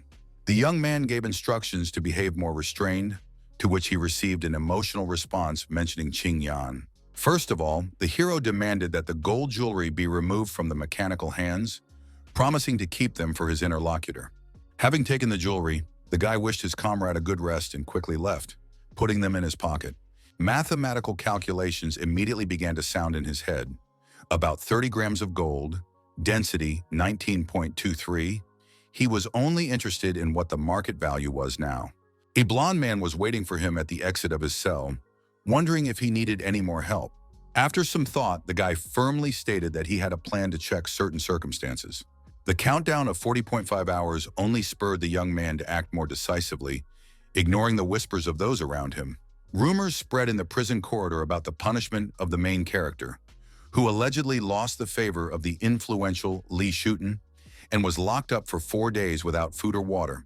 The dining room was filled with noise and commotion, where Li Shutong and the blonde man were having lunch together for the first time, and Qing Chen was sitting nearby with the blue-eyed guy. "How did you manage to anger the boss so much?" Guo Huchan asked, placing the tray next to the hero. Noticing the bald prisoner's persistent desire to join, the young man, with subtle irony, hinted at the possible consequences of such insolence. But he only laughed, saying that the spades are not afraid of anyone. Cheng Chen sharply asked why he was looking for him then, which greatly angered his interlocutor, who began shouting that he respected not the Qing clan, but his abilities. Hearing this, the young man dryly replied that the proposal was not interesting, got up from the table and headed towards the exit, not wanting to continue the conversation. Calmly walking towards the exit, he suddenly caught his foot on something, barely managed to hold onto the table and maintain his balance. This incident alerted the young man, and without turning around, he tried to carefully look around to understand what had happened. Behind him, 2 prisoners moved purposefully, as if chasing him and closing the distance with each step. Hearing that the steps were approaching, the main character turned around and calmly looked straight into the eyes of his pursuers without a hint of fear. The pursuers froze in place in complete confusion, clearly not expecting such a reaction, and their faces showed confusion for a moment. After a second pause, their faces acquired an extremely serious expression. They exchanged meaningful glances as if agreeing on the next step. Having received silent consent from each other, they quickly rushed forward, snatching sharp objects and swinging in a jump. Their surprise knew no bounds when the target instantly escaped the blow, and the attackers themselves collapsed to the floor. There was complete confusion in the dining room. Only the blonde man remained calm with glowing orange eyes. The blue-eyed boy quickly ran up to the boss, and together they approached the defeated attackers to examine their mouths. Having pulled out a molar, Xiaolu showed it to the main character, finding a capsule with poison attached to it. The young man quickly assessed the details. 2 suicide bombers arrived with Jiansheng from Chuan 5 days ago, and 3 others had already died. Suddenly, the realization came. The true target of these killers was not Li Shuten at all, but himself, which added anxiety to his thoughts. Who is trying to eliminate me? Perhaps another candidate for the shadow position, he thought as the robots headed toward the lying bodies. The hero involuntarily clenched his fists, realizing how dangerous and merciless the struggle for the place of the shadow of the clan was. The Qing Shadow Consortium, which specializes in dirty deeds, will stop at nothing to eliminate any rival. From the very beginning, the 9-man race has been a battle of survival, where only the fiercest and most determined emerge victorious. A little scared, Xiaolu ran up to the young man who was watching the bodies being removed and asked what to do next, awaiting instructions from his superiors. The young man muttered quietly, casting a significant glance at the blonde, hinting at continuing the investigation. Returning to his room, he was lying on the bed thinking, when he suddenly heard a loud creaking opening of the cell door. The guy instantly jumped up and, going outside, saw Lin Xiaoxiao below, who was waving his hand as if beckoning him to come to him. The blonde was already waiting for him downstairs, and Li Shuten, who without ceremony offered to resolve the remaining issues before the start of training so as not to be distracted. Realizing that this was the ideal place and time, he confidently approached Lin Xiaoxiao, asking who wanted to kill him. Li Shuten, peering piercingly at his interlocutor, demanded to know the intention of the unknown killer, tensely awaiting an answer. The blonde, maintaining an impenetrable calm, told about 2 elusive individuals whose mechanical modification carefully concealed the slightest traces of their origin. The boss warned of imminent danger to the younger generation of the Qing family, as if creating an atmosphere of insurmountable threat. The main character plunged into deep thoughts about the strange logic of struggle, where the risk outweighs the potential reward. Li Shutong revealed the ancient secret of the Qing family charter, according to which only a former shadow can become the true leader of the clan. The young man raised his eyebrows in disbelief, amazed at the information about the hierarchy of shadow heirs that had developed in the clan. The boss added about a centuries-old tradition where the shadow was once considered only a consumable material, doomed to be destroyed once the order was carried out. Listening attentively, the main character comprehended the complex system of inheritance of power in the clan, where now the shadow is the key link of succession. Every decade, there has been an incredible transformation of shadow candidates, where the winner gets the right to a quiet old age, and the losers get guaranteed protection. The thousand-year history of the struggle for the shadow has turned from a competition of abilities into a brutal tournament of survival, where the strongest wins. The man continued to reveal the secrets of the clan, hinting at cruelty as the only way to consolidate power in the outside world. Realizing the danger of what was happening, the young man was intrigued only by the question of personal safety among 9 shadow candidates, each of whom longed to eliminate his rivals. The interlocutor frankly admitted that the current battle was developing more rapidly than ever before, and there were special reasons for this. The hero began to think about the pursuit of suicide bombers who appeared long before he met an influential patron, which excluded Li Shuten as the cause of his troubles. Chen, balancing between his desire to join the knights and remain loyal to the clan, was given ambiguous advice to keep his intentions secret, no matter what he chose. But the high-ranking mentor also pointedly warned about the colossal power of the shadow, which the young man is not yet able to comprehend. The silence of the night enveloped the room where the boss, like a meditating sage, was waiting for the last questions from his ward. In the inner world, firearms remained the standard means of destruction, despite the existence of more sophisticated technological solutions. Special electromagnetic grenades and unique weapon systems for mechanical limbs existed, but military consortia preferred classic brass cartridges. The mentor and his student discussed the paradoxical simplicity of the weapon, arguing that one single bullet was enough to destroy a person. Having decided to complete the theoretical part, the teacher asked the student to complete a practical exercise that required extreme concentration. The young man unquestioningly extended his right hand, frozen in anticipation of his mentor's next instructions.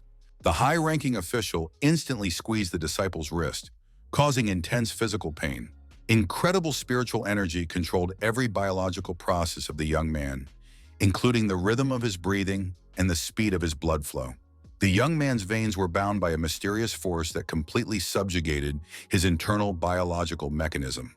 An unusual pattern gradually appeared on Li Shutong's neck, reminiscent of flames rapidly moving from the back of his head to his lips.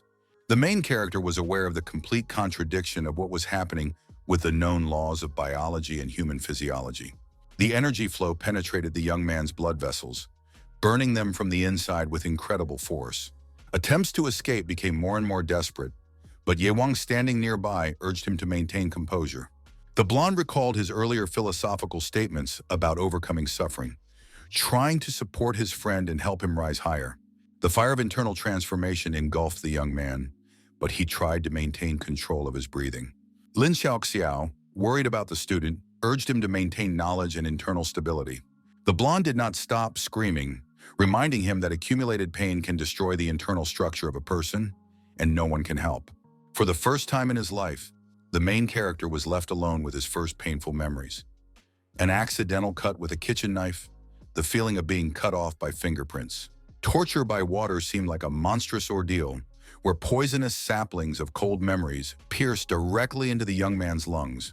The dark room became a symbol of unbearable suffering, where dehydration mixed with the first seconds of unbearable agony. The sunset sky of the day when his mother left him forever was etched in his memory as a lonely departing silhouette with a suitcase. A flood of memories overwhelmed the young man with a sudden tide, returning him to a traumatic moment in the past. The darkness gradually thinned out, and a barely noticeable, luminous point of hope appeared in the distance. A familiar voice called by name, making you look around in bewilderment in a completely unfamiliar space. The mother's hand stretched out to meet her, gently inviting her to follow her. The grown-up hero mechanically moved towards his parent's silhouette, like a small child. Like a defenseless baby, he stretched out his small palm, wanting to touch his mother's hand. A sudden cruel laugh destroyed the illusion. Memories of the mother's new family, where another child took his place. Memories of abandonment forced the hero to lower his hand, not reaching the ghostly image. The long, lonely path strengthened his character, instilling confidence in his own abilities, which awakened his determination to move on his own. The hero decided to burn the past, rushing towards an unknown future, leaving behind all painful memories. The suffering I experienced became a source of internal transformation, allowing me to overcome the abyss of my own fears and doubts. The blonde spoke candidly about Qing Chen, whose phenomenal memory was both his greatest gift and a source of endless suffering. The tension gradually subsided, allowing the young man to exhale heavily and recover from the intense ordeal. The mentor skeptically noted the relative ease of completing the technique, explaining to the student the intricacies of breathing practice as an auxiliary tool for transformation. The young man's unexpected breath instantly attracted the teacher's attention, alarming him with its unpredictability. The ability to instantly remember breathing rhythms, thanks to a unique memory, allowed the student to quickly master a complex technique, which surprised even an experienced mentor. Li Shutong told the legendary story of the origin of the Nightly organization, revealing the secret of the genetic castle and 8 tests on the brink of life and death. The gradual disappearance of the knights was associated with the inability to pass critical tests, especially C1s, which became increasingly dangerous. The teacher methodically explained the classification of levels of the inner world, using simple and intelligible examples. The mysterious boss level was discovered by Ye Wang, the S level, which caused indescribable admiration. The young man delved into a complex scientific discussion about neurochemical processes, the differences between dopamine and endorphins, and their influence on human perception.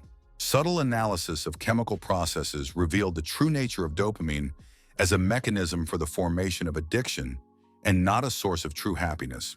Endorphins were a complex tool of the human body, capable of turning the bitterness of trials into a source of strength and transformation. The ancestor Qin Sheng formulated the revolutionary philosophy of chivalry. Only through painful experience can one rise to the unattainable heights of human capabilities.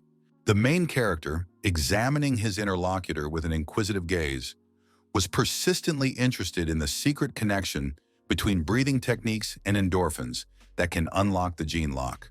The teacher patiently explained, "A special breathing technique provokes a pain impulse, instantly releasing endorphins, which becomes a unique method of body control and ultra-fast development." The young man persistently continued to explore the possibilities of technology, eager to know its hidden potential, for which he received a vague hint about future revelations. Xingshan seemed to be ahead of his own thoughts, thinking about the possibility of directly introducing endorphins into the era of technological miracles. But he ran into an insurmountable obstacle of internal laws.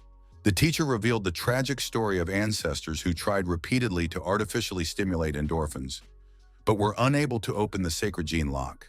Despite enormous technological progress, the secret of the gene lock remains sacred and inaccessible to full understanding, even for dedicated knights. There is only the most difficult path of cultivation through pain, which is the only way to ascend to heaven. The young man listened carefully to his mentor, absorbing every word with an unshakable determination to learn the unknown. Qingshan was interested in the limits of the possible, asking about the consequences of passing the 8 tests, but the interlocutor considered this question pointless. The hero resolutely insisted on his right to explore the forbidden territories of the outside world, rejecting any restrictions. The young man's unexpected determination and the meaning of his words forced the mentor to look at him completely differently, recognizing the student's potential. The outside world, which did not know superhumans, became a potential testing ground for incredible transformations and discoveries. Thousands of years of history have kept memories of countless attempts by knights to overcome insurmountable barriers to their development. And now, for the first time in 1,000 years, a young man appeared capable of fulfilling the cherished desire of all his predecessors. Yewang answered the question about the forbidden places, explaining that their source was something extraordinary. The blonde added that the mysterious legend about the flow of superhuman blood into the environment opened up incredible prospects for new forms of life. Every drop of blood became a catalyst for evolution, from insects to microorganisms, turning the place of death into a sacred territory.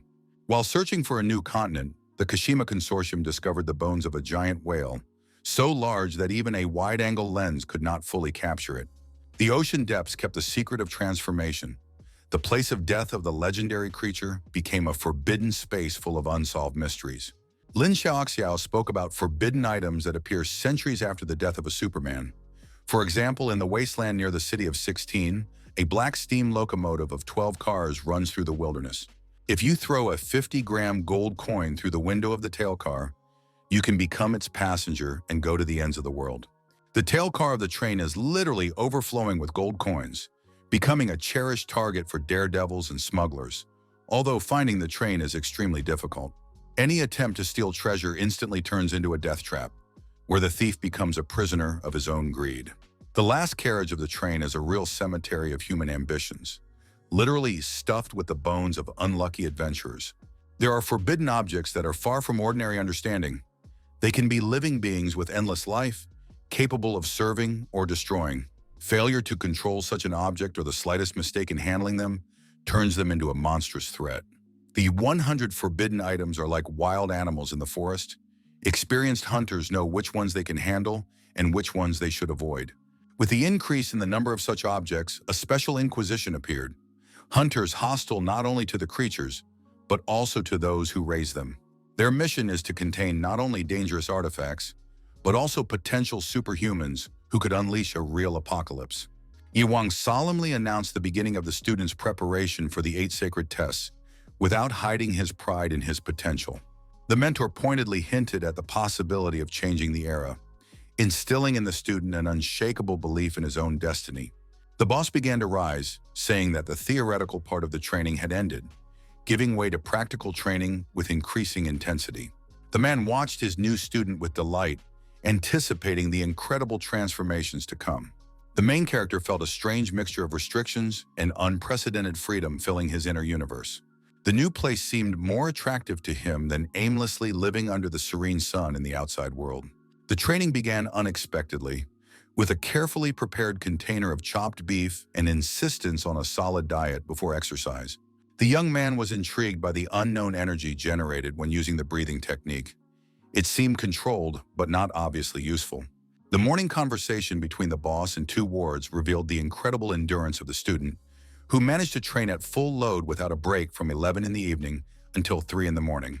The blonde was indignant at the intensity of the training, but Yewang explained that breathing techniques and a nutritious diet make it possible to withstand such stress without harm to health. Lin Xiaoxiao was surprised, not believing that even with the breathing technique one could not get tired, but Yewang noted the rare willpower of the young man, which could awaken superpowers in him. What he heard made the blonde express his thought that previously awakened abilities would prevent him from following the chosen path. Despite the nightly training, they adhered to the agreed legend, and Chen, looking surprisingly cheerful, walked past his comrades without even looking at them. Lin tried to persuade the boss to let him try the breathing technique again, but Li Shutong snapped that he had missed his chance, and now he was too old for such training. The interlocutor delved into philosophical reflections on human suffering, drawing parallels between age and internal pain, thoughtfully stroking the cat lying on the table. The man wisely noted that youth deceptively represents suffering, but true bitterness is revealed only with the accumulation of life experience. The boss, with subtle irony, mentioned the end of the long-standing game of Jiangqi, meaningfully hinting at changes associated with the main character. The unexpected announcement over the loudspeaker made the prisoners wary, and Qing Chen was filled with surprise. After a long stay in the inner world, they were going to visit him for the first time. The prisoners, whose numbers were called, followed the robot in an orderly manner, creating an atmosphere of submission. The door slowly opened, attracting the close attention of the main character, who internally tensed in anticipation of the unknown. Entering inside, Chen saw a young and fragile girl sitting at the table, personifying the mystery and surprise of the moment. Her look was impressive. An elegant green suit, a cascade of long hair, and deep emerald eyes that could hypnotize with a look. At the sight of Qing Chen, the girl became embarrassed, nervously biting her lower lip and lowering her gaze, which betrayed her inner excitement. The young man took a seat opposite, involuntarily provoking his interlocutor to make the first contact, which was given to her with obvious difficulty. The protagonist's internal monologue was filled with suspicion and anxiety. Has he really been discovered? Who really is this mysterious girl? She introduced herself to Kashimiro Saran, solemnly calling herself his fiancée, and at the same time plunging her interlocutor into an atmosphere of complete uncertainty. The girl's deep green eyes literally burned right through the main character, creating a tense pause. The silence became more and more eloquent, while the young man, literally scanning his interlocutor with his gaze, tried to understand the true reason for her visit. The internal intrigue grew. Why is she here? They clearly did not know each other well enough for such a meeting to seem natural. The official voice of the loudspeaker interrupted their silent confrontation, announcing the end of the date's time. A slight sadness instantly appeared on the girl's face. The meeting did not take place as planned. Despite internal resistance, she still revealed a small part of the information in Japanese, carefully balancing between silence and frankness. The hero tried to ask about the details, but the interlocutor only laughed mysteriously, leaving him bewildered. The time expired, and the young man headed to the robot, which was supposed to escort him back. Thoughts about the mysterious marriage contract haunted her, creating a tangle of conflicting emotions. Kashimiro continued to sit motionless, immersed in her own impenetrable thoughts. The hero slowly entered the spacious dining room, filled with gloomy prisoners, immersed in deep, secret thoughts about their fate. Lost in his own thoughts, the young man shuddered at the unexpected voice of his comrade, who was persistently interested in the details of the recent meeting with Qingyan. The interlocutor shook his head slightly, making it clear that it was not him, and the plan remained unchanged and continued to move in a smooth, careful half-step. Persistent curiosity crowded the eyes of the blue-eyed young man, who intended to clarify the foggy circumstances of his recent breakup with Li Shutong. Firm determination colored the protagonist's intonation when he categorically rejected the very possibility of outside interference in their thoughtful strategic plan. Loyalty was evident in every movement of Xiaolu, who slowly followed his boss, ready to support him at any moment. The city clock silently counted down the remaining hours until the decisive moment, creating an atmosphere of unpredictable tension. The holographic whale glided majestically across the night sky, resembling a ghostly creature emerging from the sea. Multicolored fireworks exploded in the darkness, creating a kaleidoscope of fiery flashes that involuntarily attracted the fascinated glances of random passers-by. The mechanical voice of the advertisement proclaimed the superiority of holographic communication, echoing through the evening city space. A girl with a luxurious appearance and mechanical limbs moved gracefully through city blocks. A strange combination of beauty and the evolution of technology attracted the wary glances of random witnesses, provoking a wave of silent amazement. Absorbed in her own goal, the girl calmly continued moving, ignoring the drizzling rain and the indifference of the urban environment. Suddenly, her path was blocked by two guards who greeted Sister Zhang Shui with courtesy and deep respect. Carefully holding the newest mechanical limbs of the Li Consortium in her hands, the unknown people expressed gratitude for her work and warned her of the arrival of an expert who would teach her how to install these prostheses. The woman could not believe the reality of what was happening, reflecting on the unexpected favor of a powerful consortium whose generosity extended far beyond standard corporate obligations. The stranger vividly explained the background of the gift, talking about a mysterious, middle-aged woman who had been looking for Zhang Shui for 2 years with the intention of expressing her deep gratitude. Carefully studying the mechanical hands that had been presented to her, the aunt listened to an enthusiastic description of the technical characteristics, which plunged one into amazement with its advanced functionality. The messenger conveyed the touching words of an unknown woman, in which sincere gratitude and gentle parting words filled with deep human sympathy were evident. Confusion enveloped the face of the aunt, who with increasing bewilderment absorbed every detail of the strange message about delicious scrambled eggs and that she would be a good mother. The countdown was inexorably approaching, but the main character continued training with incredible persistence, not paying attention to the remaining minutes. Yewang mentally analyzed the student's potential, realizing that every minute of training could be decisive in his fateful movement between worlds. The boss suddenly interrupted the young man's intense activity, carefully observing how the energy flow gradually faded away in his veins. Li Shuten, with subtle curiosity, expressed a desire to witness the crossing of inner-world boundaries, hoping for the possible revelation of secrets. The breathing technique, despite its apparent simplicity, incredibly depleted the body's physical resources, which the young man eloquently stated as he took the next portion of meat. The young student, quickly devouring his food, voiced a question to his mentor, who unexpectedly asked for help in a special task related to the Yangqi Games. Without hesitation for a second, the guy immediately emptied the container from the remains of the meal, demonstrating his readiness to carry out any assignment. The last piece of meat disappeared under the gaze of Ye Wan, who was carefully watching what was happening. The hero, immersed in thoughts about his achievements, mechanically reached into his pocket, as if obeying an unknown impulse. A golden ornament emerged from the depths of the clothing and was carefully removed from Li Guanyi's mechanical hand. The young man tightly grasped the precious metal when there were only a few seconds left before the fateful transfer. The last moments before the transition counted down with increasing tension. Li Shuten closely watched what was happening, catching every micro-movement.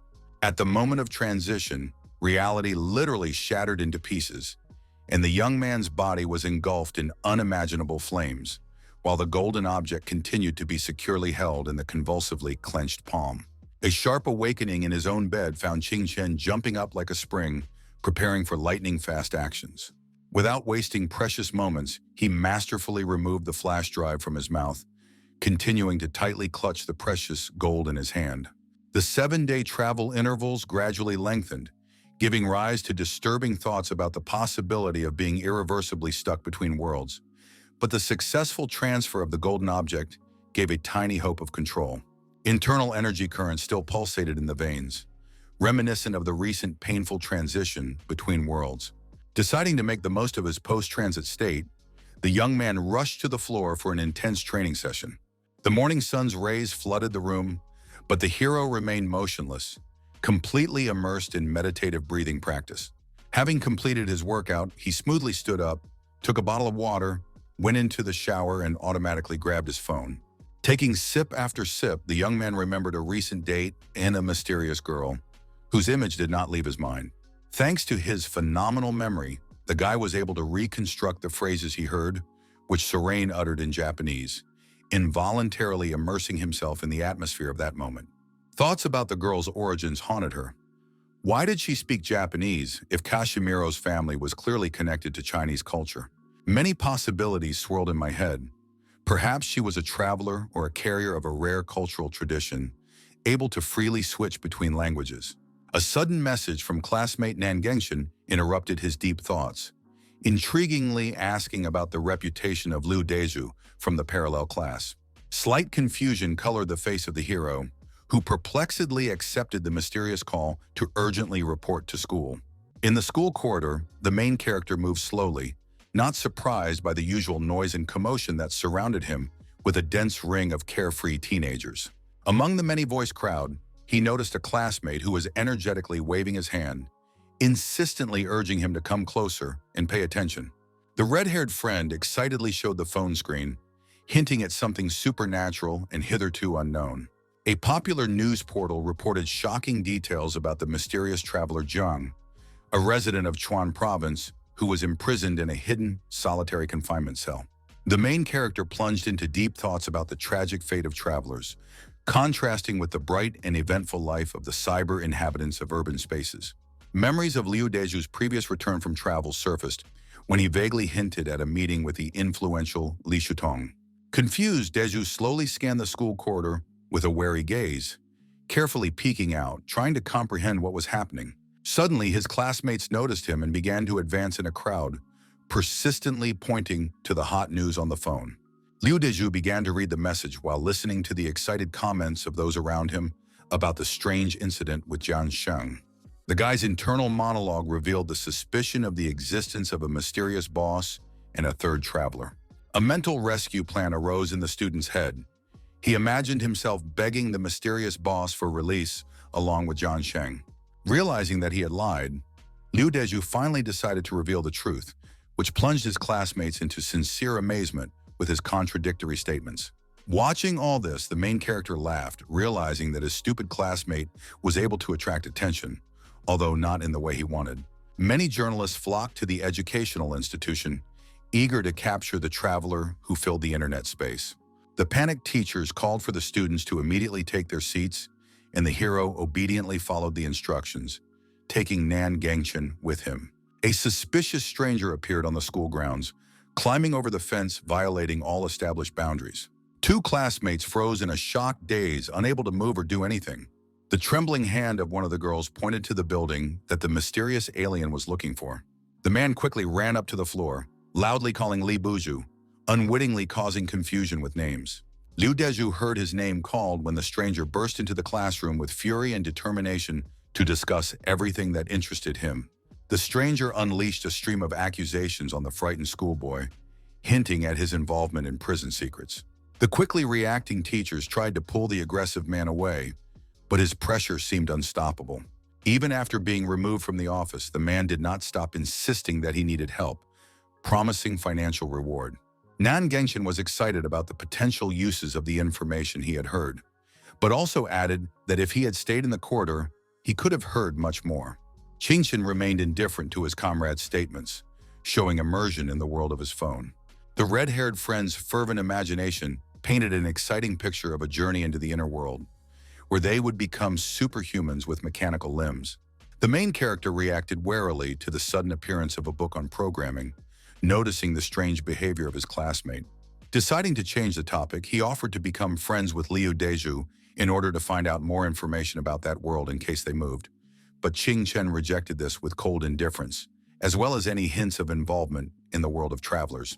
The hero's internal monologue rushed between the awareness of the authenticity of Liu Deju and the possible consequences of his appearance in the city of Luo. The mysterious silence of Kunlun hung in the air, causing the hero to suspect hidden reasons for what was happening among the many journalists taking photographs. Having finished his evening meeting with friends, Liu Deju carefreely rode his bicycle through the evening streets, unaware of the impending threat. The usual route home ran past busy neighborhoods, where late-arriving townspeople were finishing their workday without warning of any danger. A sudden feeling of anxiety gripped the young man when he noticed a suspicious car monotonously following him for several blocks. Turning sharply, the guy came across the harsh gaze of two strangers, instantly realizing the seriousness of the impending threat. Adrenaline surged in the blood when Liu began to pedal as hard as he could, trying to break away from his pursuers, but the car inexorably increased its speed. Each movement of the bicycle became more desperate, but the car continued to inevitably reduce the distance, instilling chilling horror. A deafening blow cut through the evening silence. The car rammed the bicycle with monstrous force, throwing the young man onto the cold asphalt. The strangers did not seem to be planning a murder, slowly getting out of the car with the clear intention of picking up the defeated victim. As they approached the body, the pursuers revealed their mechanical limbs, the shine of their metal contrasting with the surrounding darkness. Overwhelming fear gripped the young man. Tears and sobs became the only means of defense, begging for salvation in this desolate darkness. The villains, feeling complete impunity, continued their inexorable approach, unaware of the sudden change in the situation. An unknown car, like an angry predator, rushed towards them, crashing into their car with such force that it flew into the air amid the cries of the numb young man. The kidnappers immediately switched their attention, taking a fighting stance against a new, unexpected enemy, preparing for a fierce battle. The mysterious vehicle continued to approach, emitting an ominous signal that cut through the evening silence, creating an atmosphere of imminent threat. The strangers, emerging from under the bridge, unwittingly exposed their vulnerability, turning into easy prey for the suddenly appearing defender. With a lightning-fast leap from the bridge, the man attacked his mechanical pursuers, throwing them to the ground with powerful blows.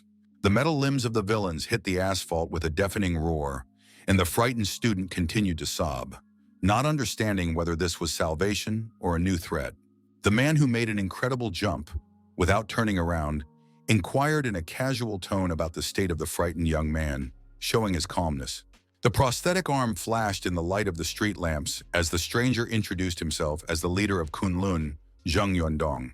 A rapid flow of fear did not let go of the young man, who continued to sit in a daze, uttering heart-rending screams that echoed along the deserted street. The leader of the organization, calm and decisive, was not going to change his intentions by removing weapons from the mysterious subspace. The sword that appeared in his hands exuded an ominous red and black aura that instantly filled the surrounding space with chilling fear. Zheng, without even straining, with the ease and precision of a surgeon, cut the opponent's car in half with one careless stroke. Convinced of completing the task, the warrior instantly hid the weapon back into subspace, watching as the terrified student literally pressed himself into the wall, looking on in absolute horror. The Kunlun leader's motionless figure stood watching until suddenly another shadow appeared from the second car, causing him to turn around. Lu Yen, approaching the boss, noted the attacks in such an inconspicuous place with an impenetrable expression, hinting at the depth of what was happening. The leader of the organization ordered the immediate evacuation of the ill-fated trailer, candidly sharing how the morning news of the disappearance of the travelers instantly put them on the trail of the daring Liu Deju. The inner world that gives rise to chaos and madness creates a special category of daredevils who must be severely suppressed so that they do not challenge the existing world order. Jung Yuandong concluded with unshakable determination. The assistant's cautious proposal to expand the number of travelers was immediately stopped, because the purity of the organization is more important than blind quantitative growth. Kunlun is not just an organization of force, but an ideological system where principles stand incomparably above the mechanical expansion of influence. Behind Liu Deju, there is now an influential leader of the nightly organization, known as the invincible boss of the inner world, which significantly complicates any hostile intentions. The strategic plan was built flawlessly. People were placed around the school and along the route of the goal, which made it possible to intercept the pursuers, the leader concluded, observing Yuan's actions.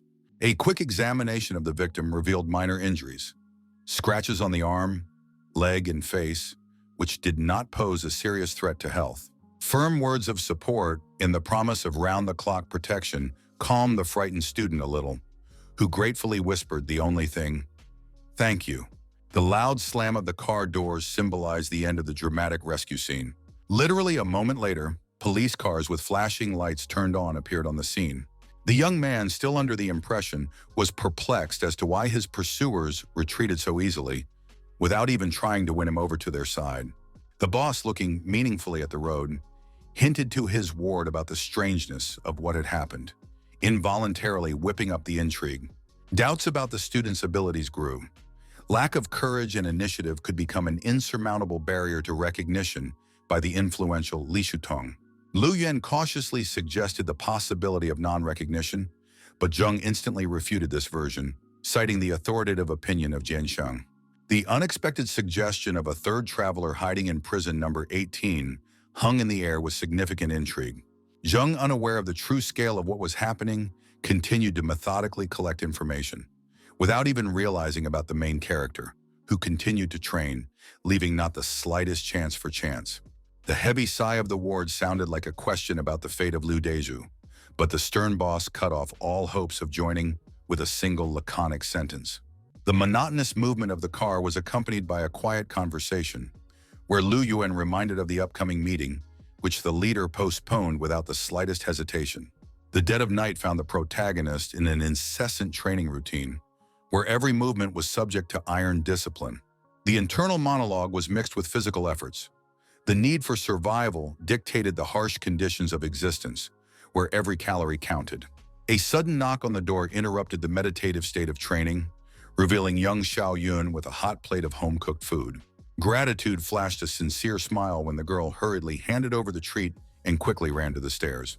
The protagonist's gaze followed the fleeing figure, which concealed an as yet unexpressed thought. A catching voice found the girl on the threshold of the stairs, throwing a meaningful phrase about her childish intelligence. Frozen motionless with her back to her interlocutor, the girl was silent, creating unbearable tension in the space between them. The slow turn of the head was accompanied by a meaningful smile and the statement that Brother Qing Chen was also a traveler. But the protagonist's quick answer spoke for itself that this was fictitious information and evidence was needed. The girl reminded him of the day he brought her into the house after a family conflict, hiding behind a curtain and watching strangers from the organization. Despite her young age, she pointed out the details that exposed Chen with surprising accuracy, which made him wonder about her insight. A deep understanding came suddenly. In front of him was the same crippled child who had gone through the same difficult trials that formed her ability to read people. It was obvious that her thinking was far ahead of her age, because no one would suspect a child without good reason. The awareness of her role in the inner world was strengthened in his head, but he understood that even she would have a hard time finding him. The morning light illuminated the entrance where workers were bustling about, turning the neighboring apartment into a site of total transformation. The entrance was in full swing with work. Someone was laying tiles, someone was painting the walls, and it looked like they were preparing to move. Having tried to find out from the workers who would be his new neighbor, Qing Chen was faced with their indifference and lack of information. The apartment opposite, empty for a long time, suddenly came to life, and this made him think about the reasons for such activity, which looked more than strange. Walking quietly up the stairs, he saw a similar picture. Another renovation, a lot of tools, and no sign of the owners. Expensive items already unloaded by the workers indicated that the new residents were probably people of high status. Logic dictated that the appearance of wealthy people in a dilapidated quarter could only mean one thing: a connection with a mysterious inner world. The first thought that came to his mind when entering the yard was that this could be connected with Zhang Shui, whom he noticed in the yard playing with her daughter. The protagonist's warning smile was thrown like a silent warning, which was instantly understood by the interlocutor. Mutual understanding was expressed in a slight nod and an answering smile that spoke more than 1,000 words. Walking past a school class, he noticed Liu Deju, who was writing something with a depressed look and a trembling hand. The sudden surge of information on the internet, the mysterious appearance of a wounded young man in the top news, looked more than suspicious. The photographs taken from the bushes opposite the school seemed commonplace in the era of travelers, eclipsing the fame of celebrities. The new notification froze in the eyes of the main character, like a hologram from a parallel reality. This was He Xiaoxiao's latest publication, in which he planned to reveal details about his acquaintance with the instance called Forbidden Place. With growing concern, the young man activated the video, carefully turning the phone over for maximum viewing comfort. According to He Xiaoxiao, the inner world consisted of 139 forbidden territories, full of technological and human mysteries, and their successful passage promised a generous reward from the consortium. Immersed in studying the mysterious video, the young man was startled by the unexpected voice of Nan Gengchen, calling for attention. Two girls gracefully stood in the corridor, enthusiastically maintaining a casual conversation. The teacher solemnly introduced the new students, kindly asking them to tell about themselves in front of the curious class. The first to voice the performance was Wang Yun, who introduced herself as a native of Hai City with an open smile. Following, her friend Bai Wanner, also from Hai, introduced herself and expressed hope for a friendly understanding. The male half of the class burst into applause. Admiration was clearly visible in the eyes of the young men, with the exception of the main character, who pointedly ignored what was happening. The teacher kindly showed the newcomers a place in front of Qing Chen, describing him as one of the best students, which caused outright envy among the others. The teacher's unexpected call to bring chairs immediately shook up the class, where everyone tried to take the initiative, which took the teacher by surprise. The ambitious young man defiantly moved his desk, loudly lowering it to the floor, deliberately attracting the attention of the new students. Trying to look as attractive as possible, the guy literally squeezed his desk in front of the protagonist's seat, pointedly pointing to the vacant seat. Wang Yun inquired with slight curiosity about the fate of her partner, to which he lightheartedly replied about his intention to independently resolve the issue with the place. The newly arrived students took their places in front of the main character and his red-haired friend, who openly demonstrated genuine interest in one of the girls. Suddenly, Wang Yun turned around, showing genuine friendliness, asking if they knew the mysterious person Liu Deju from the parallel class. Nan Gengchen, initially at a loss, quickly pulled himself together and kindly offered the opportunity to get acquainted if necessary. With the teacher's return, the audience was immediately plunged into an atmosphere of concentration and academic attention. Qingchen carefully observed the new arrivals, intuitively understanding that Wang Yun and Bai Wanner were most likely travelers, and the true reason for their transfer was related to Liu Deju. Notably, Nan Gengchen also constantly looked at his hands, which was remarkable for travelers. The bell signaled a change, and the class gradually came to life. The students scattered about their business. The newly arrived girls went out into the street, where they purposefully moved towards two guys who were enthusiastically arguing about something. The strange scene attracted attention. Four strangers stood apart, creating the impression of a theatrical performance. The emotions of the interlocutors were eloquent. One of the guys gesticulated energetically. Surprise, a smile, and slight bewilderment were present on their faces. The main character watched what was happening through the window, noting that he did not know any of the participants in the mysterious scene. A red-haired classmate shared intriguing information about the transfer of 4 students, hinting at a hidden subtext to what was happening. He also added that Hu Xiaoyu, who was wearing golden glasses, delivered 3 comrades in a luxury car in the morning, the dream of all men. Shen, with undisguised surprise, asked his friend about the machine, who calmly continued to study the complex pages of the programming book. Throughout the day, the girls hardly communicated with their classmates, preferring to go out after class to talk with their friends.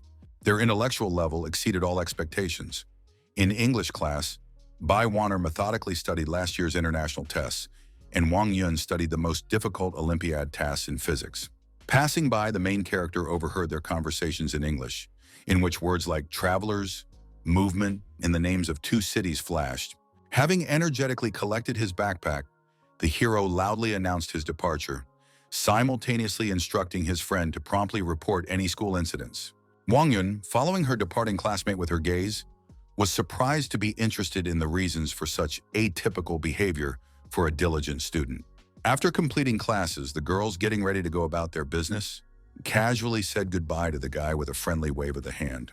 Amazed by this gesture, Nan Gengshen remained in place, pondering what had happened as if it were something incredible. The main character, pondering the need to sell gold and improve his diet due to his energy-consuming breathing technique, stood poised in his apartment, preparing to carry out his plan. Silently leaving his home, the hero, literally a few centimeters from the closed door, came across an unexpected presence. The sudden discovery of neighbors, girls on the second floor and guys opposite, was no less surprising for him than for them. The guys, taken by surprise by the unexpected acquaintance, were eager to immediately obtain information about their mysterious classmate. Hu Xiaonu came closer and extended his hand with an expensive watch, revealing his desire to impress with an elegant performance. The protagonist coldly and succinctly rejected the handshake attempt, emphasizing his reluctance to establish close contact. Without stopping for a moment, the young man quickly left the courtyard, focused exclusively on urgent personal matters. Hu Xiaonu, who was watching through the window, suddenly caught a strange feeling of unconscious familiarity with a stranger. Intuition suggested that it was not a matter of direct acquaintance or external similarity, but of a special, elusive manner of staying away from everyone. The inner wariness immediately transformed into a clear understanding. Everyday politeness hides deep-seated arrogance. Hu Xiaonu, going out to his friends with barely noticeable curiosity, asked their opinion about the strangeness of the character he had just seen.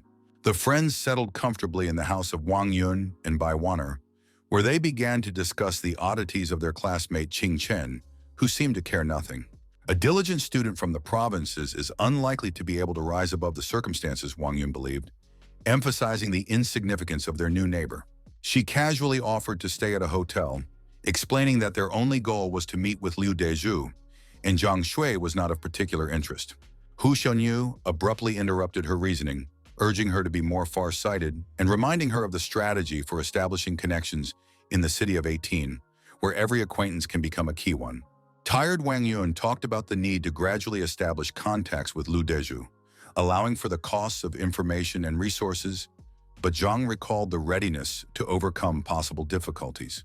The guy in gold-rimmed glasses put forward the philosophical idea that money is not the main thing, and called on his comrades to be open to new acquaintances, overcoming their own ambitions.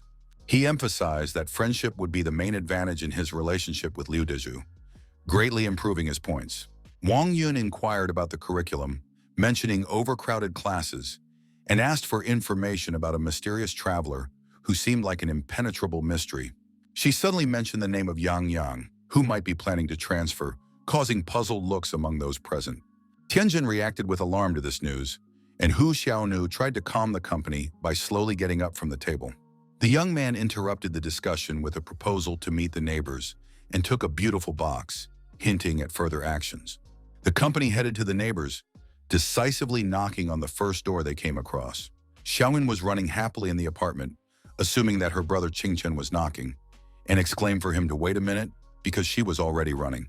Having opened the door with an enthusiastic exclamation of, "Brother!" the girl froze, realizing that in front of her was not at all the one she expected to see. The first among the guests was Wang Yun, who smiled happily and waved, saying a friendly, "Hello, baby." The girl, not appreciating the courtesy, did not respond to the greeting in any way, only slammed the door sharply and loudly, demonstrating instant antipathy. Xiaoyun firmly stated that this was not her brother, and in response to her mother's questions, she replied that it did not matter, leaving the intrigue hanging in the air. Hearing Qingchen's name from behind the door, the guest froze, surprised by his mention in such an unexpected context. Meanwhile, the main character walked through the rainy night city, passing by destroyed houses and streets. He stopped at a small shop that sold Chinese herbs and gifts and asked if they accepted gold. The old man, sitting with his back to the counter and weaving baskets, heard the proposal out of the corner of his ear and dryly inquired about the availability of receipts for the goods. Having heard about the lack of documents, the man offered a deal: 220 per gram without any questions about the origin of the gold. 8,580 yen seemed to the hero a colossal sum that could solve many pressing problems, and he confidently said to the seller, "Deal, 39 grams, cash only." The old man approvingly noted the young man's caution, which was unusual for his age, especially in such transactions, and added that this was the right approach. The seller generously promised to increase the price by 5 yen per gram on the next transaction, while the protagonist scrupulously checked the authenticity of the bills. While checking the banknotes, the main character carefully studied the watermarks, security threads, hidden ornaments, and dark letters at an angle, without missing a single detail. After a thorough inspection, he asked for replacement 50 yuan and 20 yuan bills, handing them to the seller. The old man noticed the rarity of such meticulous clients, who usually just take the money and leave, and with slight bewilderment, he reached for the bills. The main character seriously warned the seller against deception, taking away new bills and emphasizing the importance of honest business. Having completed the deal, he calmly headed home with a leisurely, measured step. Inwardly, Chen decided to make several circles along the alleys, just in case, ruling out the possibility of surveillance. Going to the store on the way, he purchased the necessary products, eggs and meat, and as he approached the house, he noticed a little neighbor in the window. The little girl, seeing him, happily waved her hand, joyfully shouting, "Hello!" enlivening the monochrome picture of the evening city landscape. The hero's busy hands responded by slightly lifting the package, which was tantamount to a friendly greeting. Lowering his hand, he used an eloquent gesture of his index finger towards his windows, inviting her to visit for a conversation. Xiaoyun, standing in the kitchen and watching her brother prepare dinner, curiously asked about the new neighbors, showing typical childish curiosity. Chen shared information about the migrants from High City, mentioning an overheard conversation in English and hinting at a connection to the mysterious inner world of City 7. The girl persistently inquired about the reasons for the new residents' move, emphasizing the special status of City 18 as the territory of the Li Consortium. The young hero lightheartedly proposed a plan to secretly observe the new neighbors, to which his sister skeptically noted their obvious carelessness. "Because they are not as smart as you," he said, affectionately patting his sister on the head. Having instantly received praise, the girl quickly turned around and ran away somewhere, beaming with joy.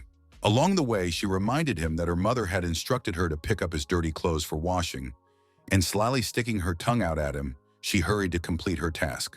Running out of the apartment, she left behind an echo of care and obedience, which her older brother tenderly followed with his gaze. Left alone, the hero drew attention to the trash can near the table, which increasingly attracted his attention. An inner voice encouraged the hero to continue moving forward, recalling the philosophical truth about independent individuals, like gods and animals. "If I can't become a god yet, I'll start by becoming a beast," the young man thought, finishing his water after a grueling workout. The morning bustle filled the school office with the energetic voices of students discussing unexpected changes.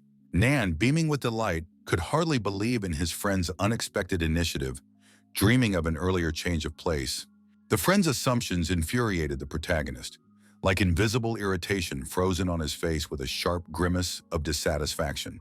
Nan, sitting down in his new place, told the story of a professional fortune teller from the inner world who, for an insignificant sum, revealed to him a vague prophecy about future wealth. Suddenly, the conversation was interrupted. The girls who entered were calmly heading to their seats, but suddenly stopped in mute amazement when they saw the changes. The friends began to talk quietly in English, perplexedly discussing the change of place, while the main character seemed serenely indifferent to what was happening and went about his business. Wang Yun's wary gaze glanced at the rapidly writing Chen, who seemed to be completely absorbed in mathematical notes and certainly did not overhear them. She also supported her guesses with a memory. A city teacher once said that students in provincial schools, despite excellent grades, are often unable to understand free conversation in a foreign language. Relaxed, they sat down in their seats, continuing to discuss the possibility of hiding from Chen Leiyu in the inner city, to which her friend vaguely hinted at the need to act spontaneously. Qingjin, putting his pen on his desk, mentally noted that simultaneously solving problems and analyzing someone else's conversation is a real art, which was difficult for him. But some sounds were forever etched into his subconscious, becoming part of the internal melody of memories. He could not relive the past, but in an amazing way he could reproduce it. Every smallest detail, every subtle nuance. Unexpectedly, Hu Xiaonu looked into the office, instantly meeting the gaze of his acquaintances, making it clear what was waiting for them in the courtyard. On the street, the group exchanged impressions, especially highlighting the strange behavior of a classmate who suddenly moved closer to Wang Yun. The young man in gold glasses pondered with intrigue about the possible motives for such a movement, intuitively sensing the hidden subtext. The girls, exchanging worried glances, tried to remain calm, fearing that they had accidentally given out very important information. The city of Lo, known for its status as a gathering place for travelers, dictated special rules of secrecy and caution in communication, requiring extreme vigilance from its inhabitants. Hu Shunyu explained the intricacies of surveillance, advising to pay attention to the smallest details of the suspicious character's behavior, including the slightest eye movements on the hand. Returning to class, Wang Yun, showing rare tenacity, kept an eye on her classmate, using every opportunity to observe unnoticed. A cunning maneuver with a deliberate drop of the eraser allowed the girl to quietly study the object of surveillance without attracting unnecessary attention. Motionless and focused, Qing Chen remained perfectly calm, continuing to look at the teacher without showing the slightest sign of concern. After the lesson, the participants in the investigation exchanged observations. The suspicious classmate never looked at his hand, as if anticipating possible surveillance and carefully monitoring his every movement. Hu Xiaonu skeptically doubted the traveler's version, emphasizing the impossibility of such extreme endurance for an ordinary teenager. The second guy hesitantly suggested that Chen might just like Wang Yuan, but the girl was embarrassed and quickly turned the conversation, inquiring about their current affairs. Liu Deju was too skillful at pretending, therefore, they had not yet managed to find an approach. They needed to carefully and gradually build relationships. Back then, Zhang suggested first getting close to Zhang Shui to find out the situation in City 18 before arriving, but it would also be difficult to negotiate with her. The young man carefully suggested to his girlfriend an alternative plan to begin reconnaissance with Qing Chen as a potential source of important information. The girl agreed, looking at him carefully through the window, and suggested that she first get closer to him and then contact Zhang Shui. The main character calmly sat in his office, completely absorbed in the virtual world of his phone screen, ignoring the surrounding bustle. Suddenly, the office was filled with the voices of new students, who hurriedly reported that they had brought water from the school store, breaking the usual silence. Nan, with childish spontaneity, reached for the bottle, happily clarifying the purpose of the gift, to which he received an affirmative answer from the girl. Absorbed in himself, Chen continued to study the phone, completely ignoring the fussy movements of his friend, who was thrilled with gratitude to the new ones. Finally, Wang Yun took the initiative, which was perceived by the guy with slight condescension and a hint of future restraint in showing politeness. The girl continued to smile, insisting on the need for mutual understanding between neighbors, but her strained smile betrayed internal tension. His classmates looked at Qing Chen with hostile glances, causing him internal discomfort, aggravated by the gaze of his interlocutor. The young man mentally noted the sharp change in attitude towards him, suspecting the false straightforwardness of the smiling girls who suddenly appeared. Wang Yun quickly approached the hero, demandingly inquiring about the reasons for his silence and unceremoniously looking at the phone screen. The unexpected behavior caused a complex range of emotions in the guy himself and in Bai Waner, who watched what was happening with sad bewilderment. Shocking news about the rescue of 12 travelers from an illegal den in China immediately spread on the internet. The criminals brutally held the kidnapped people in an abandoned factory, using sophisticated methods of intimidation and violence to obtain information. The guy calmly read the chilling details of the abduction, while horror and disgust clearly appeared on the girl's face. Law enforcement agencies discovered a significant number of genetic drugs that can correct congenital diseases, including 4 suspects and 9 fugitives. The incredible crimes that occurred within the country shocked the public, forcing travelers to remain silent for reasons of personal safety. The hero was aware of the mortal danger of carelessness, realizing that the slightest mistake could turn him into an object of manipulation or a means of transportation. It was speculated that Zhang Shua's attacker may have had similar anxious thoughts about survival. The crime news quickly spread throughout the country, affecting every traveler involved. A respectable man in an elegant raincoat and formal glasses walked confidently down the street, radiating unshakable determination in every movement. Approaching the massive door of the imposing building, the stranger confidently knocked with a metal piece. The young guard looked out warily, looking at the stranger with the quick, inquisitive gaze of a young sentry. Taking off his sunglasses in one smooth motion, the man confidently introduced himself. He Jinkyu from the Nine Realms. The boy announced the arrival of an important person with an enthusiastic squeal, blocking the entire surrounding yard with his scream.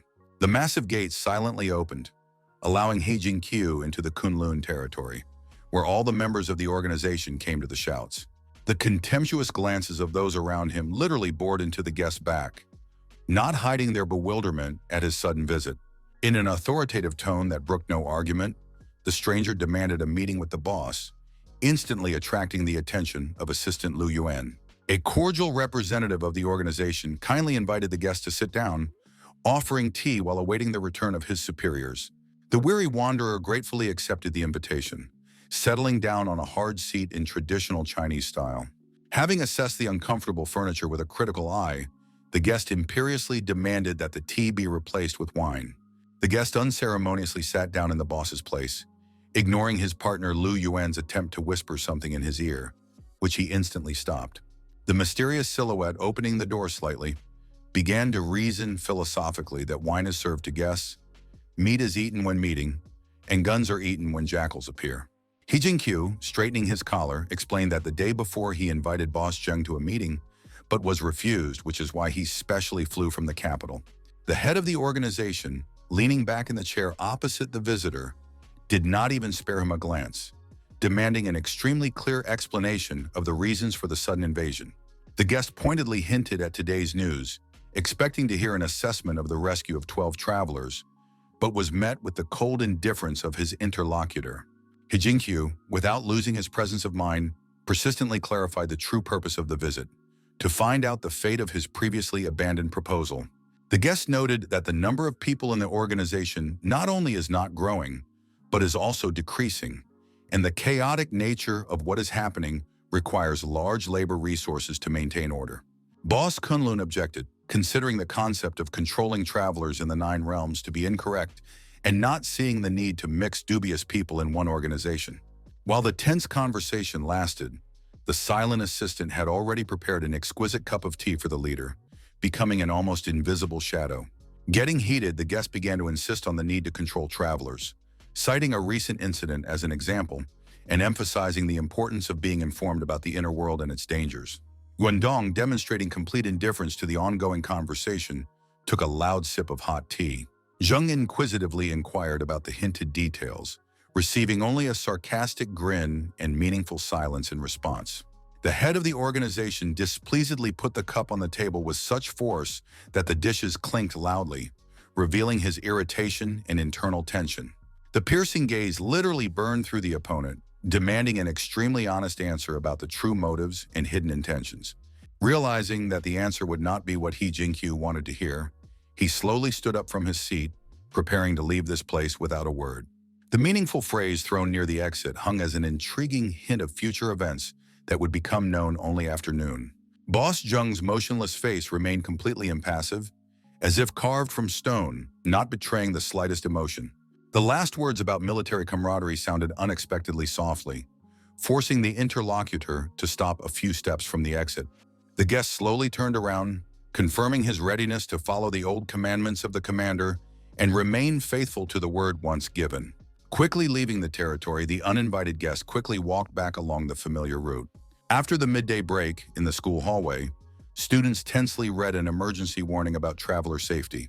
The developers have introduced a revolutionary group chat system for travelers, which allows them to share important information between researchers of parallel worlds. 12 dynamic data fortresses guaranteed absolute protection of each traveler's identity from external interference. Strategic materials will also from now on be published exclusively in a closed group space. The main character was surprised to analyze the personality of He Xiaoxiao, who obviously owned unique technologies of the inner world and managed to completely erase information about himself. The young man thought in bewilderment at the incredible speed of technology development. How was he Xiao able to move such massive equipment so quickly to create data fortresses? An unexpected hypothesis arose in his head. Perhaps there is not one person behind this, but a whole group that can transport components in parts. Having finished reading and locking his phone, Qingchen realized that he would dare to join the group only under the condition of complete anonymity of his identity. The constant thought that he Xiao himself would be able to obtain information from most of the participants did not leave him even on his way home. The group chat system began to feel like an elaborate trap, reminiscent of a crab cage. The metaphor of a fishing boat in northern waters perfectly described the creator's strategy. Patiently lay out the nets and wait for the crabs to swim into the trap. A sudden knock and the assumption that it was her brother who had come filled the room with the joyful cry of a little girl who ran to the door with delight. Qingchen actually came, holding a bag of cakes and fresh fruits, which he immediately gave to his neighbor for their kindness. The young girl curiously inquired about the whereabouts of her brother's classmates, but he casually brushed off the questions. The energetic little girl wasted no time in dragging her brother into the kitchen to show off her mother's incredible new mechanical limbs. A fleeting glance at the elegant mechanical hand fascinated the young man with its technology and perfection. The woman told a story about her unique prosthetics, which she received as gratitude for saving an important person from the Lee Consortium 2 years ago. The protagonist instantly realized the true source of the gift as he cast a meaningful glance at Xiaoyun, standing next to him. Anticipating possible exposure, the young girl quickly pulled her brother into another room, loudly calling on her mother to prepare dinner. Having settled down on the sofa, the young man immersed himself in his phone, while his curious sister bombarded him with many questions. In response to persistent questions about his personality in the inner world, the young man only mysteriously invited her to guess for herself. Realizing that guessing could take a very long time, Xiaoyun happily suggested exchanging secrets, but Chen categorically rejected this idea. The offended girl tried to hurt her brother, hinting at his secrecy, but he only smiled mysteriously. A sudden, persistent knock on the door interrupted their conversation, disturbing the fragile calm of the room.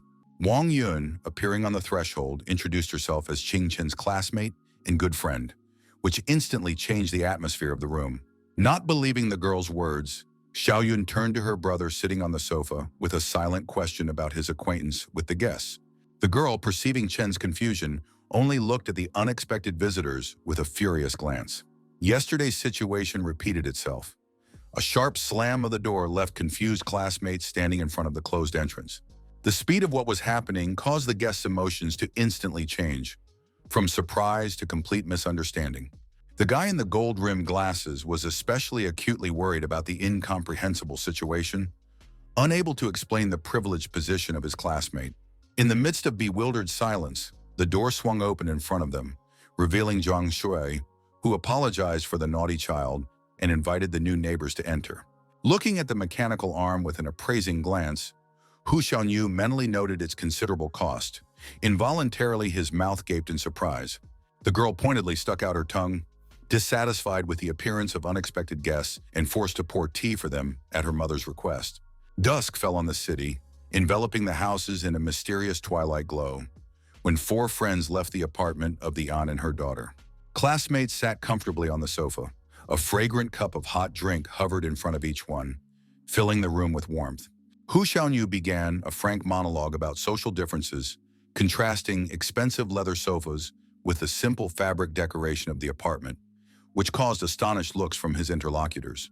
Paying attention to Zhang Shui's detailed mechanical arms, the young man pointedly noted their similarity with the consortium's technologies, emphasizing the inner wealth of the interlocutor. The guy insistently spoke about the need to overcome social barriers, but Bai Wanner was skeptical of his words, stubbornly insisting on her own superiority. When the interlocutor noticed her comrade's face filled with anger, she, slightly moderating her ardor, carefully inquired about further joint actions. Hu Xiaoyu decisively outlined a plan for transformation, replacing school uniforms, getting rid of signs of luxury, calling for simplicity and the search for mutual understanding. Wang Yun expressed skepticism about the ugly uniform of the foreign language school, dreaming of wearing the clothes she brought from home. Zhang Tianzhen sharply stopped attempts to deviate from the rules, although he internally recognized the reasonableness of the objections. There were 4 days left before the return journey, and the main character continued to improve his breathing technique. Opposite the mirror in the bathroom, the young man observed dramatic changes in his body. Sculpted abs and an athletic figure were a direct result of intense training. He pulled on his t-shirt with satisfaction, remembering Li Shutong's instructions on a magical breathing technique that could achieve the results of 5 years of training in 3 months. He walked briskly down the school corridor, ready to face the new day with unwavering determination. The first thing that caught your eye when entering the classroom was the new students, blending into the crowd in identical school uniforms. Nan continued to stealthily observe the strangers, pretending to be enthusiastic about programming, but his gaze showed real interest. The main character became aware of the girl's change in strategy when one of the new students asked for help with a math problem for the first time. As a joke, he directed Wang Yun to his red-haired classmate, not expecting further developments. But Nan Gengxian seemed to be in seventh heaven, taking every passing attention as a sign of special favor. The young man, with barely concealed irony, inquired about his friend's involvement in the hacker circles of the inner world, to which he received an evasive answer about a simple hobby. Mentally grinning, the hero reflected on the need to learn a new skill, remembering how Shangqi became a saving springboard within the prison walls. A sudden insight came to him, making his eyes widen. Japanese! After all, the mysterious bride from the inner world spoke a language that could only be understood with the help of an electronic translator. Taking the phone, the main character plunged into thought about ways to solve the mysterious circumstances of his incomprehensible situation. Entering the bride's name into the search bar, Chen was struck by an unexpected discovery. The girl not only existed, but was also a rising screen star. Wang Yun, quickly glancing at the screen of her interlocutor's phone, sarcastically commented on his obvious interest in the mysterious Japanese woman. The hero tried to hide his inner turmoil with a laconic denial, but his uncertain look eloquently revealed his true emotions. The initial goal of searching for information about Kashimiro Saran unexpectedly transformed into a fascinating immersion in the girl's biography. The mixture of Chinese and Japanese roots explained the linguistic versatility of Kashimiro, who was fluent in several languages. Soran's brilliant film career was impressive. A prestigious Japanese Academy Award and a leading role in a promising project promised her a dizzying rise in the world of cinema. According to the information received, the Kashimiro family was not isolated, which suggested that Chen could move freely between different territories. The mysteries of the inner world haunted the young man, who dreamed of receiving a detailed map of the inner world from Lin Xiaoxiao during the next transition. The bell signaled a change, and 4 newcomers met in the corridor, exchanging impressions and the first results of adaptation. Wang Yun characterized her classmates with open contempt, especially Qing Chen, who, in her opinion, gave the impression of a complete idiot. The girls sarcastically talked about the potential risks of a decline in academic performance, recalling sad examples of talented students who had lost their way. These conversations infuriated the guy with gold-rimmed glasses, who urged his friends to overcome their arrogance, insisting on the importance of mutual understanding and friendship between them. Suddenly, the dialogue was interrupted. The company heard the student telling the main character about the arrival of a foreign teacher and his desire to meet him. Hu Xiaonu asked the messenger with undisguised curiosity about the details of the meeting, but he could only vaguely hint at the long-standing friendly relationship between the teacher and Chen. The story of friendship with a foreign teacher was revealed through small details, joint language practices, and even foreign gifts. Suspicions grew, and the interlocutor sharply turned to Baiwaner, trying to get confirmation or refutation of his thoughts about Qing Chen's possible eavesdropping on their conversation. Internal tension grew, expressed in the tightly clenched fist of the guy in gold glasses, who could barely restrain his emotional outburst. The need to establish the truth became increasingly obvious, causing Hu Xiaonu to frantically search for ways to confirm her suspicions. A caring aunt was fussily preparing a family dinner, occasionally glancing at her daughter, who was enthusiastically watching a cartoon in the next room.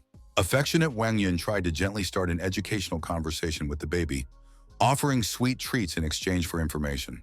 The girl generously handed over a whole handful of chocolates, hoping for a mutually beneficial dialogue with the curious little girl. The interlocutor carefully asked about brother Qing Chen, secretly dreaming of learning more about the mysterious travelers. Wang Yun's attentive gaze slid over the child's facial expressions, analyzing the slightest nuances of the reaction and realizing that its uncertainty contained more information than a direct answer. Bai Wanner smiled softly and asked if the girl had ever raised this exciting topic about travelers directly with her brother. Along the way, unwrapping another candy, Zhao Yun only said that Chen persistently advised her to focus on education and not fantasize about incredible movements. Wang Yun continued the questioning, persistently finding out the details of what she heard, while the girl enthusiastically devoured sweets, talking about her brother's skeptical attitude towards travelers. The interlocutor's internal monologue was filled with doubts. The strange statement about the travelers was more reminiscent of veiled envy, admiration, and carefully hidden self-consolation. One of the girls enthusiastically praised Xiao Yun's childish charm, gently stroking her head as a sign of sincere sympathy. Leaving the apartment, the guests warmly said goodbye to the hostess, and her daughter happily waved to them at the end, personifying childish spontaneity and openness. At the entrance, the friends exchanged glances, discussing the veracity of what they had heard and coming to a unanimous opinion about the innocence of the baby. The conversation between the friends tended towards the idea that his brother had no connections with travel, allowing Hu Xiaon to feel calm, unaware of Xiao Yun standing quietly outside the door. Suddenly, painful memories of her own father, who once also plied her with sweets before his cruel treatment of her mother, surfaced in the girl's memory. Without thinking for a second, she mercilessly threw the chocolate candy into the trash can, as if getting rid of bitter memories and false flattery. Xiao Yun stared into the void for another moment, allowing the painful memories of the past to slowly dissolve into the silence of the surrounding space. The main character was immersed in his usual activities when a sudden knock on the door disrupted the usual flow of a quiet evening. Creaking the door, he found a smiling Xiao Yun on the threshold, intuitively feeling that there was something more hidden behind this visit than simple childish curiosity. Passing by the kitchen, she offered to try the beef cooked by her mother in a pressure cooker, but the main character coldly rejected the hospitable offer. Holding out the only chocolate candy in her palm, the girl looked with hidden hope and intrigue in her eyes. Having informed her brother about the sisters' visit and their questions, she handed over the candy with a warning to be careful and vigilant. The young man carefully examined the candy, suspecting that the interest might be related to his relationship with the foreign teacher. Suddenly interested in the origin of the sweet, he persistently asked his sister about buying chocolate, to which she carefreely sat down on the sofa and began to dangle her legs. The girl's sincerity melted his heart, causing him to smile warmly in gratitude for the thoughtful gift. Lost in thought, the main character shared observations about the enemy of his new neighbors named Chen Liu from City 7, intriguing his sister with questions about the possible motives for the persecution. The girl's smile instantly turned into an impenetrable mask. She folded her hands in front of her, making her brother interested in the true reason for her sudden change. An internal conflict grew between the characters, where the girl persistently sought to reveal the secret of Chen's identity, and he adamantly remained silent, protecting his secret. Changing tactics, she resorted to cunning, pleadingly asking for help with her homework. But Qing remained unmoved, even despite the pleading look of her large, expressive eyes. Irritated, Shoyun began to talk about ways to get rid of annoying neighbors, while the young man methodically rearranged everything in the kitchen. The internal monologue turned into a plan. Hiding attracts attention, so the best strategy is to redirect the focus to Liu Deju, using him as a cover. Realizing the criticality of the financial situation, Qing Chen mentally planned a detailed conversation with Liu Deju, realizing that supplies of food and money were catastrophically depleted. The girl, trying to dispel the tension, suggested a family trip on the eve of the national holiday, hinting at a desire for a joint holiday. The guy postponed the discussion with slight disappointment, citing the need for additional consideration, to which the girl happily agreed, carefreely opening the door. As soon as she closed it, the main character quickly took out his phone, preparing for the next manipulations. A specially downloaded application for learning Japanese became his temporary refuge from the problems that had befallen him. 10 seconds before the transition, Qing Chen methodically stuffed the flash drive into his mouth and gripped the handle of a sharp knife, preparing for another transformation of reality. The space was distorted again, and the hero found himself in an unfamiliar place. The first thing that caught his eye was the familiar legs of the boss. Incredibly, the young man materialized in exactly the same place from which he had disappeared, as if time had frozen. The boss and subordinate froze in identical poses, as if only 1 second had passed. The high-ranking personality, with undisguised tension in his voice, muttered the only question about the return of the traveler. The young man nodded affirmatively, pulling out from behind his cheek a tarnished flash drive with a characteristic metallic sheen. He looked carefully at his own hand. Instead of a knife in another world, only its handle remained, which made it possible to conduct a successful experiment to determine the boundaries of the transfer of objects. Chen also remembered to look at the timer, counting down the remaining 2 days until the countdown, which made him think about the intricacies of interdimensional travel. The familiar prison 18 greeted him completely differently. Instead of cold loneliness, there was now a feeling of expectation and presence, which caused a barely noticeable smile. The space seemed a little gloomy and empty, but he liked it quite well, especially since Ye Wan had already prepared another container of food. Chen handed the teacher a flash drive, accompanied by information that, as he promised, he recorded several games in Shanqi. The main character inquired about possible changes in the moving process, noting to himself the fundamental difference. Now he is being watched by professionals. Li Shuten developed a detailed explanation of the nature of interdimensional transition, describing the smallest nuances of force field changes lasting less than a second. The hero's internal monologue was filled with deep reflection about fate in the inner world and the possible consequences of his disappearance. Having begun a story about the energy of his own body, the young man was interrupted by his boss, who vaguely hinted at the prematureness of a full revelation. Qingchen continued to talk about his desire to continue training, but the mentor suggested something more interesting: to go beyond the known world. The young man's curiosity knew no bounds, which was expressed in persistent questions about the purpose of the upcoming journey.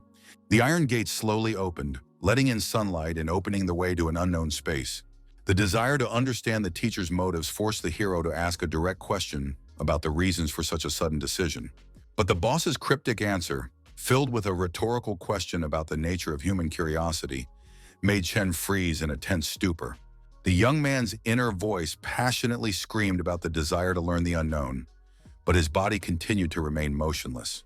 The city in the clouds resembled a steel forest, with holographic projections representing a world of travelers, far from the cramped iron box of the prison. The mentor subtly hinted at the need to develop adolescent spontaneity, emphasizing the importance of emotional flexibility before setting out on one's own. The intrigued young man received an explanation that the landscape seen by other travelers must certainly be seen by Li Shutong's student. A mysterious smile slid across the lips of the interlocutor, promising that in the evening he would reveal the greatest secrets and show the best city landscape. Yuang approached quietly and held out a mysterious box, telling Chen that what was inside should hide the young man's true identity. The lid of the box opened, revealing an elegant cat mask, a symbol of reincarnation and hidden essence. The massive gate began to slowly rise, creating a ceremonial pause before the release of 4 figures, frozen in anticipation of its full opening. The hero looked around the area outside the prison, feeling the first breath of freedom and understanding of the coming changes. The long-awaited freedom that he had been striving for so long now seemed very close and tangible. City 18, First District. A huge tower in the middle of an endless space, where the pouring rain created a mysterious atmosphere of change. The restaurant manager informed diners about the exclusive reservation for the Sunshine Pavilion, offering compensation coupons as a courtesy. The outraged visitor attempted to challenge the decision, suspecting influential interference by the Li or Qing families. The restaurant representative decided to resolve the conflict by presenting the business card of the mysterious booking organizer, Li Dongjie. The couple quickly left without causing a scandal, although the girl was clearly perplexed about the reasons for the sudden departure. But the young man insisted on calm and postponed plans. The vehicle stopped, releasing the boss and the main character, who were solemnly greeted by representatives of the restaurant. The waiter bowed and announced that the place was ready, emphasizing that the surveillance cameras were turned off, and presented the signature stew and a special sauce. The second waiter approached the main character, offering the same thing as the boss, but Chen politely refused. Li Shuten, flashing a mysterious smile, meaningfully dropped a hint about the inevitable adaptation to the cruel reality of a world where money and power decide absolutely everything. The main character, having caught the deep implications of what he heard, could not resist looking back one last time as if trying to see something. A perplexed question about the reasons for staying in prison when you can freely leave hung in the air when the interlocutor laconically answered about unfinished business there. The young man's persistent questions about the time of day and the restaurant's operating hours did not stop as they continued their wanderings around the tower. A high-ranking personality succinctly outlined the truth. This city never plunges into calm. Its life flows in a continuous stream. The scientific revelation about the revolutionary technology of neural connection plunged the hero into shock. Just 3 hours of sleep can completely restore the human body. The dark side of the innovative technology was revealed in a warning about irreversible consequences. A complete loss of the ability to fall asleep after a month of use. Bitter examples of technological experiments, from genetically modified plants to infertile cattle, revealed to the hero the true price of scientific progress. The young man, hidden by an impenetrable mask, peered into the urban landscape, trying to catch the slightest detail of the panoramic view. The dizzying height of the restaurant offered a breathtaking view, where the cruise ship, cutting through the sky, shimmered with incredible colors. A chilling revelation about the transport of a mechanical cult has exposed the monstrous truth about the methods of obtaining energy through the blood of followers. A plate with an exquisite meat dish, decorated with herbs, stood majestically on the table. The waiters, like inanimate statues, stood silently observing the ceremonial action taking place. Li Shutong wasted no time in starting his meal, masterfully wielding chopsticks under the gaze of a guy who was inquiring about his cutlery. The caustic remark about the impossibility of eating while wearing a mask sounded like a mockery of the young man's helplessness. The main character's hunger pangs became more and more obvious when juicy pieces of meat with a delicious sauce disappeared in the interlocutor's mouth. The man motioned to the waiter and ordered him to bring a large bowl of noodles with thick bean paste for the main character. In an instant, an impressive plate appeared in front of Chen, emitting an appetizing aroma, and wooden chopsticks were carefully laid out next to it. The high-ranking official, with one movement of his hand, ordered the waiters to leave the premises immediately. Left alone, Li Shuten quietly suggested that the main character take off his mask and start eating.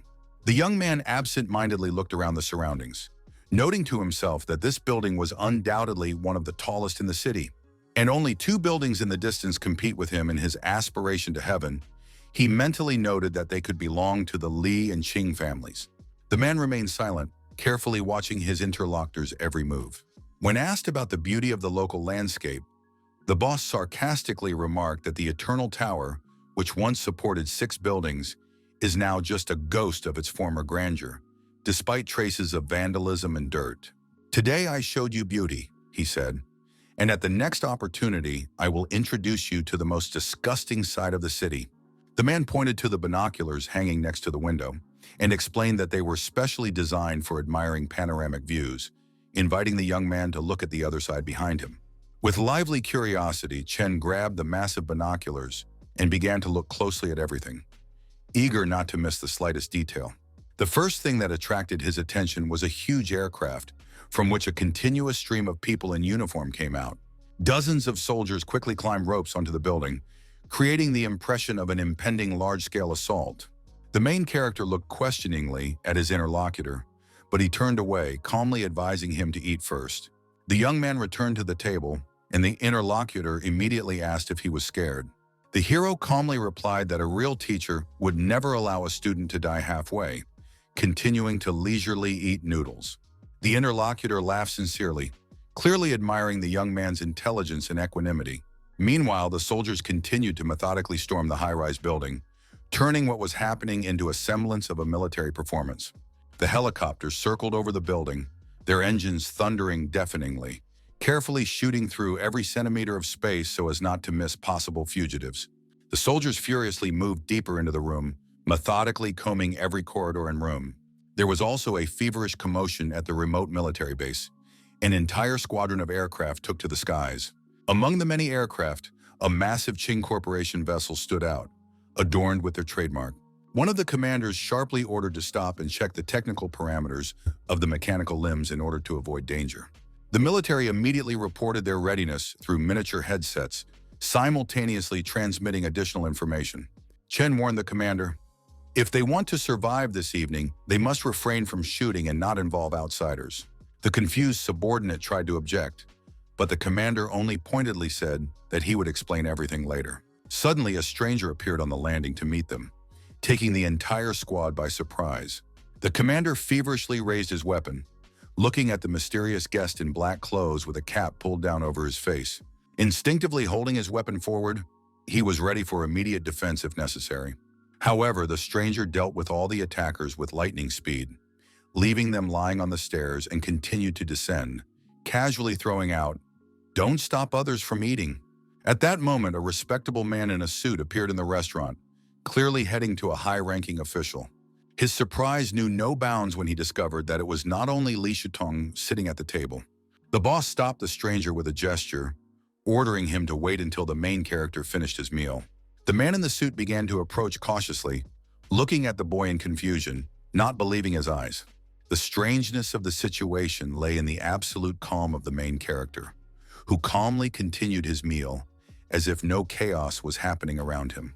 Having finished the last bite, the young man put on a cat mask and joyfully announced the end of the meal. This exclamation became an unspoken signal. The stranger approached the table where Li Shutong greeted Chen Yehu, the eldest grandson of the powerful Chen family. The guest was laconic, firmly stating that they had no intention of starting a war with the knights in Hensha, so he asked to immediately return to prison. The boss calmly assured the interlocutor they would sit for a while, talk, and leave. The guest agreed, promising not to interfere and to follow them.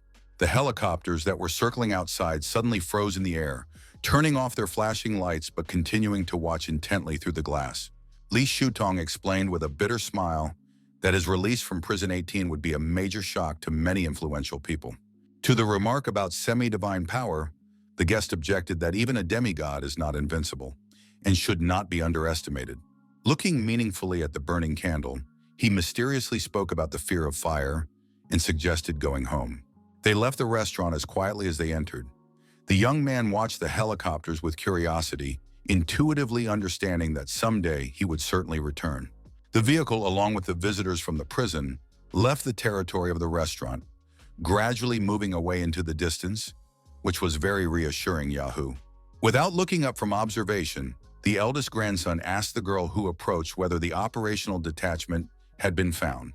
She replied that yes, but people are unconscious and perhaps there was an ambush at the emergency exit. With slight sadness, Chen Yehu admitted that their security network was too weak and decided to retreat, returning home to rest. News of Li Shutong's return spread throughout the city faster than he could move. People wondered about hidden plans, realizing that upcoming events could have disastrous consequences for the Federation. The boss asked the young man if he understood the reasons for wearing a mask, to which the hero suggested a reluctance to reveal the nature of their relationship to outsiders. The high-ranking official continued the intriguing interrogation, hinting at some hidden imbalance between them, closely observing the reaction of the interlocutor. The hero responded with sincere gratitude that he understood the complexities of his own shackles, demonstrating incredible wisdom and kindness that even the mask could not hide. The mentor recognized his unlimited potential, emphasizing that the young man must be as prepared as possible before entering the battlefield. The teacher saw his role only as guiding Qingchen part of the way and seeing how far he could go. The hero asked with undisguised interest about the possibility of new exits, to which the boss responded meaningfully with a question about his desire to play. The young man answered sharply in the affirmative, not noticing that his huge brown eyes betrayed personal interest and excitement for the upcoming adventures. The mentor laughed and promised to find an opportunity for a new game in a few days. Qingchen glanced at the countdown, which read 45 hours, and carefully lowered his shirt sleeve. As he continued his journey, he reflected on the past 3 hours, noting that they had been simply magnificent. In the parallel world, Lu Yuan and Zheng Yuandong discussed the latest news, realizing the need to negotiate with Liu Deju. The assistant explained that this particular high school student had an affinity for a high-ranking person, noting Li Shutong's importance in the inner world. Guangdong said that he trusted his intuition and believed Liu Deju could not please a person like Li Shutong. There should be a third traveler in Prison 18. The boss of the Kunlun organization firmly stated that their only task was to find the mysterious traveler. The 9th district of the second city contrasted sharply with the beautiful high-rise buildings. Devastation, garbage cans, and dilapidated buildings reigned here. But at 3 o'clock in the morning, People wandered through such areas with special interest who were not afraid of either rats or swamps that could stain expensive shoes. One such person is He Jin-kyu, who entered the boutique where the saleswoman was immersed in her phone, listening to the news. The woman didn't even notice the man entering until he tapped his prosthetic hand on the table. She immediately apologized, but the visitor demanded calm and reported 2 urgent orders. He ordered to interrupt communication with Dong Suyue and Tian Xiaomiao, who were discovered by the consortium as travelers, and to collect as much information as possible about Li Shitong. He Jin-kyu threateningly stressed the need to get Liu Deju before Kunlun did, hinting at a possible replacement at the slightest mistake. He also ordered the saleswoman, after returning, to undergo additional training from instructor Zhang Zhongyu, to which the interlocutor unquestioningly agreed. The squalid slums became the perfect haven for shady characters, where security cameras lost all power and anonymity became an absolute reality. The inner world seemed motionless, but behind the glass barrier, the hysteria of the newcomers was growing, begging for release with incredible intensity. The hero, immersed in a deep sleep, could barely distinguish desperate cries, realizing the strange feature of the past night: the absence of new prisoners. The deafening roar and furious screams did not disturb the peace of the exhausted prisoner, who only turned on the other side, continuing to quietly snore. Li Shutong, the picture of equanimity, glanced at his tablet, studying the news as a faint smile lit up his face. The blonde, watching the boss, caught his amazing calm in the face of the sudden uproar outside, as if what was happening did not concern him at all. Guo Huchan, rushing in unceremoniously, demanded information from Lin Xiaoxiao about the night's events, begging him to take him with him in case of any troubles. The ward asked with curiosity how the prisoner knew about what was happening, given the lack of means of communication. The caustic taunt about the potential threat from the consortium sounded provocative, but the giant continued to insist on his exclusivity and innocence. The simple desire to taste the stew caused a skeptical grin from the blonde, who understood that the whole world would never believe in the carefree walk of a dangerous demigod. Leaning back in his chair, he fixed his gaze on the ceiling, reflecting on the equanimity of his boss and the strange carelessness of an 18-year-old prisoner who continued to sleep in the middle of the day. A sudden voice on the loudspeaker, announcing the number and the visitor, forced the prisoner to barely open one eye, disturbing his usual serene state. The giant, full of bewilderment, began to ask about the unusual nature of the visit, but the blonde warned against excessive curiosity, hinting at the boss's dislike for the boy. Having quickly gathered himself, the hero, under the watchful supervision of robotic guards, headed to the cell for a meeting. The creaking door slowly opened, letting in a guy whose gaze was losing its former vigilance. An incredible shock gripped the young man. Sitting opposite him was a girl whom he had not expected to see at all. Kashimiro Soran, his fiancée, sat in her prison cell with the equanimity of a seasoned diplomat. The first question escaped his lips about the purpose of the visit, but the girl's gentle smile instantly dispelled the tension. She brought home-cooked food. Having carefully opened the container, Kashimiro demonstrated a culinary masterpiece, making excuses for the low quality of prison food. The young man, overcoming the awkwardness of unfamiliarity, reached for the treat, internally surprised at such frequent visits from an unfamiliar person. Sorain began with a frank story about her arrival in the city of 18, with the elders who entrusted her with taking care of the guy. But soon she admitted that she felt uncomfortable next to them, and her voice trembled a little. But the hero continued to watch with an impenetrable gaze, without betraying the slightest emotion. With the excitement of a researcher, the young man opened the container, instantly putting a piece of food into his mouth, causing the girl's eyes to widen in surprise. Each piece eaten was accompanied by mental admiration for the culinary talent of the interlocutor. The silent scene continued. Chen slowly devoured his food, and his bride did not look away from her gaze. Suddenly, yesterday's situation repeated itself. Kashimiro briefly lowered her head and barely audibly said something in Japanese. When asked directly what she had just said, the girl calmly replied that she had not said anything, hinting only at some special language that only their family could understand. Rising quickly, she said goodbye, and heading towards the exit, she promised to meet again soon. Lin Xiaoxiao was completely at a loss, his eyes widening in confusion. The prison deprived him of any fun, although the blonde dreamed of communicating with Qing Chen, but was forced to maintain ostentatious indifference. He thought about his interlocutors. The conversation with Ye Wang was not going well. He wanted to stay away from the giant, so the young man rocked on his chair, immersed in his thoughts. Suddenly, the massive gate behind the blonde began to creak open, attracting his attention. The security robot carried Liu Deju in front of him like a limp doll, but the main concern was that contact with Qing Chen was inadmissible. In a whisper of warning, the blonde turned to Li Shutong, saying that this man should not be released. But the boss, without taking his eyes off the news, only said, "We'll sort it out in the evening." The security robot continued on its way to the liberation site, unaware of the impending changes. Having received a brief message from his subordinate, the robotic guard instantly turned around and headed in the opposite direction to lock up the violent prisoner again. Liu Deju, shuddering with despair, screamed loudly about the incomprehensible movements.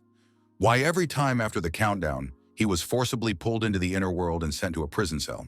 The door to his cell suddenly swung open, and a mysterious masked prisoner appeared on the threshold.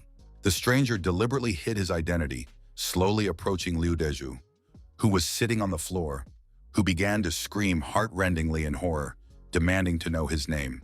Continuing to strain himself with fear and covered in cold sweat, the high school student suddenly realized that in front of him was the third traveler of Prison 18. What are you going to do?" the frightened young man cried, backing along the floor while the masked stranger with a tablet continued to approach inexorably. After writing a short message, the traveler unfolded the tablet so that the frightened Liu Deju could read. "I saw the news. You were mistaken for me." In a pleading voice, the student began to swear his innocence, promising to immediately admit his mistake. Turning the tablet toward the prisoner again, the hero wrote a laconic "don't," which immediately raised a counter-logical question from the high school student about the stranger's intentions. The demand for open confession that flashed on the screen instantly paralyzed the high school student, who burst into hysterical screams, fearing persecution. Choking with tears, he began frantically talking about strange circumstances, about surveillance from the top floor of the building across the street, about a paparazzi on the bike path who insisted on riding fast for filming. The masked hero coldly inquired about the term of imprisonment, to which he received an honest answer about ignorance of such information. The tablet brutally exposed the truth. Robbery, theft, attempted murder. The combined sentence was an incredible 99 years and 7 months. The high school student cursed in shock, but suddenly insight illuminated his frightened mind, forcing him to quiet down. Having calmed down a little, Liu Deju suspected his interlocutor of secrecy, suggesting that he used only written communication, avoiding oral communication for fear of being recognized. Qing Chen brought his head as close to his opponent's face as possible, and in a sharp voice revealed the monstrous truth. The club deliberately framed the young man so that he would take the blame upon himself. The student, shuddering with fear, realized that the stranger's voice did not evoke any memories. Realizing his mistake, he hastened to apologize. Now that the voice was heard, the masked prisoner was able to begin a calm conversation about the primary purpose of his visit. It was a deal whose plan was very clear. The high school student continues to play the role of Li Shutong's acquaintance, and the guy helps to drop all charges against him. The high school student was suspicious of the possibility of dropping the charges, but the masked hero confidently promised to find the true criminals and get them to confess. The student carefully clarified the last details of the deal, realizing his own vulnerability and the complete lack of alternatives. A heavy awareness of the hopelessness of the situation put pressure on the teenager's psyche, forcing him to make risky decisions. Quickly assessing the circumstances, he agreed to the deal, demanding immediate details while the mysterious stranger stood motionless in the cell opposite. The masked interlocutor calmly explained a cunning plan: to use the identity of a high school student as bait to establish contacts in the outside world. Taking his time to shake hands in agreement, the pragmatic schoolboy carefully demanded guarantees of personal gain, tempting prospects for reward, improved nutrition, access to news, virtual entertainment, instantly widened the interlocutor's eyes. The young man carefully studied the mysterious prisoner, intuitively recognizing him as a third traveler, but not believing in his real influence in the prison world. The student emotionally showed fresh wounds, talking about the dire consequences of possible betrayal and the risk to his safety. The main character demanded a detailed story about the origin of the injuries, because he had been interested in these circumstances for a long time. The story of the assassination attempt related to Li Shutong sounded like a complex, intriguing puzzle that made Qing Chen seriously think about the risks. The guy casually continued to mentally analyze the situation, realizing that the found star sample was too valuable to allow it to die mediocrely. The stranger calmly clarified the details of the defense, to which the student sitting on the floor immediately blurted out, "Gene injection." Qing Chen pointedly turned away, briefly closing his eyes, plunging his interlocutor into a panicky fear of missing out on his only chance. In an instant, the third traveler vaguely hinted at the possibility of obtaining the drug, instantly highlighting a ray of hope on the high school student's face. Turning halfway, the interlocutor significantly emphasized the terms of cooperation, demanding evidence of complete loyalty. With incredible intensity, Liu Deju began to describe his potential capabilities, practically spewing out a passionate monologue about 4 people ready to get closer. He enthusiastically described the incredible wealth of his potential contacts, mentioning legendary watches worth hundreds of thousands. The student enthusiastically proposed to mine gold bars, focusing entirely on material gain for the mysterious interlocutor.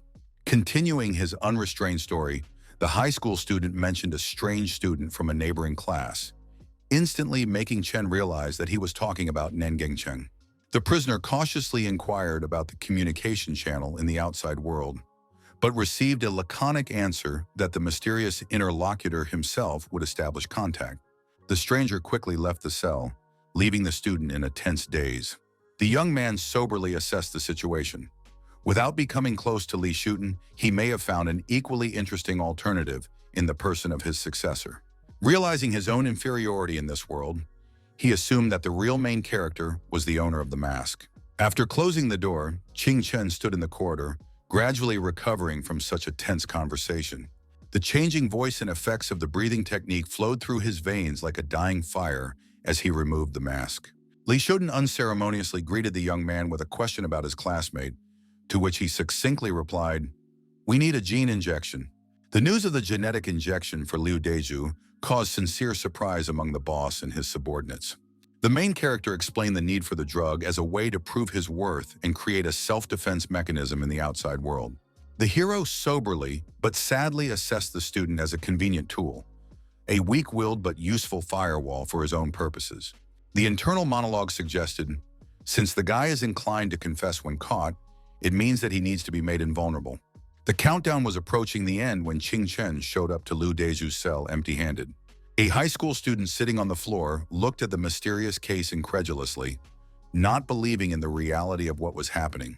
The third traveler instructed his interlocutor very clearly, demanding absolute attention to every detail.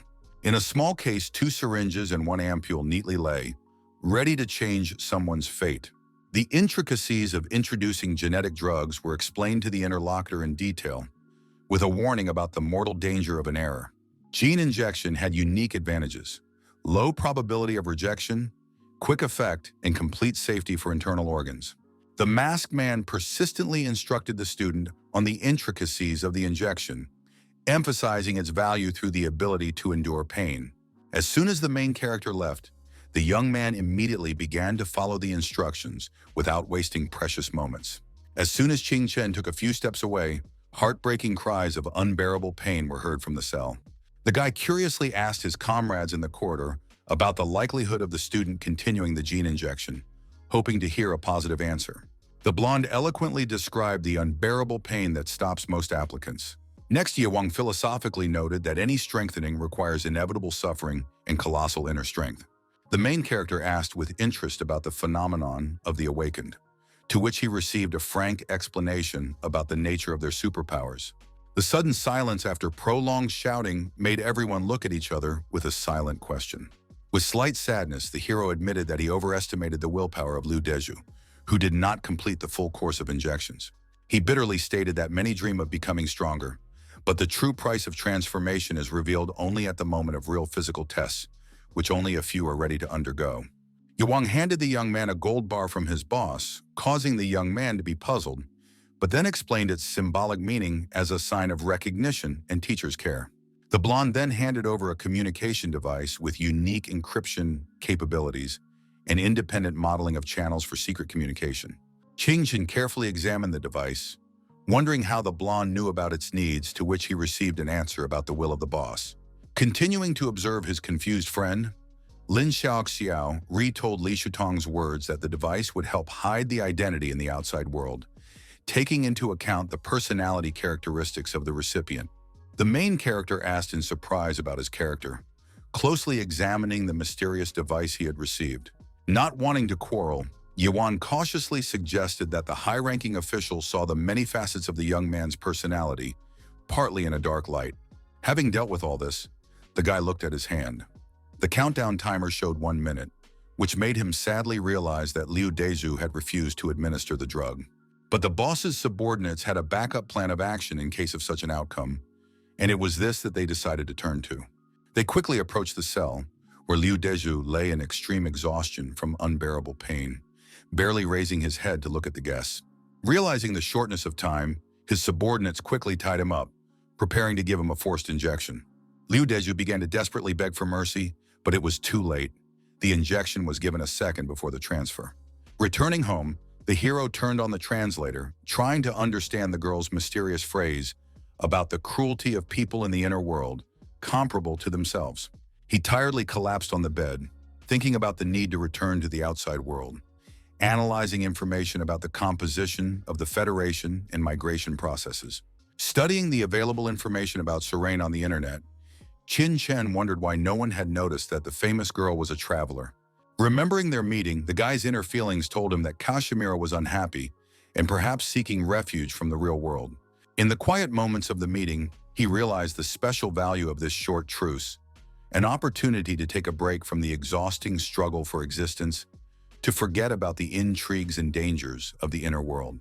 Filled with interest, the main character did not forget to pay attention to the timer, inexorably counting down 48 hours until the return trip. The sudden sound of multiple alerts broke the silence of the bedroom, causing the hero to tense up. The news feeds exploded with information about the return of Liu Dezhu and his prolonged heart-rending screams in the middle of the night. In the morning, the depressed schoolboy slowly made his way to the educational institution, trying to ignore the annoying paparazzi who besieged him from all sides. Journalists surrounded him, trying to be the first to get exclusive information about the mysterious events of the past night, directly from the first person. Whispers and sidelong glances followed him. Conversations about the night cry, legends of the inner world became louder, causing even greater oppression. The sudden fall of the journalist created an eerie atmosphere. It seemed that something impossible had happened. The magical nature of what was happening hung in the air.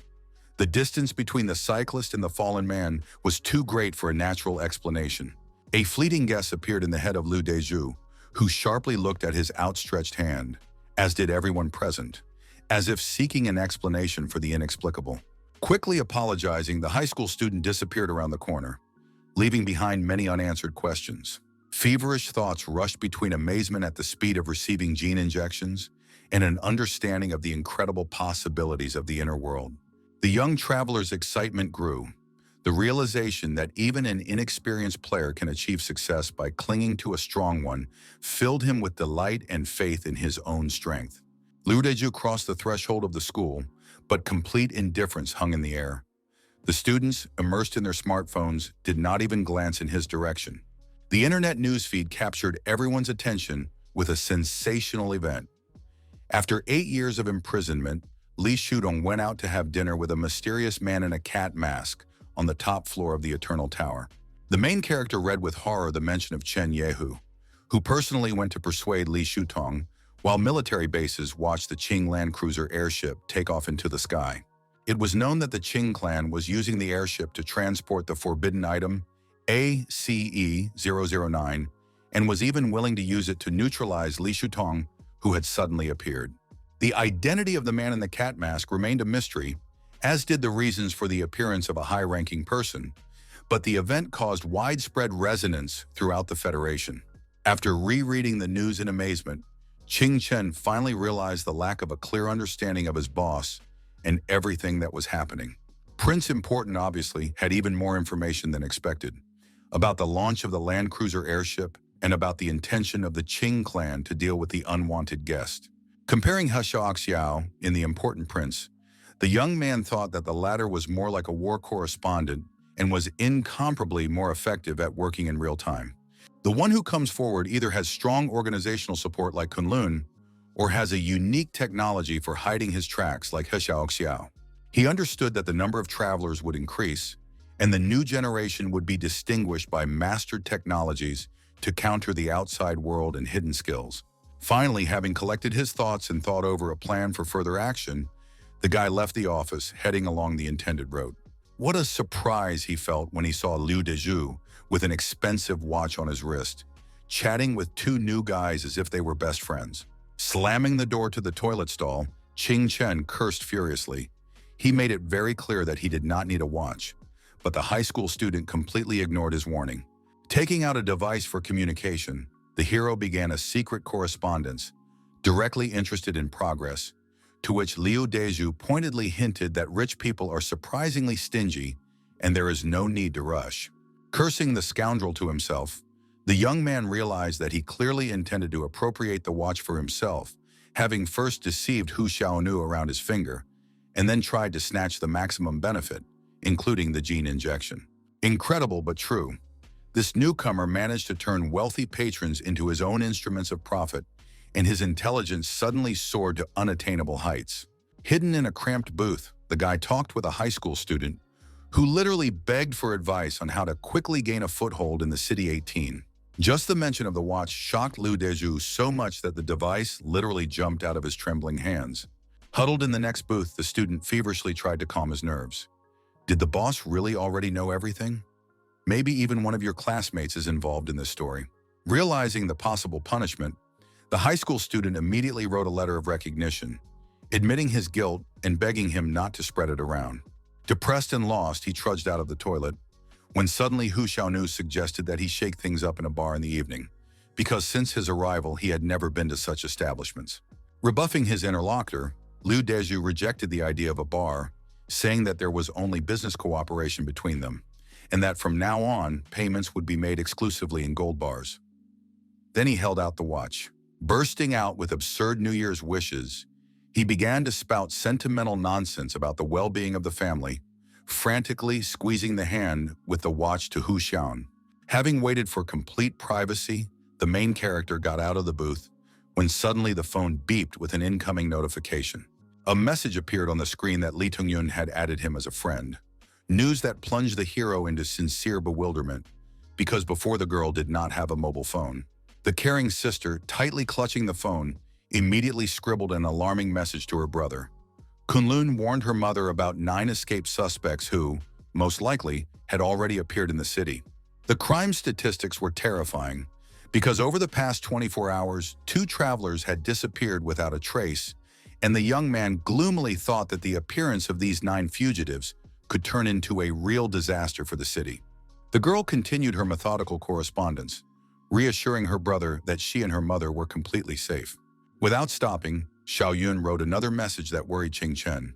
She asked that she and her mother be allowed to live with him, adding that they were ready to sleep even on the floor. Returning to the booth, he reread the news about 3 missing travelers who had revealed information about themselves in the city of Luo, where there were already more than 200 travelers, and almost a fifth were in danger. The hero was perplexed, realizing that the number of registered world explorers was probably underestimated, and they arrived in the city without haste, unable to obtain detailed information. Realizing the situation, he warned his neighbors about returning home early, promising to first scout out the situation and make sure there were no suspicious characters, stopping at the grocery store along the way. On his way back, he spoke with a high school student who talked about his potential breakthrough, his willingness to receive some gold bars as an advance, and his desire to improve his prison conditions. This time, the 9 suspects were distinguished by their organization and the presence of a clear plan, and in the intervening time, none of them had been caught. The young man mentally summarized that such a criminal organization poses the greatest danger when approaching the gates of the agreed meeting. He went inside, making sure that the surrounding space was familiar and there were no strangers. The furniture was in its place. The morning layout of the curtains had not changed. There were no signs of an ambush. Entering the entrance, he wrote to his sister that he was waiting for them at his place and the door would be open for their arrival.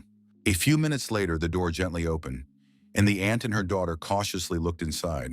Seeing the young man, the little girl happily jumped onto the sofa, clearly feeling safe, while her mother and Chen discussed how, as a non-traveler, he was not suspicious.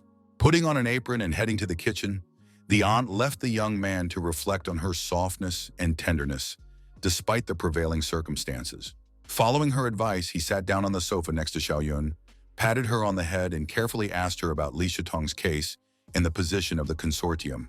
Due to the lack of interesting cartoons, the girl watched her brother and talked about rumors from her inner world that the sudden appearance of a man after a long silence caused a real shock. Qingchen prepared a sleeping place, spreading out a narrow sofa for himself, giving up a room with a soft bed to his aunt and daughter. When the child inquired about the whereabouts of the young man during Li Shuten's dinner, he answered without hesitation that he was traveling on a light rail train and had only seen an aircraft near the Eternal Tower. Continuing the game of ignorance, the hero tried to ask his interlocutor about the reasons for the imprisonment of a high-ranking person, to which the girl rolled her eyes, considering the question inappropriate. She stated that she had shared enough information, and now it was brother Qing Chen's turn to share his information. But he could only talk about the outside world, planning to join a group chat, having previously received a data protection program from the inside in order to hide from potential persecution. With a piercing gaze, the interlocutor clarified the boundaries of the information exchange, hinting at the secrecy of awareness and the intention to reveal true motives. A sudden deafening roar broke the silence of the confidential conversation, causing the girl to cower in fear. Xiaoyun frantically glared at the guy, instinctively seeking protection from the sudden noise that echoed from the top floor. Nightmarish news about cruel kidnappers capable of unimaginable atrocities swirled in his head, while the young man intensely peered at the ceiling, realizing that there should be no one up there. The child again shuddered with fear, but the main character with a calming gesture urged her to hide and listen carefully. Xiaoyun reached for the remote control, intending to turn off the TV and create the illusion of an empty apartment, but the guy decisively stopped it. The logic was simple. They definitely saw the lights on in the hero's apartment, so pretending to be absent now would be fraught with unpredictable consequences. Realizing the fragility of the frightened girl, the young man turned around and barely audibly whispered, "Don't be afraid, I'm near," patting her hand encouragingly. Xiaoyun was still shaking with fear, but after his encouragement, she nodded gently and began to wipe away her tears. Not forgetting about his aunt, who was busy in the kitchen, the guy carefully handed her a note warning her about the bandits upstairs and urging her to remain calm. But it was difficult to do. The woman was literally choking with fear, tears slowly filling her eyes with clouded horror. Continuing to cook, she tried to make as little noise as possible, but every extraneous sound, from the ticking of a clock to dripping juice on the table, plunged her into panic. Having completed the preparation, the aunt carefully placed the pan on the table, with minimal noise while the clock continued to methodically count down the time, building tension. She quietly approached the main character, looking into his eyes with confusion, as if asking what they should do now. A sudden deafening crash and heavy footsteps interrupted the attempt to pass the note, causing the adults to go cold with growing horror. It became obvious that these were the steps of a mechanical prosthesis, far from the natural human gait. The footsteps were followed by a chilling grinding sound, forcing the hero to instinctively close his eyes to catch all the noise. The sound of the zipper of his clothes rubbing against the floor. A sharp insight pierced my consciousness. Someone was already in the room, hiding on the floor and carefully listening to the noise in the apartment below. The apocalyptic landscape outside the window, heavy rain, rumbles of thunder and blinding lightning, intensified the feeling of an impending threat. The usual evening routine turned into a tense operation to maintain confidentiality from an unseen observer. The grinding did not stop, and then there were dull thuds, signals that the stranger was heading towards the kitchen.